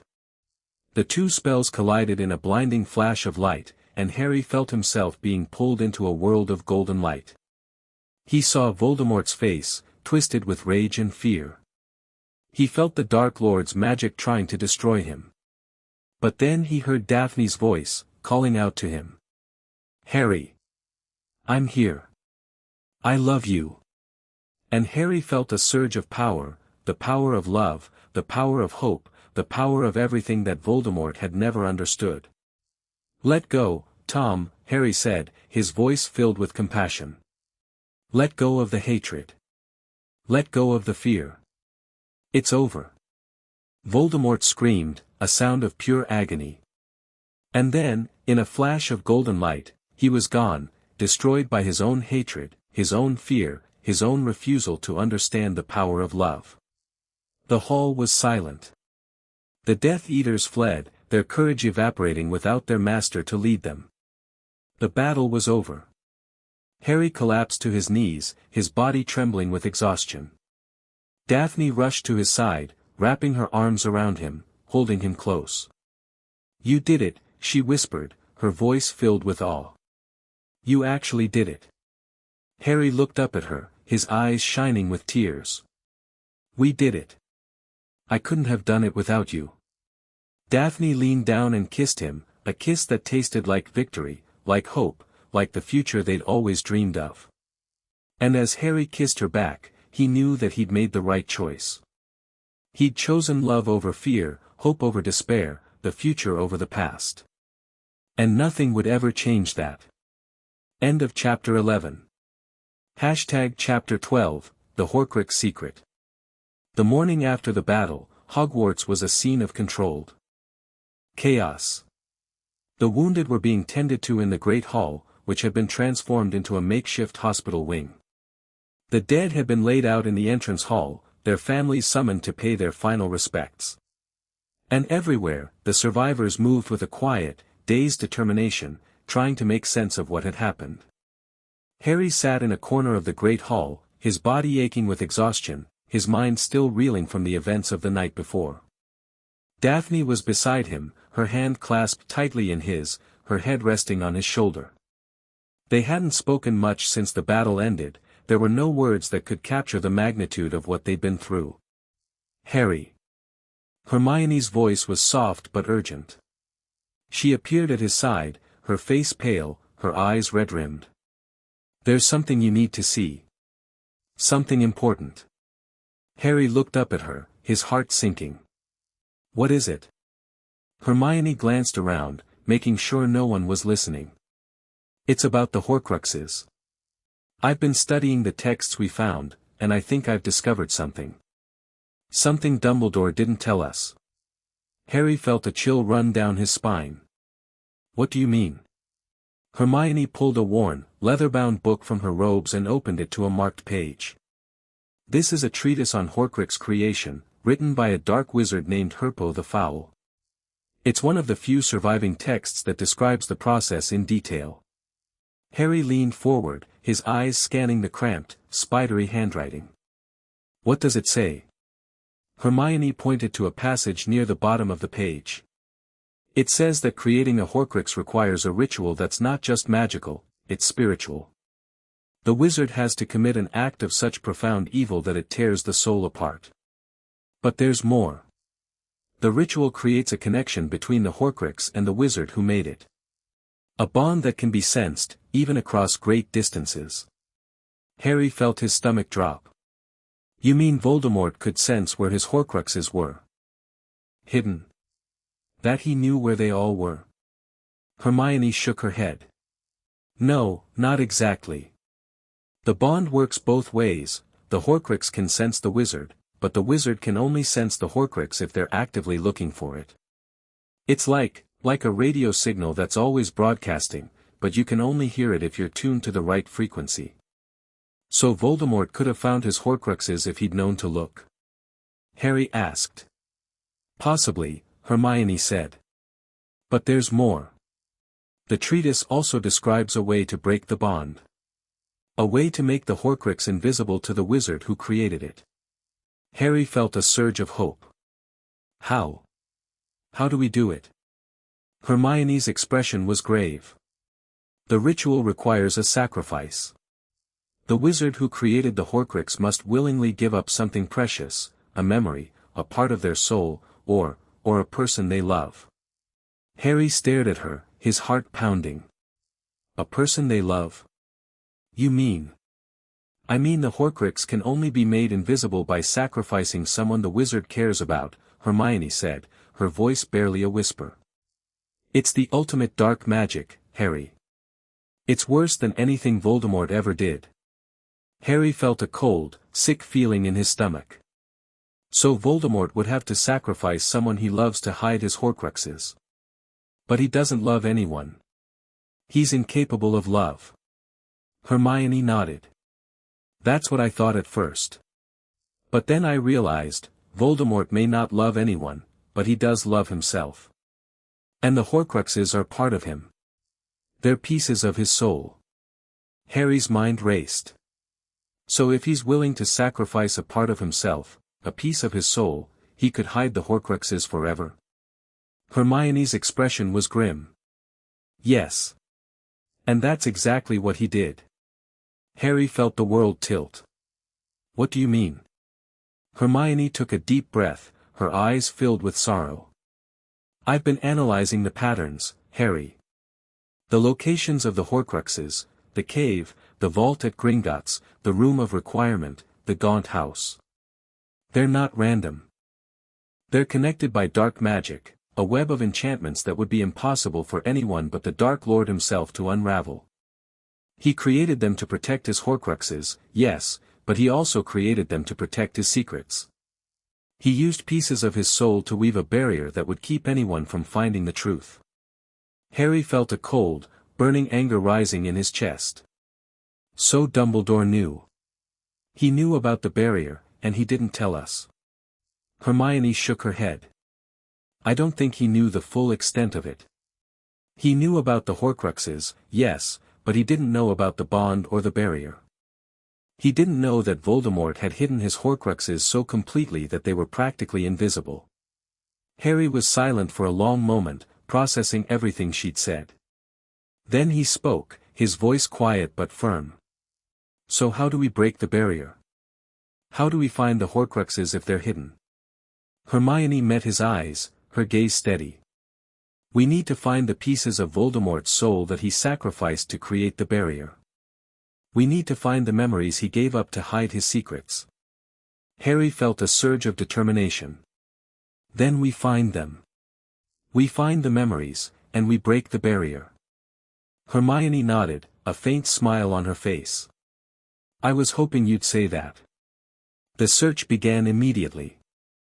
Harry and his friends combed through every text they could find, searching for any mention of the ritual Hermione had described.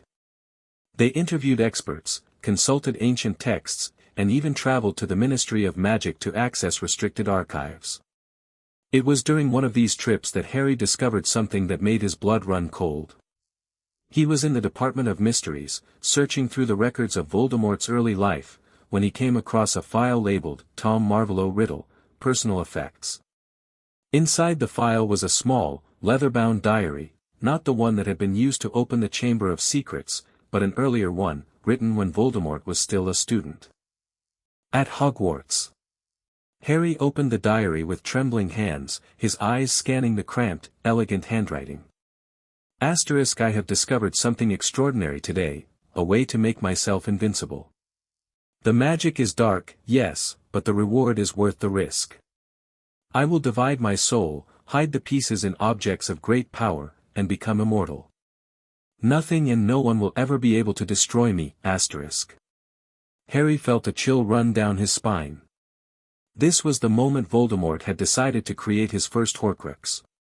This was the moment he'd chosen to sacrifice his humanity for power. But as Harry read on, he discovered something else, something that made his heart skip. *. The ritual is not without cost. I must sacrifice a memory that is precious to me, a moment of happiness, of love, of connection. I must give up the last shreds of my humanity to achieve my goal. But it is a price I am willing to pay. I have already chosen the memory I will sacrifice, the memory of my mother, of her love, of her sacrifice. I will not let it weigh me down any longer, *. Harry stared at the words, his mind reeling. Voldemort had sacrificed the memory of his mother's love to create his first Horcrux. He had given up the only good thing in his life to achieve his goal. And that memory, that precious, irreplaceable memory, was now part of the Horcrux's magic. It was the key to breaking the barrier. We need to find the memory, Harry said, his voice filled with urgency. We need to find the memory of Voldemort's mother's love. Daphne looked at him, her expression puzzled. But how? The memory is locked inside a Horcrux that's been destroyed. Harry shook his head. No, it's not destroyed. The diary was destroyed, but the memory of his mother's love, it's still out there. It's part of the magical barrier that protects the other Horcruxes. Hermione's eyes widened with understanding. Of course. The memory was sacrificed to create the barrier. It's not in the Horcrux itself, it's woven into the magic. That protects the Horcruxes. If we can find the memory, we can break the barrier. Harry nodded, his heart pounding with excitement. So how do we find it? Hermione was silent for a moment, her brow furrowed in concentration. Then she spoke, her voice filled with certainty. We need to find someone who knew Voldemort's mother. Someone who remembers her. Harry felt a surge of hope. But she's been dead for decades. No one knew her, except maybe her family. The Gaunts. Daphne's face went pale. Harry, the Gaunts are all dead. The last of them, Morphin Gaunt, died in Azkaban years ago. Harry shook his head. No, not all of them. There's one left, someone who shares their blood. Someone who carries the memory of Voldemort's mother. Daphne stared at him, her eyes widening. You're not talking about. Harry nodded, his expression grim. I'm talking about the one person in the world who's connected to Voldemort by blood. The one person who carries his mother's legacy. Daphne's voice was barely a whisper. You mean yourself? Harry met her eyes, his gaze steady. Yes. I'm the one who carries the memory. I'm the one who can break the barrier. The implications were staggering. Harry had been carrying Voldemort's soul in his scar since he was a baby.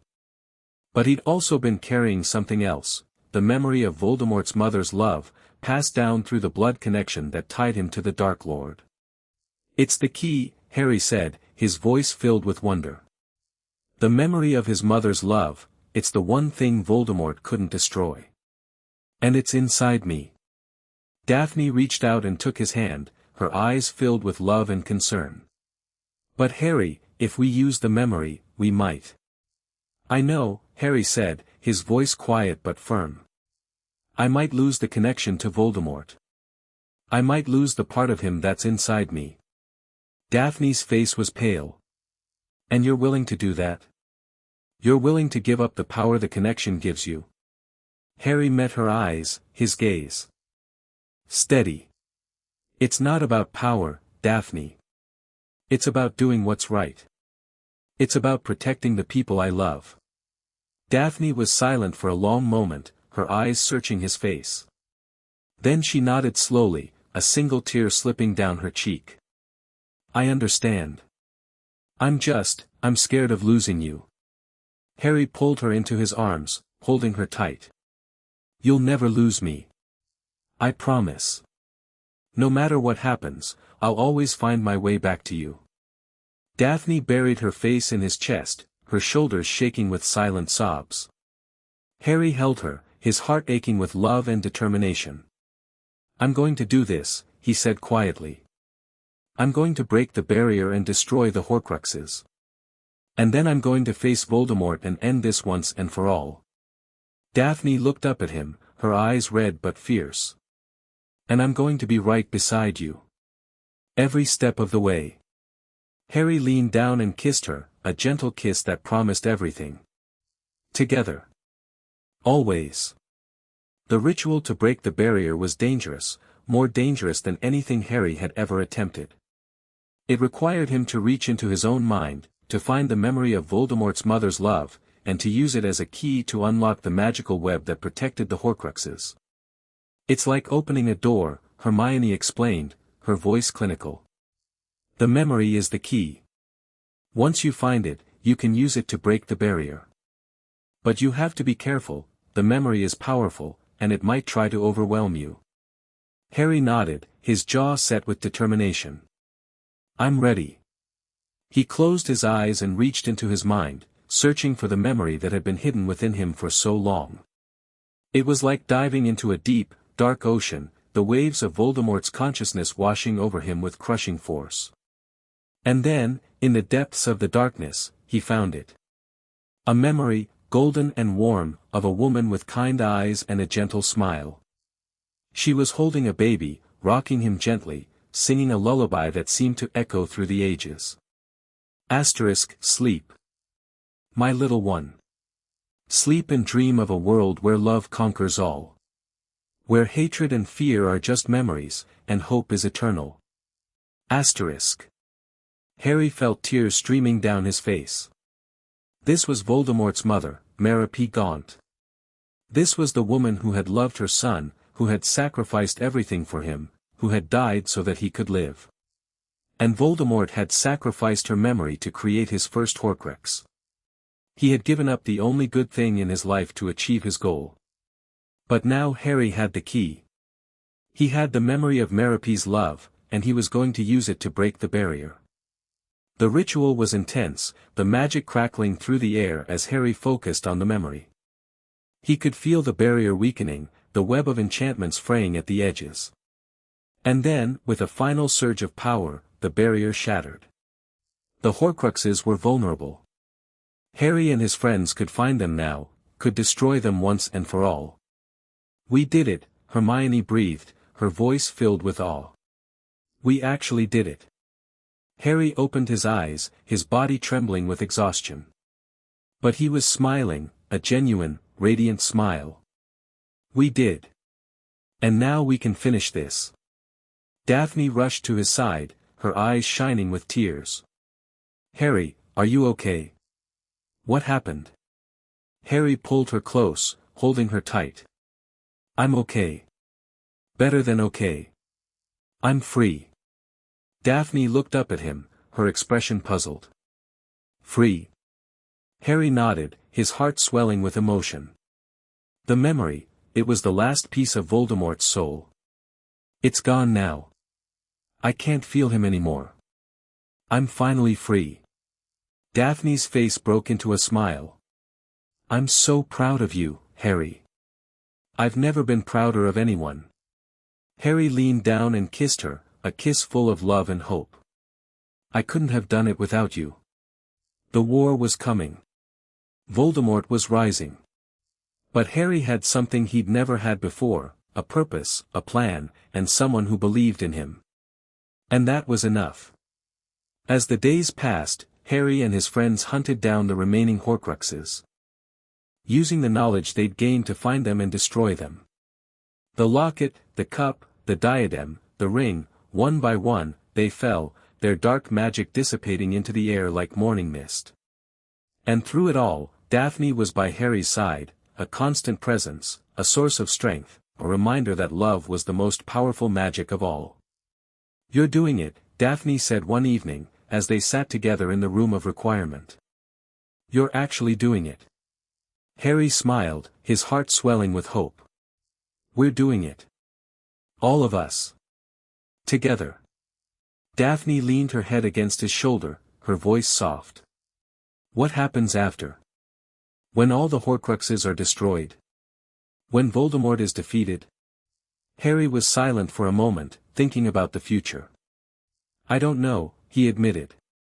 "I've never thought that far ahead. I've always been focused on the war." Daphne looked up at him, her eyes filled with love. "Then let's think about it now. Let's imagine what the future could be like." Harry smiled, pulling her close. "Okay. Let's imagine." They talked for hours, dreaming of a world where the war was over and the wizarding world was at peace. They imagined Hogwarts rebuilt, the students free to learn and grow without fear. They imagined a ministry that served the people, not the powerful. They imagined a future where love and hope were the guiding principles of magical society. "That sounds beautiful," Daphne said, her voice filled with wonder. "I want to live in that world." Harry kissed her forehead, his heart swelling with love. "We will. I promise. We'll build that world together." End of chapter 12. Chapter 13, Breaking Dumbledore's Game. The truth came to Harry in fragments, each revelation more devastating than the last. It started with a letter, a yellowed, crumbling letter that had been hidden in the walls of the Greengrass estate for decades. Daphne had found it while searching through her grandmother's belongings, and when she'd read it, her face had gone pale as bone. "Harry," she'd said, her voice trembling. "You need to see this." The letter was from Dumbledore to Daphne's grandmother, written in the headmaster's familiar, elegant script. The date was October 30th, 1981, one day before Harry's parents were murdered. "My dear Eleonora. I write to you with a heavy heart and a request that I know will be difficult to fulfill.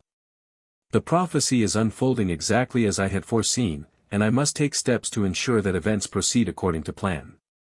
The Potters must go into hiding, but I cannot allow them to choose their own location. I have arranged for them to be placed under the Fidelius charm, with a secret keeper of my choosing. I believe this is the only way to protect them, and to ensure that the prophecy is fulfilled in the manner that serves the greater good. I know you have concerns about my methods, Eleonora. I know you believe that I am manipulating events to suit my own purposes. But I assure you, everything I do is for the good of the wizarding world. The sacrifices I make, the choices I force upon others, they are necessary. They are the price we must pay for a better future. I ask you to trust me, as you have always trusted me. I ask you to keep this letter confidential, and to believe that I am acting in the best interests of all. Yours in sorrow and hope, Albus Dumbledore. Harry read the letter 3 times, his hands trembling with a rage that threatened to consume him. Dumbledore had known. He'd known about the Fidelius charm, about the secret keeper, about everything. And he'd chosen to let it happen. He manipulated everything, Harry said, his voice barely a whisper. He orchestrated my parents' deaths. He set the whole thing in motion. Daphne reached out and took his hand, her eyes filled with compassion. We don't know that for certain, Harry. He might have just let things happen. He might not have actively caused it. Harry shook his head, his eyes blazing. He knew who the secret keeper was going to be. He knew Peter Pettigrew was a Death Eater, or at least he suspected it. And he let my parents trust him anyway. The implications were staggering. Dumbledore had known about the betrayal, or at least suspected it. And he'd done nothing to stop it. He'd let Harry's parents die, knowing that their deaths would make Harry a weapon, a tool that could be used against Voldemort. He was playing a game, Harry said, his voice cold. A chess game, with all of us as pawns. My parents, Sirius, me, we were all just pieces on his board. Daphne was silent for a long moment, her eyes searching his face. What do you want to do, Harry? Harry looked at her, his heart pounding. I want to confront him. I want to make him face what he's done. Daphne nodded slowly. Then we'll do it together. But we need to be careful, Harry. Dumbledore is still the most powerful wizard alive. If he decides to fight us. He won't, Harry said, his voice filled with conviction.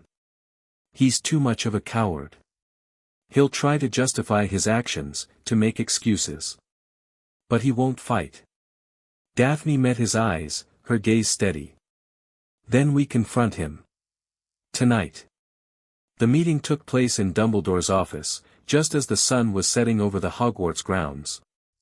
The headmaster was seated behind his desk, his expression serene, his hands folded in front of him. He looked like a benevolent grandfather, wise and kind and utterly trustworthy. But Harry knew better now. He knew the truth behind the mask.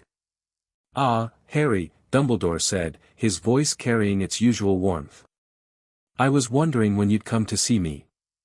And Miss Greengrass, what a pleasant surprise.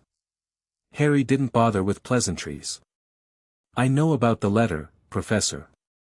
I know about the Fidelius charm. I know that you manipulated events to ensure that my parents died. Dumbledore's expression flickered, just for a moment, before settling back into its usual calm. I see. You found Eleanora's letter. I found it. Harry said, his voice hard. And I know everything. I know that you knew Peter Pettigrew was a Death Eater. I know that you suspected he would betray my parents. And I know that you did nothing to stop it. Dumbledore was silent for a long moment, his eyes fixed on Harry's face. Then he sighed, a deep, weary sound that seemed to carry the weight of centuries. You're right, he said quietly. I did suspect Pettigrew. I had my doubts about him for years, the way he seemed to appear at the right place at the right time, the way he always knew things he shouldn't. But I didn't have proof. And I couldn't act without proof. Harry felt his anger rising. You didn't act at all. You let my parents die. Dumbledore's eyes were haunted. I made a terrible mistake, Harry. I should have investigated Pettigrew more thoroughly. I should have listened to my instincts. But I was so focused on the prophecy, on the threat of Voldemort, that I let my judgment be clouded. I failed your parents.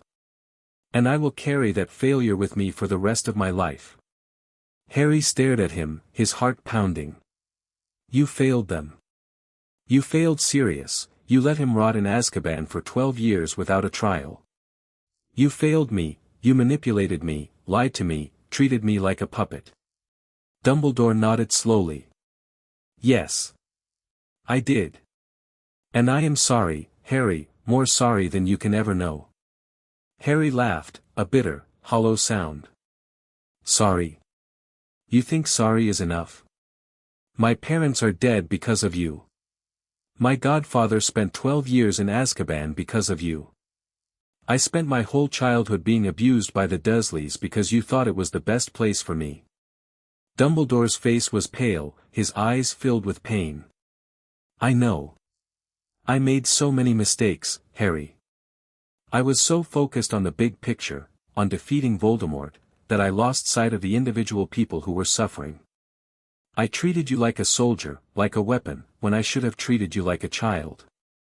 And I'm sorry. Harry felt tears pricking at his eyes, but he forced them back. I don't want your apologies, Professor. I want you to understand what you've done. I want you to see the damage you've caused. Dumbledore met his eyes, his gaze steady. I do see it. I've always seen it. But I convinced myself that it was necessary, that the ends justified the means. And now I see that I was wrong. Harry was silent for a long moment, his emotions a whirlwind of anger and sorrow. Then he spoke, his voice quiet but firm. I'm done being your pawn, Professor. I'm done following your plans, your rules, your vision of the future. I'm going to fight Voldemort on my own terms, with my own allies, and I'm going to win. Not because you told me to, but because I choose to. Dumbledore nodded slowly, a faint smile on his face. I know you will, Harry. You've always been stronger than I gave you credit for. Harry turned to leave, his heart pounding. But at the door, he paused, looking back at the old man who had controlled so much of his life. One more thing, Professor. I forgive you. Not because I think you deserve it, but because holding on to this anger is only going to destroy me. I choose to let it go. I choose to move forward. Dumbledore's eyes glistened with unshed tears. Thank you, Harry. That means more than you know.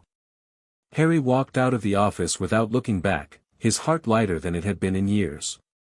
Daphne was waiting for him in the corridor, her expression anxious. Harry. How did it go? Harry smiled, a genuine, radiant smile. It went well. I confronted him, I told him the truth, and I chose to forgive him. I'm finally free, Daphne. Free from his control, free from his expectations, free from everything that's been holding me back. Daphne rushed into his arms, holding him tight. I'm so proud of you, Harry. I've never been prouder of anyone. Harry held her close, his heart swelling with love. I couldn't have done it without you. You gave me the strength to face him. You gave me the courage to choose my own path. Daphne looked up at him, her eyes shining with love. Then let's keep walking that path together. Let's build a future that's truly ours. Harry leaned down and kissed her, a kiss that promised everything. Together. Always. The days that followed were a blur of activity. Harry and his friends threw themselves into the hunt for the remaining Horcruxes, their determination fueled by the knowledge that they were fighting for something more than just victory, they were fighting for their own future, their own choices, their own destiny. And through it all, Harry felt a sense of peace that he'd never known before. He was no longer a pawn in Dumbledore's game. He was no longer the boy who lived, forced to fulfill a prophecy that wasn't even his own. He was Harry Potter, a wizard who had chosen his own path, who had made his own decisions, and who was determined to live his own life. The war was coming. Voldemort was rising. But Harry had something he'd never had before, a purpose, a plan, and someone who believed in him. And that was enough. One evening, as they sat together in the room of requirement, Harry turned to Daphne with a question that had been burning in his mind. Do you think we can really do it? Do you think we can defeat Voldemort and build a better world? Daphne smiled, her eyes filled with love. I think we can do anything, Harry. As long as we're together. Harry pulled her close, his heart swelling with hope. Then let's do it. Let's build a better world. And as they held each other in the quiet of the room of requirement, Harry knew that they would succeed. They had the love, the courage, and the determination to overcome any obstacle. They had each other. And that was the most powerful magic of all. End of chapter 13. Chapter 14, The War Comes Early.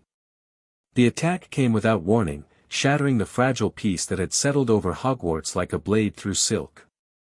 Harry was in the middle of a defense against the dark arts lesson when the castle's ancient alarms began to wail, a deep, resonant sound that seemed to come from the very stones themselves.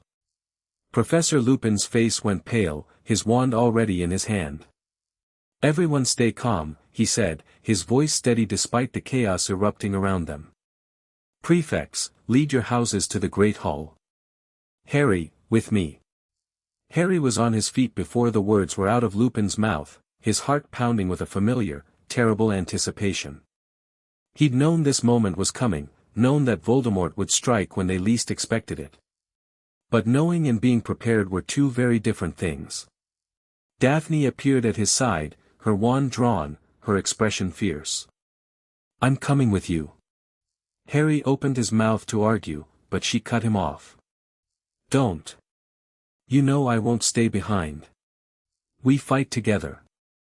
He nodded, a surge of love and determination filling his chest. Together. They ran through the corridors, the sound of battle echoing around them. Curses flew through the air, green and red light painting the ancient stones in a macabre dance. Students screamed and fled, their faces twisted with fear. "This way," Harry said, leading Daphne toward the entrance hall. "That's where they'll be." They arrived to find the hall in chaos. Death Eaters had breached the castle's defenses, their masked faces gleaming in the flickering torchlight. Professors and older students fought desperately to hold them back, their wands blazing with every spell they could muster. At the center of the melee stood Voldemort, tall, gaunt, and terrifyingly alive. His snake-like face was twisted into a cruel smile, his red eyes gleaming with triumph. "Harry Potter," he hissed, his voice carrying across the hall. "I've been waiting for this moment." Harry stepped forward, his wand raised, his heart pounding with a fear that was tempered by determination. "Tom. I knew you'd come." Voldemort laughed, a cold, mocking sound. "You think you can defeat me, boy? I've lived for decades, amassed power beyond your wildest imaginings. You're just a child, a weak, pathetic child." Harry felt a surge of anger, but he forced himself to stay calm. "I've destroyed your Horcruxes, Tom. I've broken your barriers, shattered your protection. You're not invincible anymore." Voldemort's expression flickered, just for a moment, before settling back into its usual arrogance. "You think destroying a few trinkets makes you my equal? You have no idea what true power is." "Maybe not," Harry said, his voice steady. "But I know what love is. And that's something you'll never understand." The battle erupted around them, a storm of light and shadow.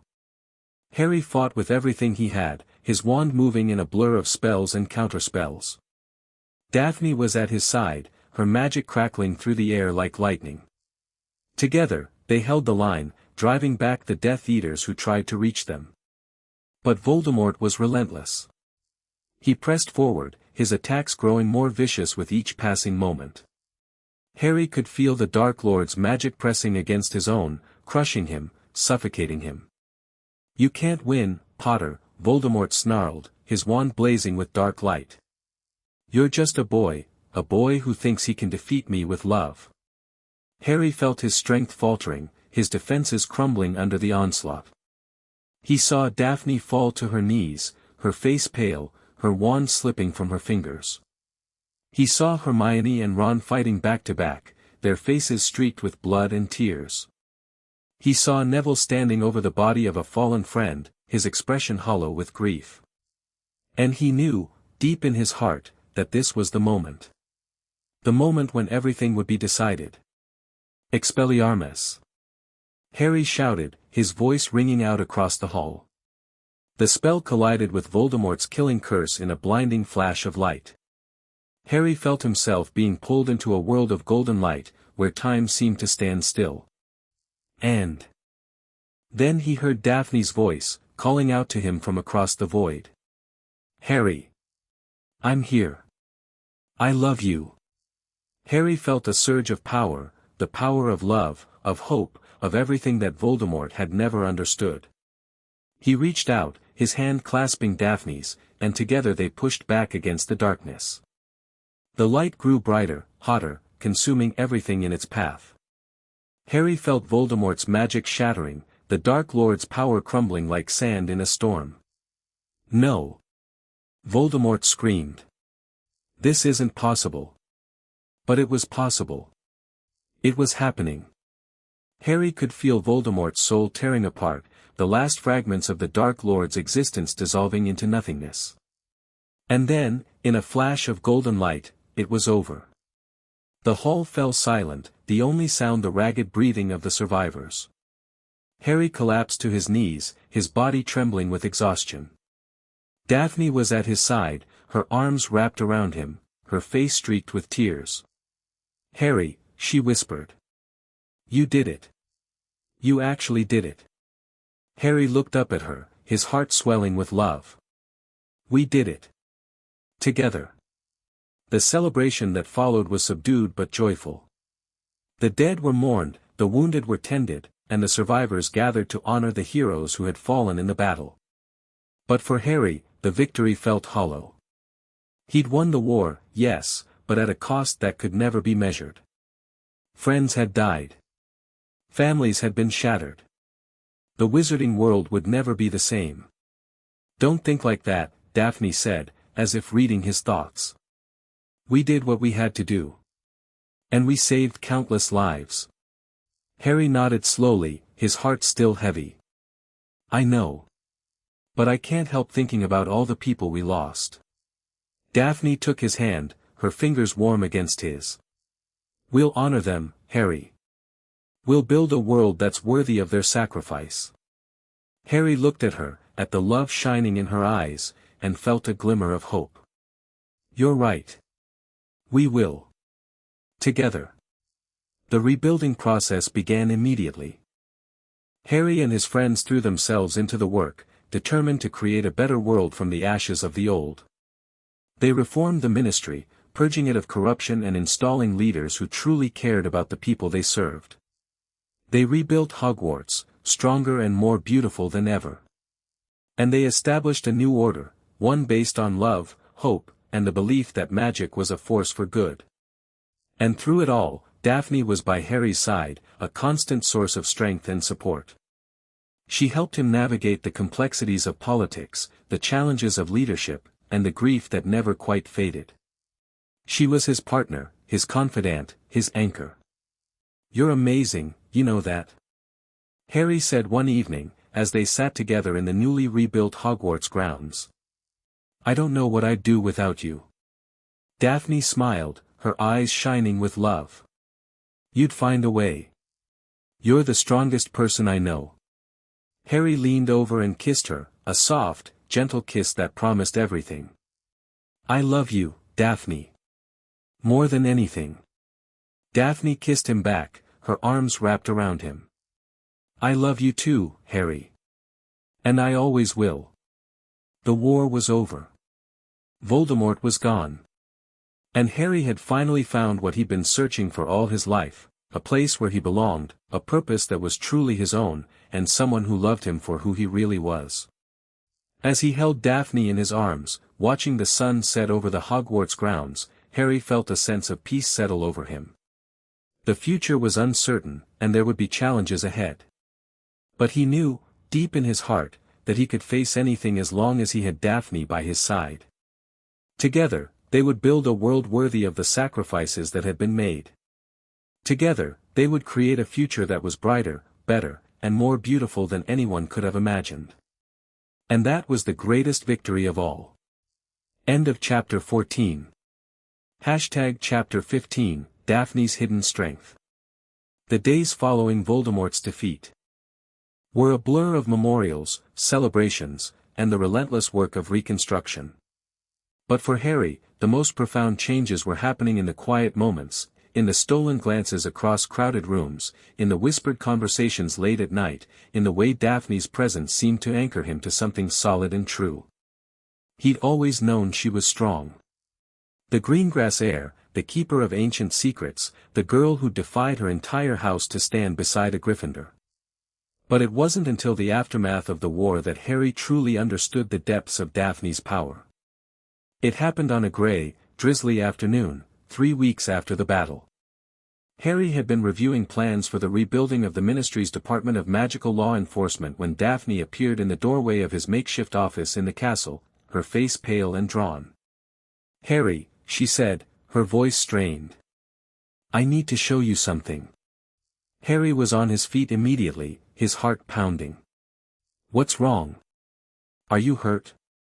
Daphne shook her head, but her eyes were haunted. "No, I'm not hurt. But I found something in my grandmother's journals." Something I never knew about. Harry followed her through the castle's winding corridors, his mind racing with possibilities. What could have unsettled Daphne so deeply? She was the calmest person he knew, the one who always had an answer, a plan, a way forward. They arrived at the Greengrass estate in the valley, the old house seeming to hum with an energy that Harry had never noticed before. Daphne led him to her grandmother's study, where a leather-bound journal lay open on the desk, its pages covered in the familiar, elegant script. This journal was hidden in the wall, Daphne said, her voice barely a whisper. I found it by accident when I was cleaning out the study. I don't think anyone knew it was there. Harry leaned over the journal, his eyes scanning the pages. The words were dense, filled with references to ancient magic, bloodlines, and a power that had been passed down through the Greengrass family for generations. The blood of the founders flows through our veins, but it is not merely a heritage, it is a responsibility. We are the keepers of the ancient magic, the guardians of secrets that must never be revealed to the unworthy. But the power we hold can also be a burden. It can corrupt. It can destroy. And it must be passed on to someone who is pure of heart, someone who understands the weight of the responsibility. Harry felt a chill run down his spine. What is this? What are you saying? Daphne met his eyes, her gaze filled with something that looked almost like fear. My grandmother wasn't just a seer, Harry. She was the last true wielder of the Founder's magic, the magic that created Hogwarts. And she passed it on to me. Harry stared at her, his mind reeling. The Founder's magic? But that's the source of everything, Daphne said, her voice hushed. The power that built the castle, that created the Sorting Hat, that bound the ancient families together. The Greengrasses have been protecting it for 1,000 years, waiting for the moment when it would be needed again. Harry felt a surge of awe. And that moment is now? Daphne nodded slowly, her expression grave. The magic is fading, Harry. It's been fading for centuries, ever since the Founders died. And if it fades completely, Hogwarts will fall, the enchantments will weaken, the protection will crumble. The castle will be vulnerable to anyone who wants to destroy it.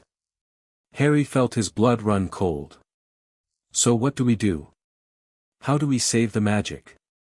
Daphne took a deep breath, her hand trembling as she turned the page. There's only one way. The magic must be renewed, reforged, if you will, by someone who carries the blood of all 4 founders. Someone who can unite the elements and make the magic whole again. Harry's mind raced. But that person would have to be a descendant of all 4 founders. That's impossible. Daphne finished. Except it's not. Because I've been researching our family tree, Harry. And I've discovered something that changes everything. She pulled out a rolled parchment, ancient and yellowed, and spread it across the desk. The family tree was a complex web of names and dates, stretching back centuries. And at the center of it all was a name that made Harry's heart stop. Daphne Greengrass.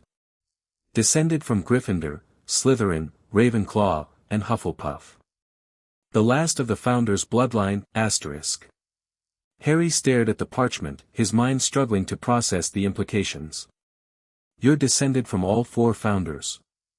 But that's impossible, Daphne said again, her voice bitter. And yet here it is. My grandmother was a direct descendant of Godric Gryffindor. My grandfather was a direct descendant of Salazar Slytherin and Rowena Ravenclaw.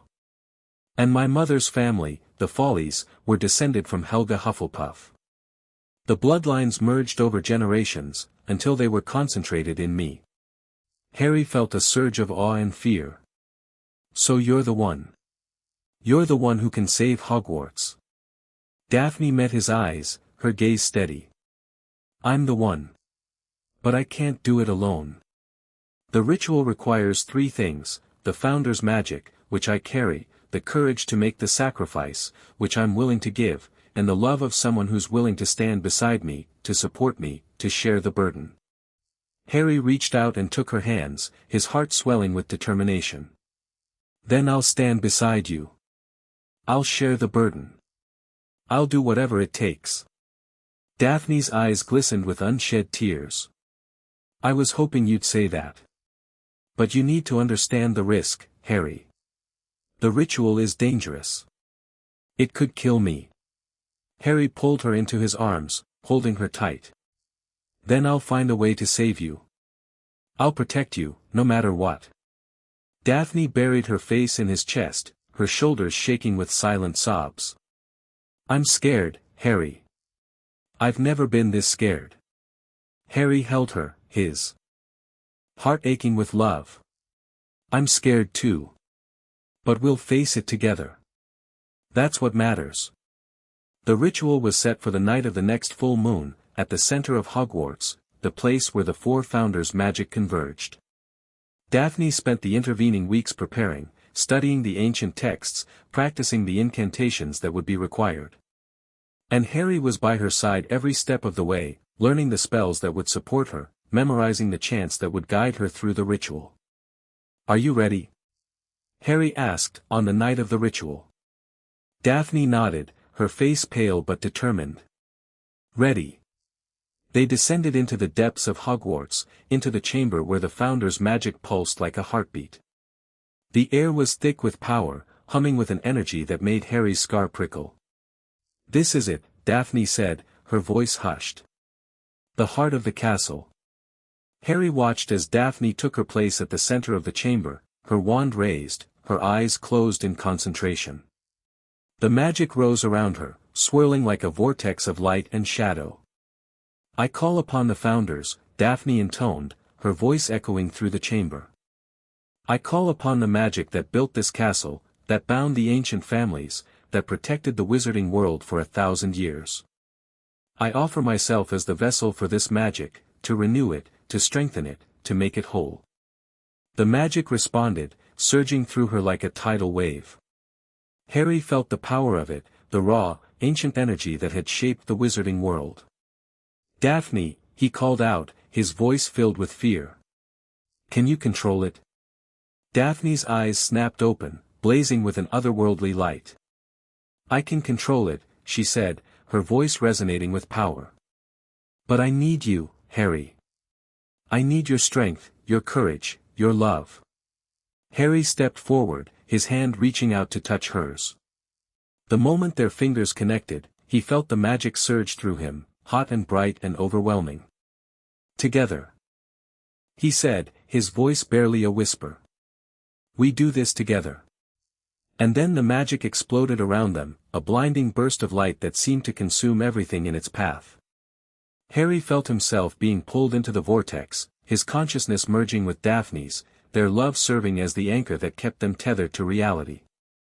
He saw the founders, four figures of light and shadow, their eyes fixed on Daphne with approval. He felt the magic flowing through her, renewing the ancient bonds that held Hogwarts together. And he heard a voice, ancient and wise, speaking words that echoed through the ages. The magic is renewed. The bonds are reforged. The castle is safe, And then the light faded, and Harry found himself lying on the floor of the chamber, his body aching with exhaustion. Daphne was beside him, her face pale but peaceful. Daphne? Harry said, his voice trembling. Daphne, are you okay? Daphne's eyes fluttered open, and she smiled, a weak, exhausted smile that made Harry's heart soar. I'm okay. I'm more than okay. The magic is whole again. Harry pulled her into his arms, holding her tight. You did it. You actually did it. Daphne laughed, a sound of pure joy. We did it. Together. They lay there in the quiet of the chamber, the ancient magic pulsing around them like a heartbeat. Harry felt a sense of peace settle over him, a feeling that everything was exactly as it should be. Thank you, he said quietly. For everything. For trusting me, for loving me, for being the strongest person I know. Daphne looked up at him, her eyes shining with love. I couldn't have done it without you, Harry. You gave me the strength I needed. You made me believe that I was worthy of the Founder's legacy. Harry leaned down and kissed her, a soft, gentle kiss that promised everything. You've always been worthy, Daphne. You're the most amazing person I've ever met. Daphne kissed him back, her arms wrapped around him. I love you, Harry. More than anything. Harry held her close, his heart swelling with love. I love you too, Daphne. And I always will. The ritual was complete. The magic was renewed. And Harry and Daphne had proven that love was the most powerful magic of all. As they emerged from the chamber, hand in hand, Harry felt a sense of hope that he'd never known before. The future was bright, full of possibility and promise. And he had Daphne by his side. Together, they would build a world that was worthy of the sacrifices that had been made. Together, they would create a future that was better, brighter, and more beautiful than anyone could have imagined. And that was the greatest victory of all. End of chapter 15. Chapter 16, Harry vs. Dumbledore. The confrontation had been building for years, decades, even. Two wizards, both shaped by prophecy and loss, standing on opposite sides of a chasm that seemed impossible to bridge. Harry had known this moment would come, had dreaded it and prepared for it in equal measure. But now that it was here, he felt surprisingly calm. Dumbledore had summoned him to his office under the pretext of discussing the reconstruction efforts. But Harry knew better.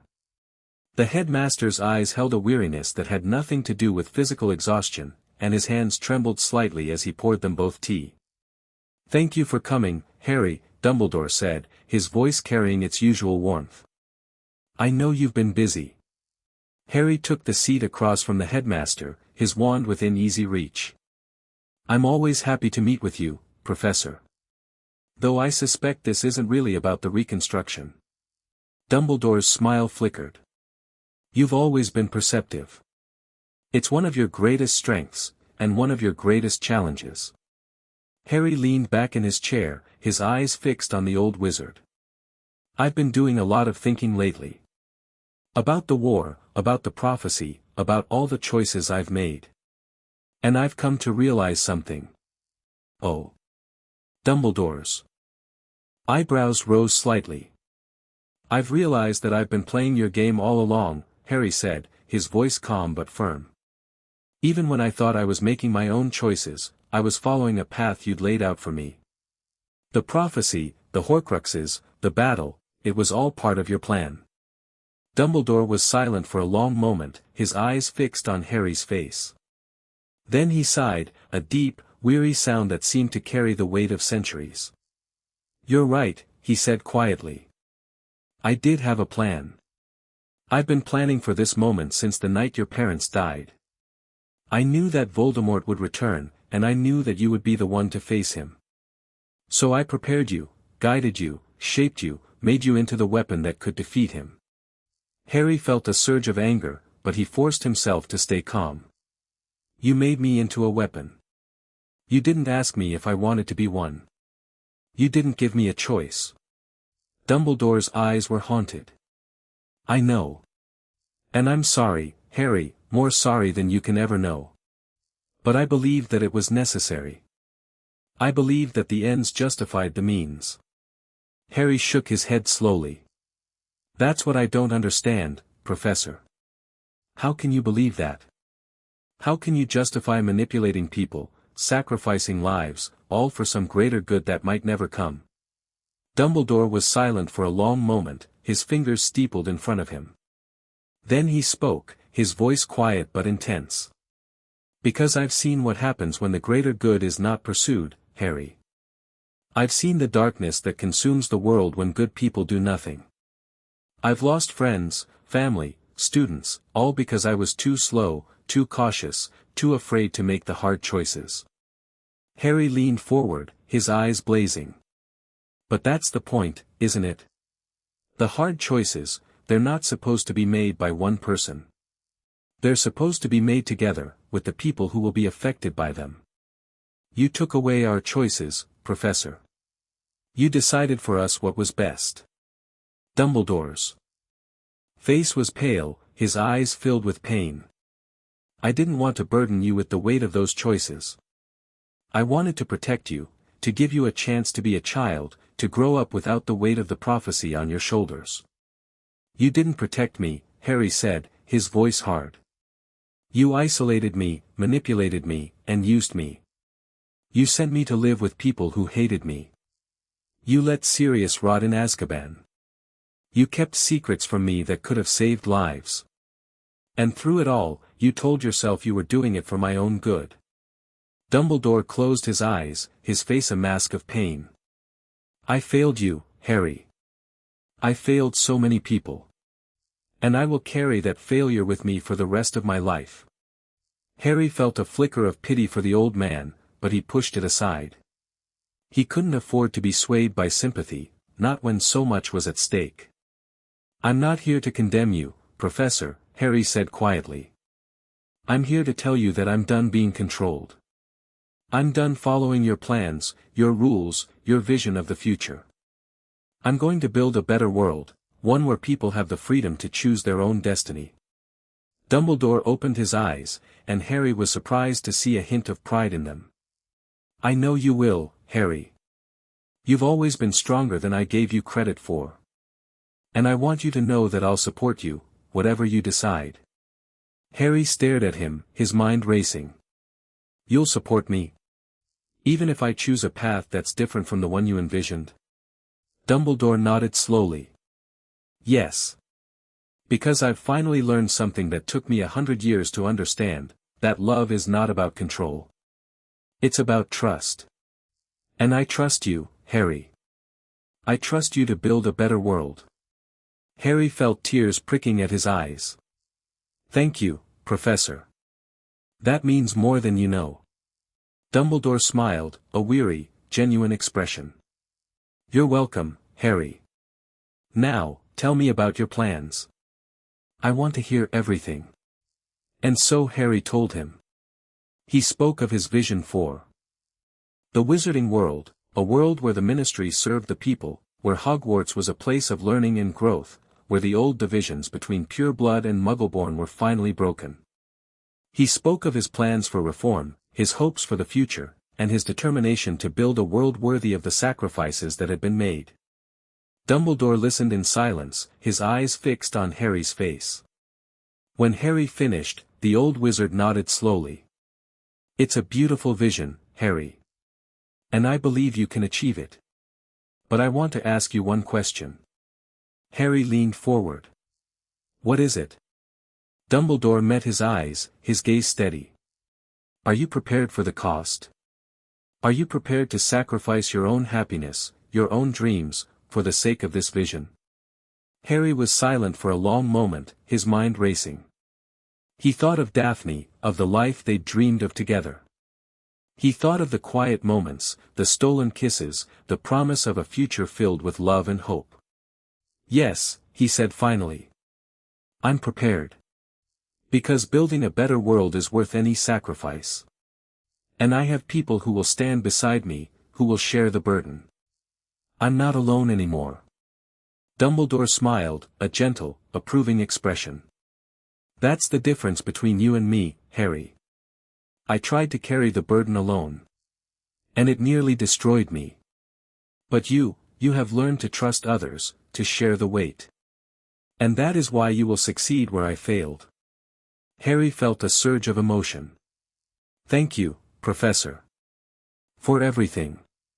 Dumbledore rose from his chair, his hand extended. Good luck, Harry.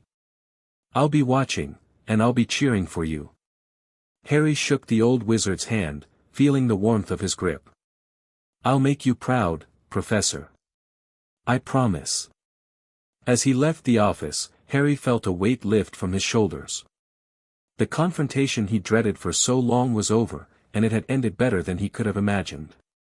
Dumbledore had finally let go, had finally trusted him to make his own choices. And now, Harry was free. Daphne was waiting for him in the corridor, her expression anxious. How did it go? Harry smiled, pulling her into his arms. It went better than I expected.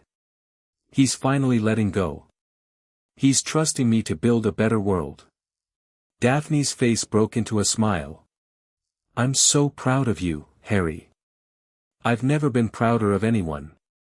Harry leaned down and kissed her, a soft, gentle kiss that promised everything.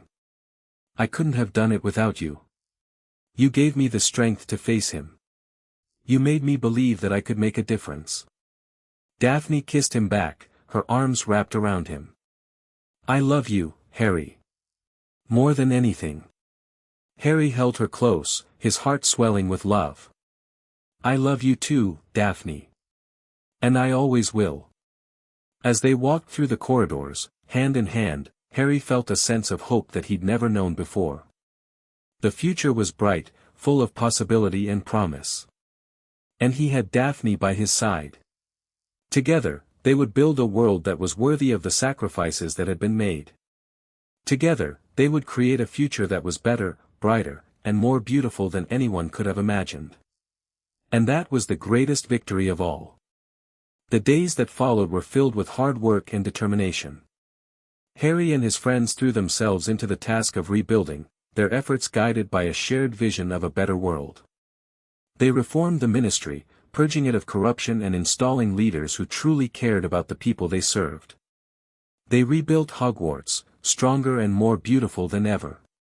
And they established a new order, one based on love, hope, and the belief that magic was a force for good. And through it all, Harry was guided by the lessons he'd learned from Dumbledore, the importance of trust, the value of sacrifice, and the power of love. Thank you, Harry said one evening, as he and Daphne sat together in the newly rebuilt Hogwarts grounds. For everything. For trusting me. For supporting me, for being the person who makes me believe that anything is possible. Daphne smiled, her eyes shining with love. I'll always be here, Harry. Always. Harry leaned over and kissed her, a soft, gentle kiss that promised everything. I love you, Daphne. More than anything. Daphne kissed him back, her arms wrapped around him. I love you too, Harry. And I always will. The war was over. The rebuilding was underway. And Harry had finally found what he'd been searching for all his life, a purpose, a plan, and someone who believed in him. And that was enough. End of chapter 16. Chapter 17, the final Horcrux. The discovery came in the most unexpected way, through a dream that was not quite a dream, a vision that blurred the line between Harry's consciousness and something far older, far more ancient. Harry had been sleeping fitfully, his mind churning with the endless details of reconstruction, when the dream descended upon him like a fog rolling in from the sea. He was standing in a vast chamber, its walls covered in intricate carvings that seemed to shift and move in the dim light. At the center of the room stood a pedestal, and on the pedestal rested a small, unassuming locket. But this was not the locket they had already destroyed. This one was different, older, more powerful, pulsing with a dark energy that made Harry's scar burn with a familiar, searing pain. Come to me, a voice whispered, ancient and cold. Come and claim what is yours. Harry woke with a gasp, his heart pounding, his scar throbbing with an intensity he hadn't felt since the night Voldemort fell. He sat up in bed, his hand pressed to his forehead, his mind racing with the implications of what he'd seen. Daphne, he whispered, reaching for her in the darkness. Daphne, wake up. Daphne stirred beside him, her eyes fluttering open. Harry. What's wrong? I had a vision, Harry said, his voice shaking. A vision of the last Horcrux. It's real, Daphne. It's still out there. Daphne sat up, her face pale in the moonlight. But we destroyed them all. The locket, the cup, the diadem, the ring, everything. There's nothing left. Harry shook his head, his eyes blazing with certainty. There's one more. Voldemort created a Horcrux that no one knew about, not even Dumbledore. It's hidden somewhere deep, somewhere protected by magic that even the Founders couldn't break. Daphne stared at him, her expression shifting from disbelief to grim acceptance. Where? Where is it? Harry closed his eyes, trying to recapture the details of the vision. It's in a chamber beneath Hogwarts, a chamber that's been sealed for centuries. The entrance is hidden in the dungeons, behind a wall that only reveals itself to someone who carries the blood of Salazar Slytherin. Daphne's face went pale. That's why you saw it. You carry Voldemort's blood in your scar. You're connected to him, even now. Harry nodded slowly, his heart pounding. Yes. And that connection is the key to finding the Horcrux. I can sense it, Daphne, feel it pulsing like a second heartbeat. It's calling to me. Daphne reached out and took his hand, her fingers warm against his. Then we go together. We find it, and we destroy it. Once and for all. Harry looked at her, at the love shining in her eyes, and felt a surge of determination. Together. Always. The search began at dawn. Harry and Daphne descended into the dungeons, their wands lit, their footsteps echoing in the ancient corridors. The air grew colder as they went deeper, the stones slick with moisture, the darkness pressing in around them like a living thing. It's here, Harry said, stopping in front of a blank stone wall. I can feel it. Daphne studied the wall, her eyes narrowed. There's magic here, old magic, powerful magic. But I can't see the entrance. Harry pressed his hand against the cold stone, his scar burning with an intensity that made him wince. And then, slowly, the wall began to shimmer, revealing a doorway that hadn't been there a moment before. The blood of Slytherin, Daphne breathed. It recognized you. Harry stepped through the doorway, his wand held ready. The chamber beyond was vast, its walls covered in the same intricate carvings he'd seen in his vision. And at the center, on a pedestal of black obsidian, lay the locket, the final Horcrux. It's beautiful, Daphne whispered, her voice filled with awe. And terrible. Harry approached the pedestal, his heart pounding. He could feel the Horcrux's power, the dark magic pulsing within it, the fragment of Voldemort's soul that had been hidden here for decades. Destroy it, Daphne said, her voice urgent. Do it now. Harry raised his wand, the words of the destruction spell on his lips. But before he could cast it, a voice echoed through the chamber, a voice that was ancient and cold, filled with a malevolence that made Harry's blood run cold. Asterisk foolish child. Did you really think it would be that easy? Asterisk. The locket began to glow, pulsing with a dark, malevolent light. Harry felt a force pushing against him, trying to drive him back, to keep him from completing his task. Daphne! Harry shouted, his voice strained. I can't, it's too strong. Daphne rushed to his side, her wand raised. We do it together. Now. They cast the spell together, their voices rising in unison, their magic intertwining in a blaze of golden light. The locket resisted, fighting against them with all the dark power it possessed.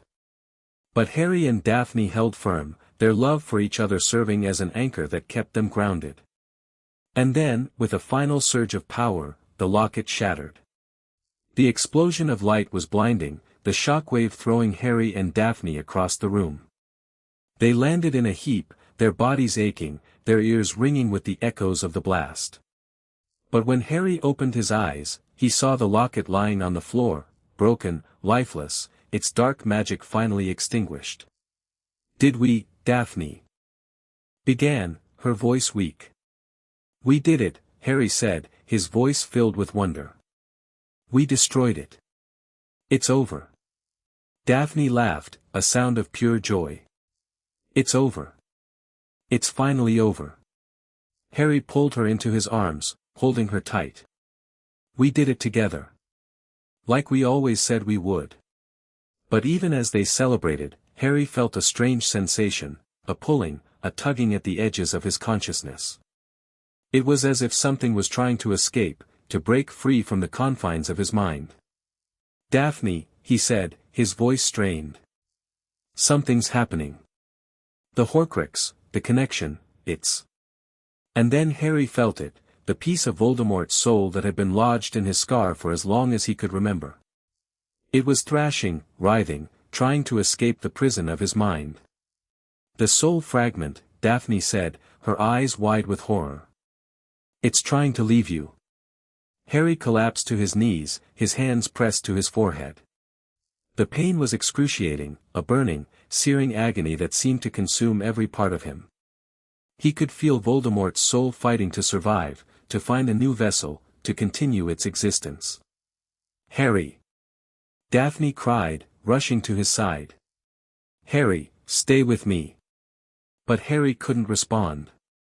He was lost in the darkness of his own mind, fighting a battle that he'd never expected to face.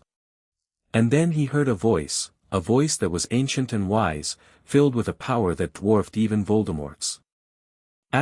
Let go, Harry. Let go of the fear. Let go of the hatred. Let go of the past. Only then will you be free, Harry took a deep breath, and then another. He felt the fear and the anger and the pain, and he let them go, pushed them out of his mind, out of his heart, out of his soul. And as he let go, he felt the soul fragment leave him, a dark, writhing mass that rose from his scar and dissipated into the air, finally destroyed, finally at peace. When Harry opened his eyes, he was lying on the floor of the chamber, Daphne's face hovering over him, her eyes filled with tears. Harry, she whispered. Are you? I'm okay, Harry said, his voice weak but steady. I'm more than okay. I'm free, Daphne. I'm finally free. Daphne collapsed on top of him, her arms wrapped around him, her body shaking with sobs. I was so scared. I thought I'd lost you. Harry held her, his heart swelling with love. You'll never lose me. I promise. I'll always find my way back to you. They lay there for a long moment, holding each other in the quiet of the chamber. The Horcrux was destroyed. The soul fragment was gone. And Harry was finally, truly free. I can't feel him anymore, Harry said, his voice filled with wonder. The connection is gone. The scar doesn't hurt. It's over, Daphne. It's finally over. Daphne looked up at him, her eyes shining with love. Then let's go home. Let's build the future we've always dreamed of. Harry smiled, a radiant, genuine smile. Together. Always. As they emerged from the chamber, hand in hand, Harry felt a sense of peace settle over him. The war was truly over. The Horcruxes were destroyed. And he was finally free from the burden that had defined his life for as long as he could remember. The future was bright, full of possibility and promise. And he had Daphne by his side. Together, they would build a world that was worthy of the sacrifices that had been made. Together, they would create a future that was better, brighter, and more beautiful than anyone could have imagined. And that was the greatest victory of all. End of Chapter 17. Chapter 18, The Dark Lord's Last Stand. The castle shook with the force of the explosion, stone and dust raining down from the ceiling as Harry and Daphne emerged from the chamber beneath Hogwarts. The final Horcrux was destroyed, but the battle was far from over. Harry could feel it in the air, the thick, oppressive weight of dark magic pressing down on the castle like a physical force. Harry! Hermione's voice cut through the chaos. She was running toward them, her face streaked with dust and blood, her wand blazing with light. He's here. Voldemort is here. Harry's blood ran cold. How? We destroyed the Horcruxes. He shouldn't be able to. It doesn't matter how, Daphne said, her voice sharp and focused. What matters is that we stop him. Now. Harry nodded, his jaw set with determination. Where is he? The entrance hall, Hermione said, her voice trembling. He's been tearing through the castle, looking for you. Professors McGonagall and Flitwick are trying to hold him back, but they can't, he's too powerful.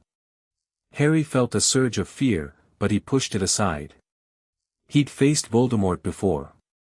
He'd destroyed his Horcruxes, broken his barriers, and freed himself from the Dark Lord's influence. He could face him again. "Stay here," Harry said to Hermione. "Protect the students. Get them to safety." Hermione opened her mouth to argue, but Harry cut her off. "I need you to do this, Hermione. I need to know that everyone is safe." Hermione nodded, her eyes glistening with tears. "Be careful, Harry. Please." Harry turned to Daphne, his heart pounding. "Are you ready?" Daphne met his eyes, her gaze steady. "I've been ready my whole life." They ran through the corridors, their footsteps echoing in the chaos. The castle was in ruins, walls had been torn down, windows shattered, tapestries ripped from the walls. Students and professors alike were fighting desperately to hold back the tide of Death Eaters that had flooded into Hogwarts. But at the center of it all stood Voldemort, his snake-like face twisted with rage, his wand blazing with dark light. Around him lay the bodies of those who had tried to stop him, brave witches and wizards who had given their lives in defense of the castle. "Harry Potter," Voldemort hissed, his voice carrying across the entrance hall. "I knew you would come." Harry stepped forward, his wand raised, his heart pounding. "Tom. It's over. Your Horcruxes are destroyed. Your followers are fleeing. You have nothing left." Voldemort laughed, a cold, mocking sound. "You think destroying a few trinkets makes you my equal? I am the greatest wizard who has ever lived. I have amassed power beyond your wildest imaginings.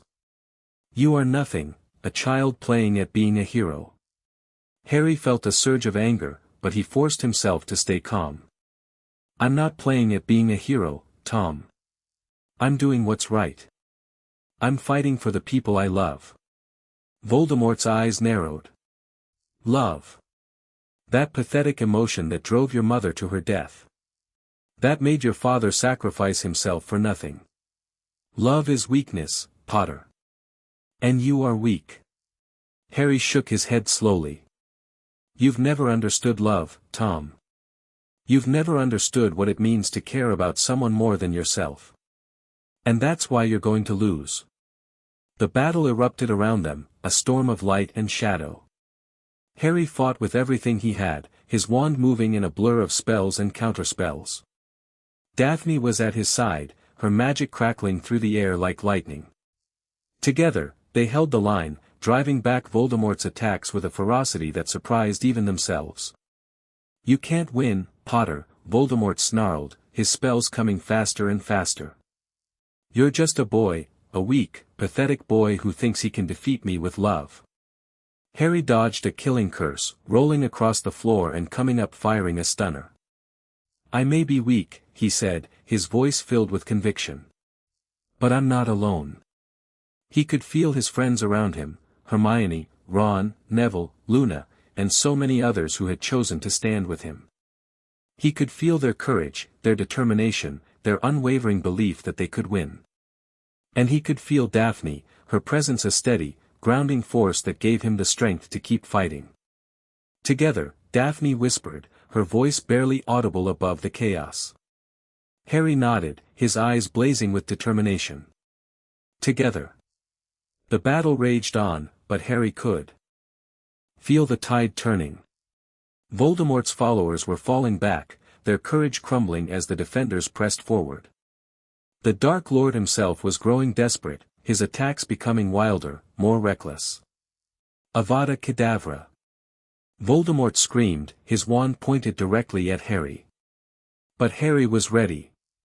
He'd been ready for this moment his whole life. Expelliarmus.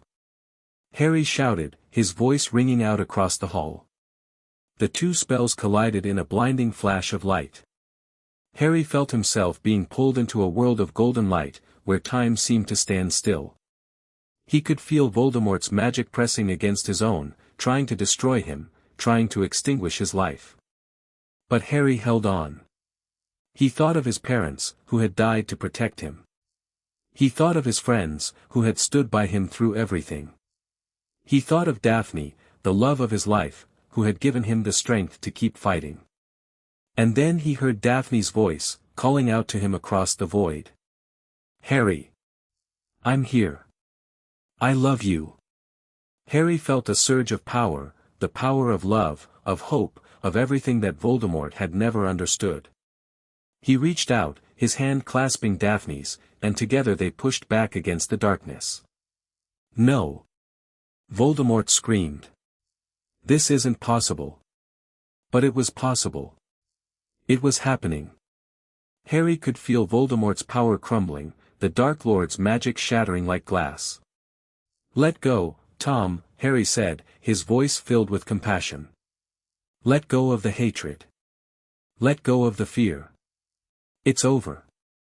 Voldemort screamed again, a sound of pure agony. And then, in a flash of golden light, he was gone, destroyed by his own hatred, his own fear, his own refusal to understand the power of love. The entrance hall fell silent, the only sound the ragged breathing of the survivors. Harry collapsed to his knees, his body trembling with exhaustion. Daphne was at his side, her arms wrapped around him, her face streaked with tears. "Harry," she whispered. "You did it. You actually did it." Harry looked up at her, his heart swelling with love. "We did it.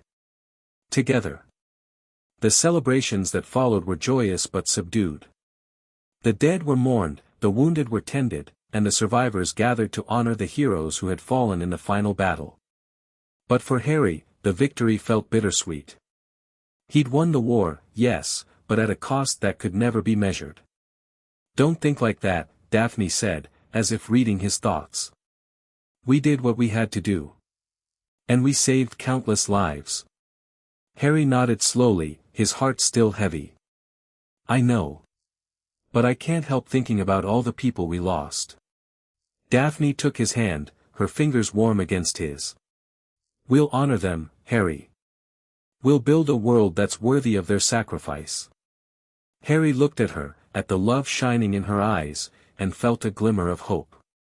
"You're right. We will. Together." The rebuilding process began immediately.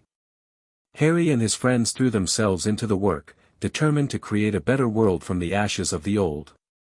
They reformed the ministry, purging it of corruption and installing leaders who truly cared about the people they served. They rebuilt Hogwarts, stronger and more beautiful than ever. And they established a new order, one based on love, hope, and the belief that magic was a force for good. And through it all, Daphne was by Harry's side, a constant source of strength and support. She helped him navigate the complexities of politics, the challenges of leadership, and the grief that never quite faded.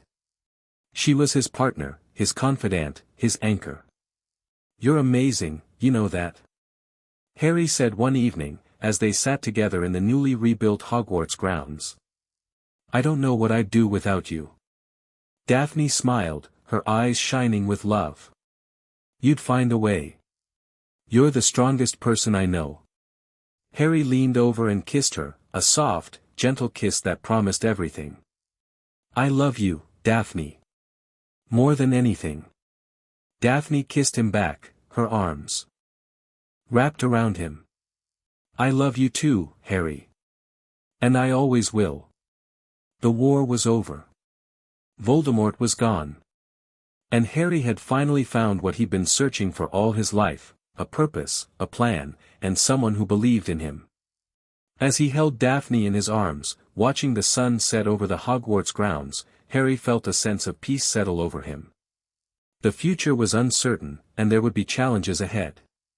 But he knew, deep in his heart, that he could face anything as long as he had Daphne by his side. Together, they would build a world worthy of the sacrifices that had been made.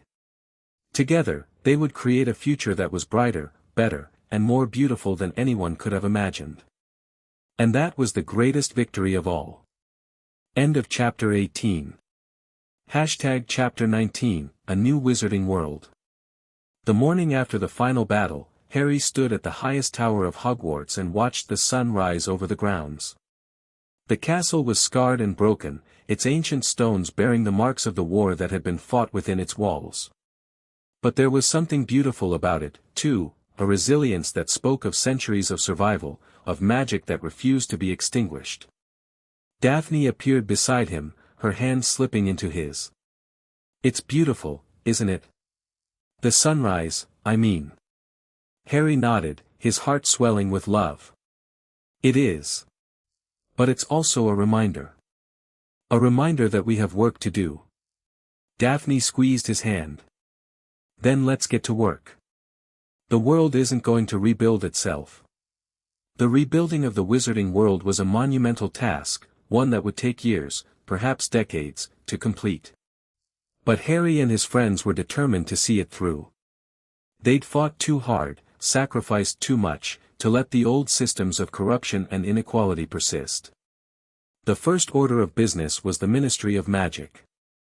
The old ministry had been rotten to its core, filled with bureaucrats who cared more about power than the people they were supposed to serve. Harry, along with Hermione, Ron, and a coalition of reformers from all four houses, set about cleaning house. "We need to create a new system," Hermione said, her voice filled with conviction. "One that's transparent, accountable, and truly representative of the people it serves." Harry nodded, his mind racing with possibilities. "We also need to address the issue of blood purity. The old prejudices are what allowed Voldemort to rise in the first place. If we don't root them out, we'll just be repeating the same mistakes." Daphne spoke up, her voice calm but firm. "My family has been part of the problem for centuries. We've benefited from the blood purity system, even when we knew it was wrong. It's time for us to make amends." Harry looked at her, his heart swelling with love and admiration. "That takes courage, Daphne. Acknowledging your family's mistakes and committing to do better." Daphne smiled, a soft, warm expression. "I learned from the best. You taught me that it's never too late to choose a different path." The reforms were sweeping and comprehensive. The old Department of Magical Law Enforcement was restructured, its leadership replaced with people who had proven themselves committed to justice. The Wizengamot was reformed, with representatives from all segments of magical society, Muggle-born, half-blood, and pure-blood alike. And the old blood purity laws were abolished, their discriminatory language stripped from the legal code. "People are going to resist," Ron warned. "The old families aren't going to give up their power without a fight." Harry nodded, his expression grim. "I know. But we can't let that stop us. We have to keep pushing forward, no matter what." The resistance was fierce, just as Ron had predicted. Old, powerful families who had benefited from the old system fought tooth and nail against the reforms. They used their wealth and influence to spread propaganda, to undermine the new leadership, to paint Harry and his allies as radicals who were destroying the wizarding world. But Harry refused to back down. He gave speeches, wrote articles, and held town halls where he listened to the concerns of ordinary witches and wizards. He showed them that the reforms weren't about destroying the old ways, they were about creating a better future for everyone. "Change is scary," Harry said in one of his speeches, his voice carrying across the crowded hall. "It's natural to be afraid of the unknown. But we can't let fear hold us back. We have to be brave enough to build a better world, not just for ourselves, but for our children, and their children, and generations to come." The speech was met with thunderous applause. Harry felt tears pricking at his eyes as he looked out at the sea of faces, witches and wizards of all ages, all backgrounds, all united in their determination to create a brighter future. Daphne was waiting for him backstage, her eyes shining with pride. "You were amazing, Harry. Absolutely amazing." Harry pulled her into his arms, holding her tight. "I couldn't have done it without you. You gave me the courage to keep going, even when things were hard." Daphne looked up at him, her gaze steady. "We did it together, Harry. That's what matters." The next priority was Hogwarts. The castle had been battered by the war, its ancient stones scarred and broken. But Harry was determined to restore it to its former glory, and to make it a place of true learning and growth, free from the old divisions that had plagued it for centuries. "We're going to rebuild the castle," Harry announced to the gathered students and faculty. "But we're also going to rebuild the spirit of Hogwarts. We're going to create a school where all students are welcome, regardless of their blood status, their house, or their background." The announcement was met with mixed reactions. Some were enthusiastic, eager to embrace the new vision. Others were skeptical, wary of change that seemed too sudden, too radical. But Harry was patient. He worked with the faculty to develop a new curriculum, one that emphasized mutual understanding and cooperation. He established inter-house activities that brought students from different houses together. And he created a new role, the head of student welfare, to ensure that every student felt safe and supported. "I want to thank you," Harry said to the faculty, his voice filled with emotion, "for everything you've done for this school. You've taught generations of students, shaped countless lives, and helped build the wizarding world we know today. And now, I'm asking you to help me build something new, something better." Professor McGonagall stepped forward, her expression stern but her eyes warm. "We've always believed in the power of education, Harry. And we believe in you. We'll follow your lead." Harry felt a surge of gratitude. "Thank you, Professor.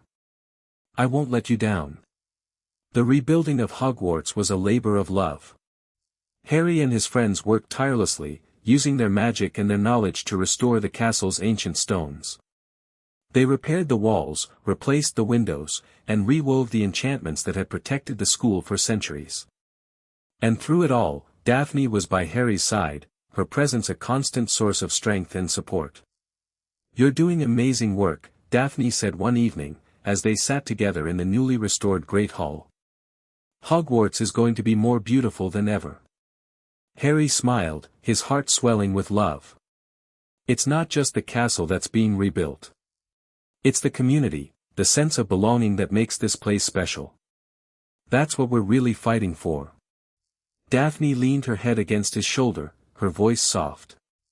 "I'm proud of you, Harry. I've always been proud of you." Harry wrapped his arm around her, pulling her close. "I couldn't have done it without you. You gave me the strength to keep going, even when things were hard." Daphne looked up at him, her eyes shining. "With love. That's what love is, Harry. Being there for each other, no matter what." The years passed, and the wizarding world slowly transformed. The old divisions between pureblood and muggleborn began to fade, replaced by a new spirit of unity and cooperation. The ministry became more transparent and accountable, its leaders genuinely committed to serving the people. And Hogwarts flourished, its halls filled with students from all backgrounds, all united in their love of magic. Harry and Daphne grew together, their bond deepening with each passing year. They faced challenges, political battles, personal struggles, the grief of losing friends and loved ones. But through it all, they remained steadfast, their love a constant source of strength and hope.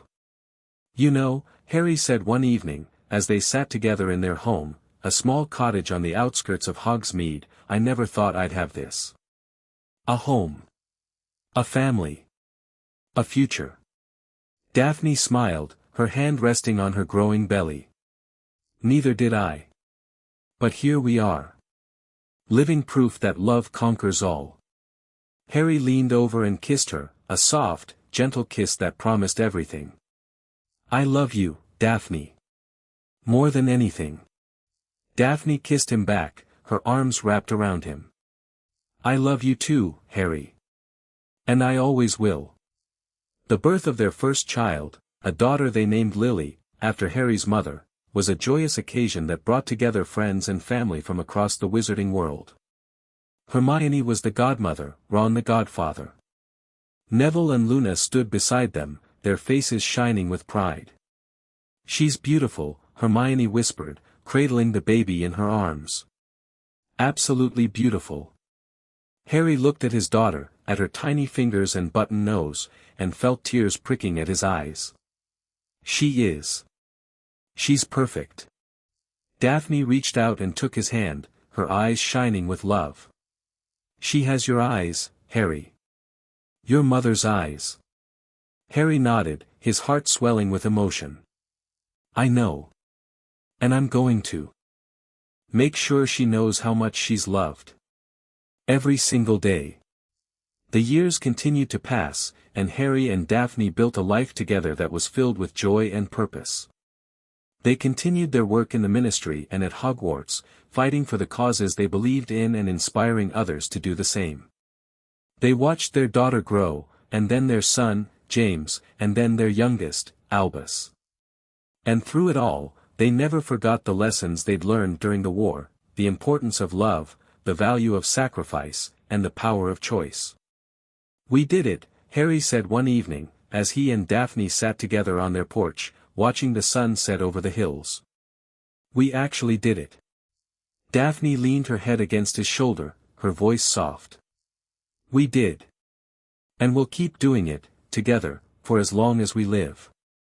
Harry wrapped his arm around her, pulling her close. I love you, Daphne. More than anything. Daphne looked up at him, her eyes shining with love. I love you too, Harry. And I always will. The world they'd built together was far from perfect. There were still challenges to face, battles to fight, and progress to be made. But it was a world filled with hope, with love, with the belief that the future could be brighter than the past. And that was the greatest victory of all. End of chapter 19. Chapter 20. The choice that changed everything. 30 years had passed since the fall of Voldemort, and the wizarding world had transformed in ways that even the most optimistic reformers could scarcely have imagined. Harry stood at the window of his cottage in Hogsmeade, watching the sun set over the mountains. The sky was painted in shades of gold and rose, the same colors that had graced the horizon on the morning after the final battle. So much had changed since then, the ministry, Hogwarts, the very fabric of magical society. But some things remained constant, the beauty of the world, the love of family, and the quiet satisfaction of a life well lived. Dad! Come on, we're going to be late. Harry smiled, turning away from the window. Lily was calling from the kitchen, her voice carrying the familiar impatience of youth. She was 28 now, a talented healer at St. Mungo's, with her mother's grace and her father's determination. She'd inherited Daphne's pale blonde hair and sharp cheekbones, but she had Harry's eyes, his mother's eyes, green and bright with the promise of adventure. I'm coming, Harry called back, making his way through the cozy cottage. The walls were lined with photographs, moving images of friends and family, of weddings and births and celebrations that had marked the passage of time. There was Hermione and Ron, gray-haired now but still bickering like teenagers. Neville and Luna, their faces weathered by years of teaching and exploration. And Daphne, always Daphne, her smile as radiant as the day they'd first met. You're going to make us late for your own retirement party, Lily said, rolling her eyes in a gesture that was pure Daphne. Mum's already at the castle with the grandchildren. She said to tell you that if you're not there in the next 10 minutes, she's telling everyone about the time you accidentally turned your hair pink during a ministry meeting. Harry laughed, a sound that came easily now. She wouldn't dare. I have far more embarrassing stories about her. Lily grinned, her expression mischievous. Oh, I know. She told me all about the time she got stuck in the secret passage behind the third-floor tapestry and had to be rescued by Professor Snape. Harry shook his head, still smiling. That was a good day. He was so annoyed. They apparat to the gates of Hogwarts, the familiar castle rising before them in all its restored glory. The ancient stones gleamed in the fading light, their enchantments renewed, their magic stronger than ever. Harry felt a surge of emotion as he looked at the place that had been his home, his battlefield, his sanctuary. Ready? Lily asked, her voice soft. Harry nodded. Ready. The great hall was filled with familiar faces, friends and colleagues, students and mentors, all gathered to celebrate his retirement from the ministry. Harry had served as Minister for Magic for 20 years, guiding the wizarding world through a period of unprecedented change and growth. He'd stepped down 6 months ago, passing the torch to a new generation of leaders, but the official celebration had been delayed until now.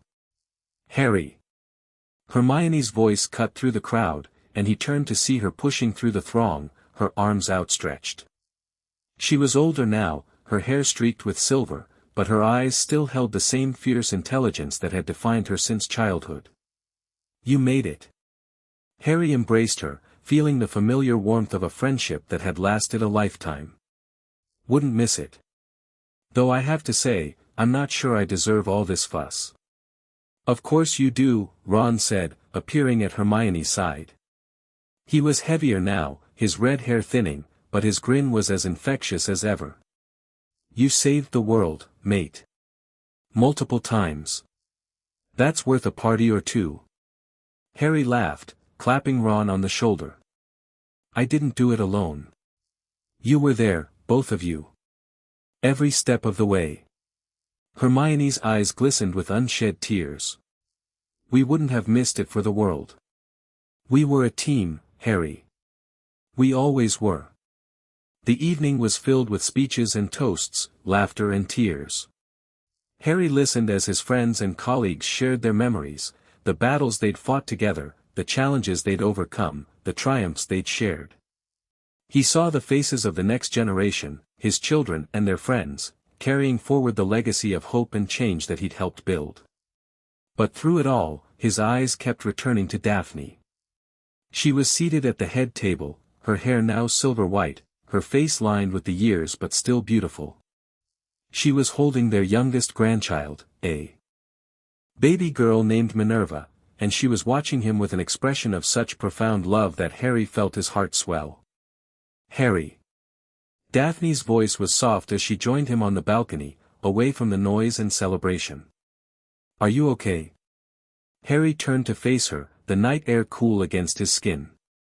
I'm more than okay. I'm happy. Truly, deeply happy. Daphne smiled, reaching out to take his hand. I know. I can see it in your eyes. You've come so far, Harry. From that scared little boy who didn't trust anyone to the man who changed the world. Harry shook his head slowly. I didn't change the world, Daphne. We changed it together. All of us, you, me, Hermione, Ron, Neville, Luna. Everyone who believed that things could be different. Daphne stepped closer, her hand resting on his cheek. But it started with you, Harry. It started with the choice you made, the choice to trust yourself, to question everything, to follow your own path instead of the one that was laid out for you. Harry looked out at the castle, at the lights twinkling in the windows, at the students and professors who were celebrating inside. He thought of all the choices he'd made, the risks he'd taken, the battles he'd fought. And he knew that Daphne was right. Everything changed the day I questioned the Sorting Hat, he said quietly. The day I asked why I should trust something I didn't understand. That was the moment I started thinking for myself, making my own decisions, choosing my own destiny. Daphne nodded, her eyes shining. And look what you built. A world where children are free to choose their own future, where love is valued more than blood, where hope is stronger than fear. You did that, Harry. Harry pulled her into his arms, holding her close. We did it. Together. Everything I am, everything I've accomplished, it's because of you. Because you believed in me when I didn't believe in myself. Because you showed me that I had a choice. Daphne looked up at him, her eyes filled with love. I saw something in you, Harry. From the very first moment we met in the Slytherin common room. I saw someone who was willing to question everything, to fight for what was right, to follow his heart no matter where it led. And I knew, that you were special. Harry felt tears pricking at his eyes. I love you, Daphne. I've loved you since the day we met. And I'll love you for the rest of my life. Daphne kissed him, a soft, gentle kiss that tasted like forever. I love you too, Harry. And I always will. They stood together on the balcony, watching the stars emerge in the night sky. The celebration continued inside, the sounds of music and laughter drifting through the open doors. But for Harry, the moment was perfect, a quiet, private moment with the woman he loved, reflecting on a life well lived. "I never thought I'd have this," Harry said, his voice filled with wonder. "A family. A home. A future. When I was growing up with the Dursleys, I thought I'd never amount to anything. I thought I was worthless." Daphne squeezed his hand. "You were never worthless, Harry. You were just waiting for someone to see your worth. And when you finally saw it yourself, you became unstoppable." Harry laughed, a sound of pure joy.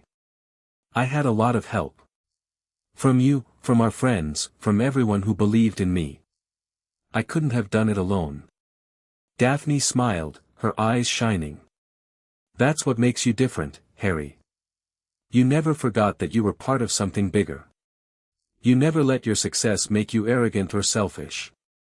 You stayed humble, stayed kind, stayed true to yourself." Harry leaned down and kissed her forehead. "I had a good teacher. You taught me that love is the most powerful magic of all." They were interrupted by the sound of footsteps, Lily and her brothers, James and Albus, followed by their own children. The next generation of Potters, carrying forward the legacy of hope and change that Harry and Daphne had built. "Dad, you're missing the cake," James called out, his voice carrying the same impatience as his sister's. "Mum, tell him to come inside." Daphne laughed, her eyes crinkling with joy. "We'll be right there. Just give us a moment." The children retreated, leaving Harry and Daphne alone once more. Harry looked at her, at the woman who had changed his life in ways he could never have imagined, and felt a surge of gratitude that was almost overwhelming. "Thank you," he said, his voice barely a whisper. "For everything. For being my partner, my confidant, my best friend. For giving me a family, a home, a future. For loving me when I didn't know how to love myself." Daphne reached up and cupped his face, her eyes shining with tears. "Thank you, Harry. For being brave enough to choose your own path. For trusting me enough to let me walk beside you. For showing the world that love is always worth fighting for." Harry leaned down and kissed her, a kiss that promised everything, a lifetime of love, of hope, of building a better world together. "I love you, Daphne. More than anything." Daphne kissed him back, her arms wrapped around him. "I love you too, Harry. And I always will." They walked back into the great hall together, hand in hand, ready to join the celebration. The faces of their friends and family greeted them, warm and familiar and full of love. And as Harry looked around the room, at the people who had stood by him through everything, he knew that he'd made the right choice, the choice to trust himself, to follow his heart, to build a life that was truly his own. He was no longer the boy who lived, the chosen one, the weapon shaped by prophecy. He was Harry Potter, a wizard who had chosen his own destiny, a man who had built a better world, a husband, father, and grandfather who had found the greatest magic of all. Love. The choice that changed everything had been made decades ago, on a dusty stool in the great hall, when he'd asked the Sorting Hat why he should trust it. That moment of defiance, of questioning, of refusing to accept the path that had been laid out for him, that was the moment Harry had started his journey. And it had led him here, to a life filled with joy and purpose, surrounded by the people he loved, building a future that was bright with promise. As the celebration continued around him, Harry smiled, a genuine, radiant smile that lit up his face. He squeezed Daphne's hand, and she squeezed back, a silent promise that they would face whatever came next together. The wizarding world had been saved. The old divisions had been broken. And Harry Potter had finally found his own way. It was, he thought, the greatest victory of all. The end. Thank you.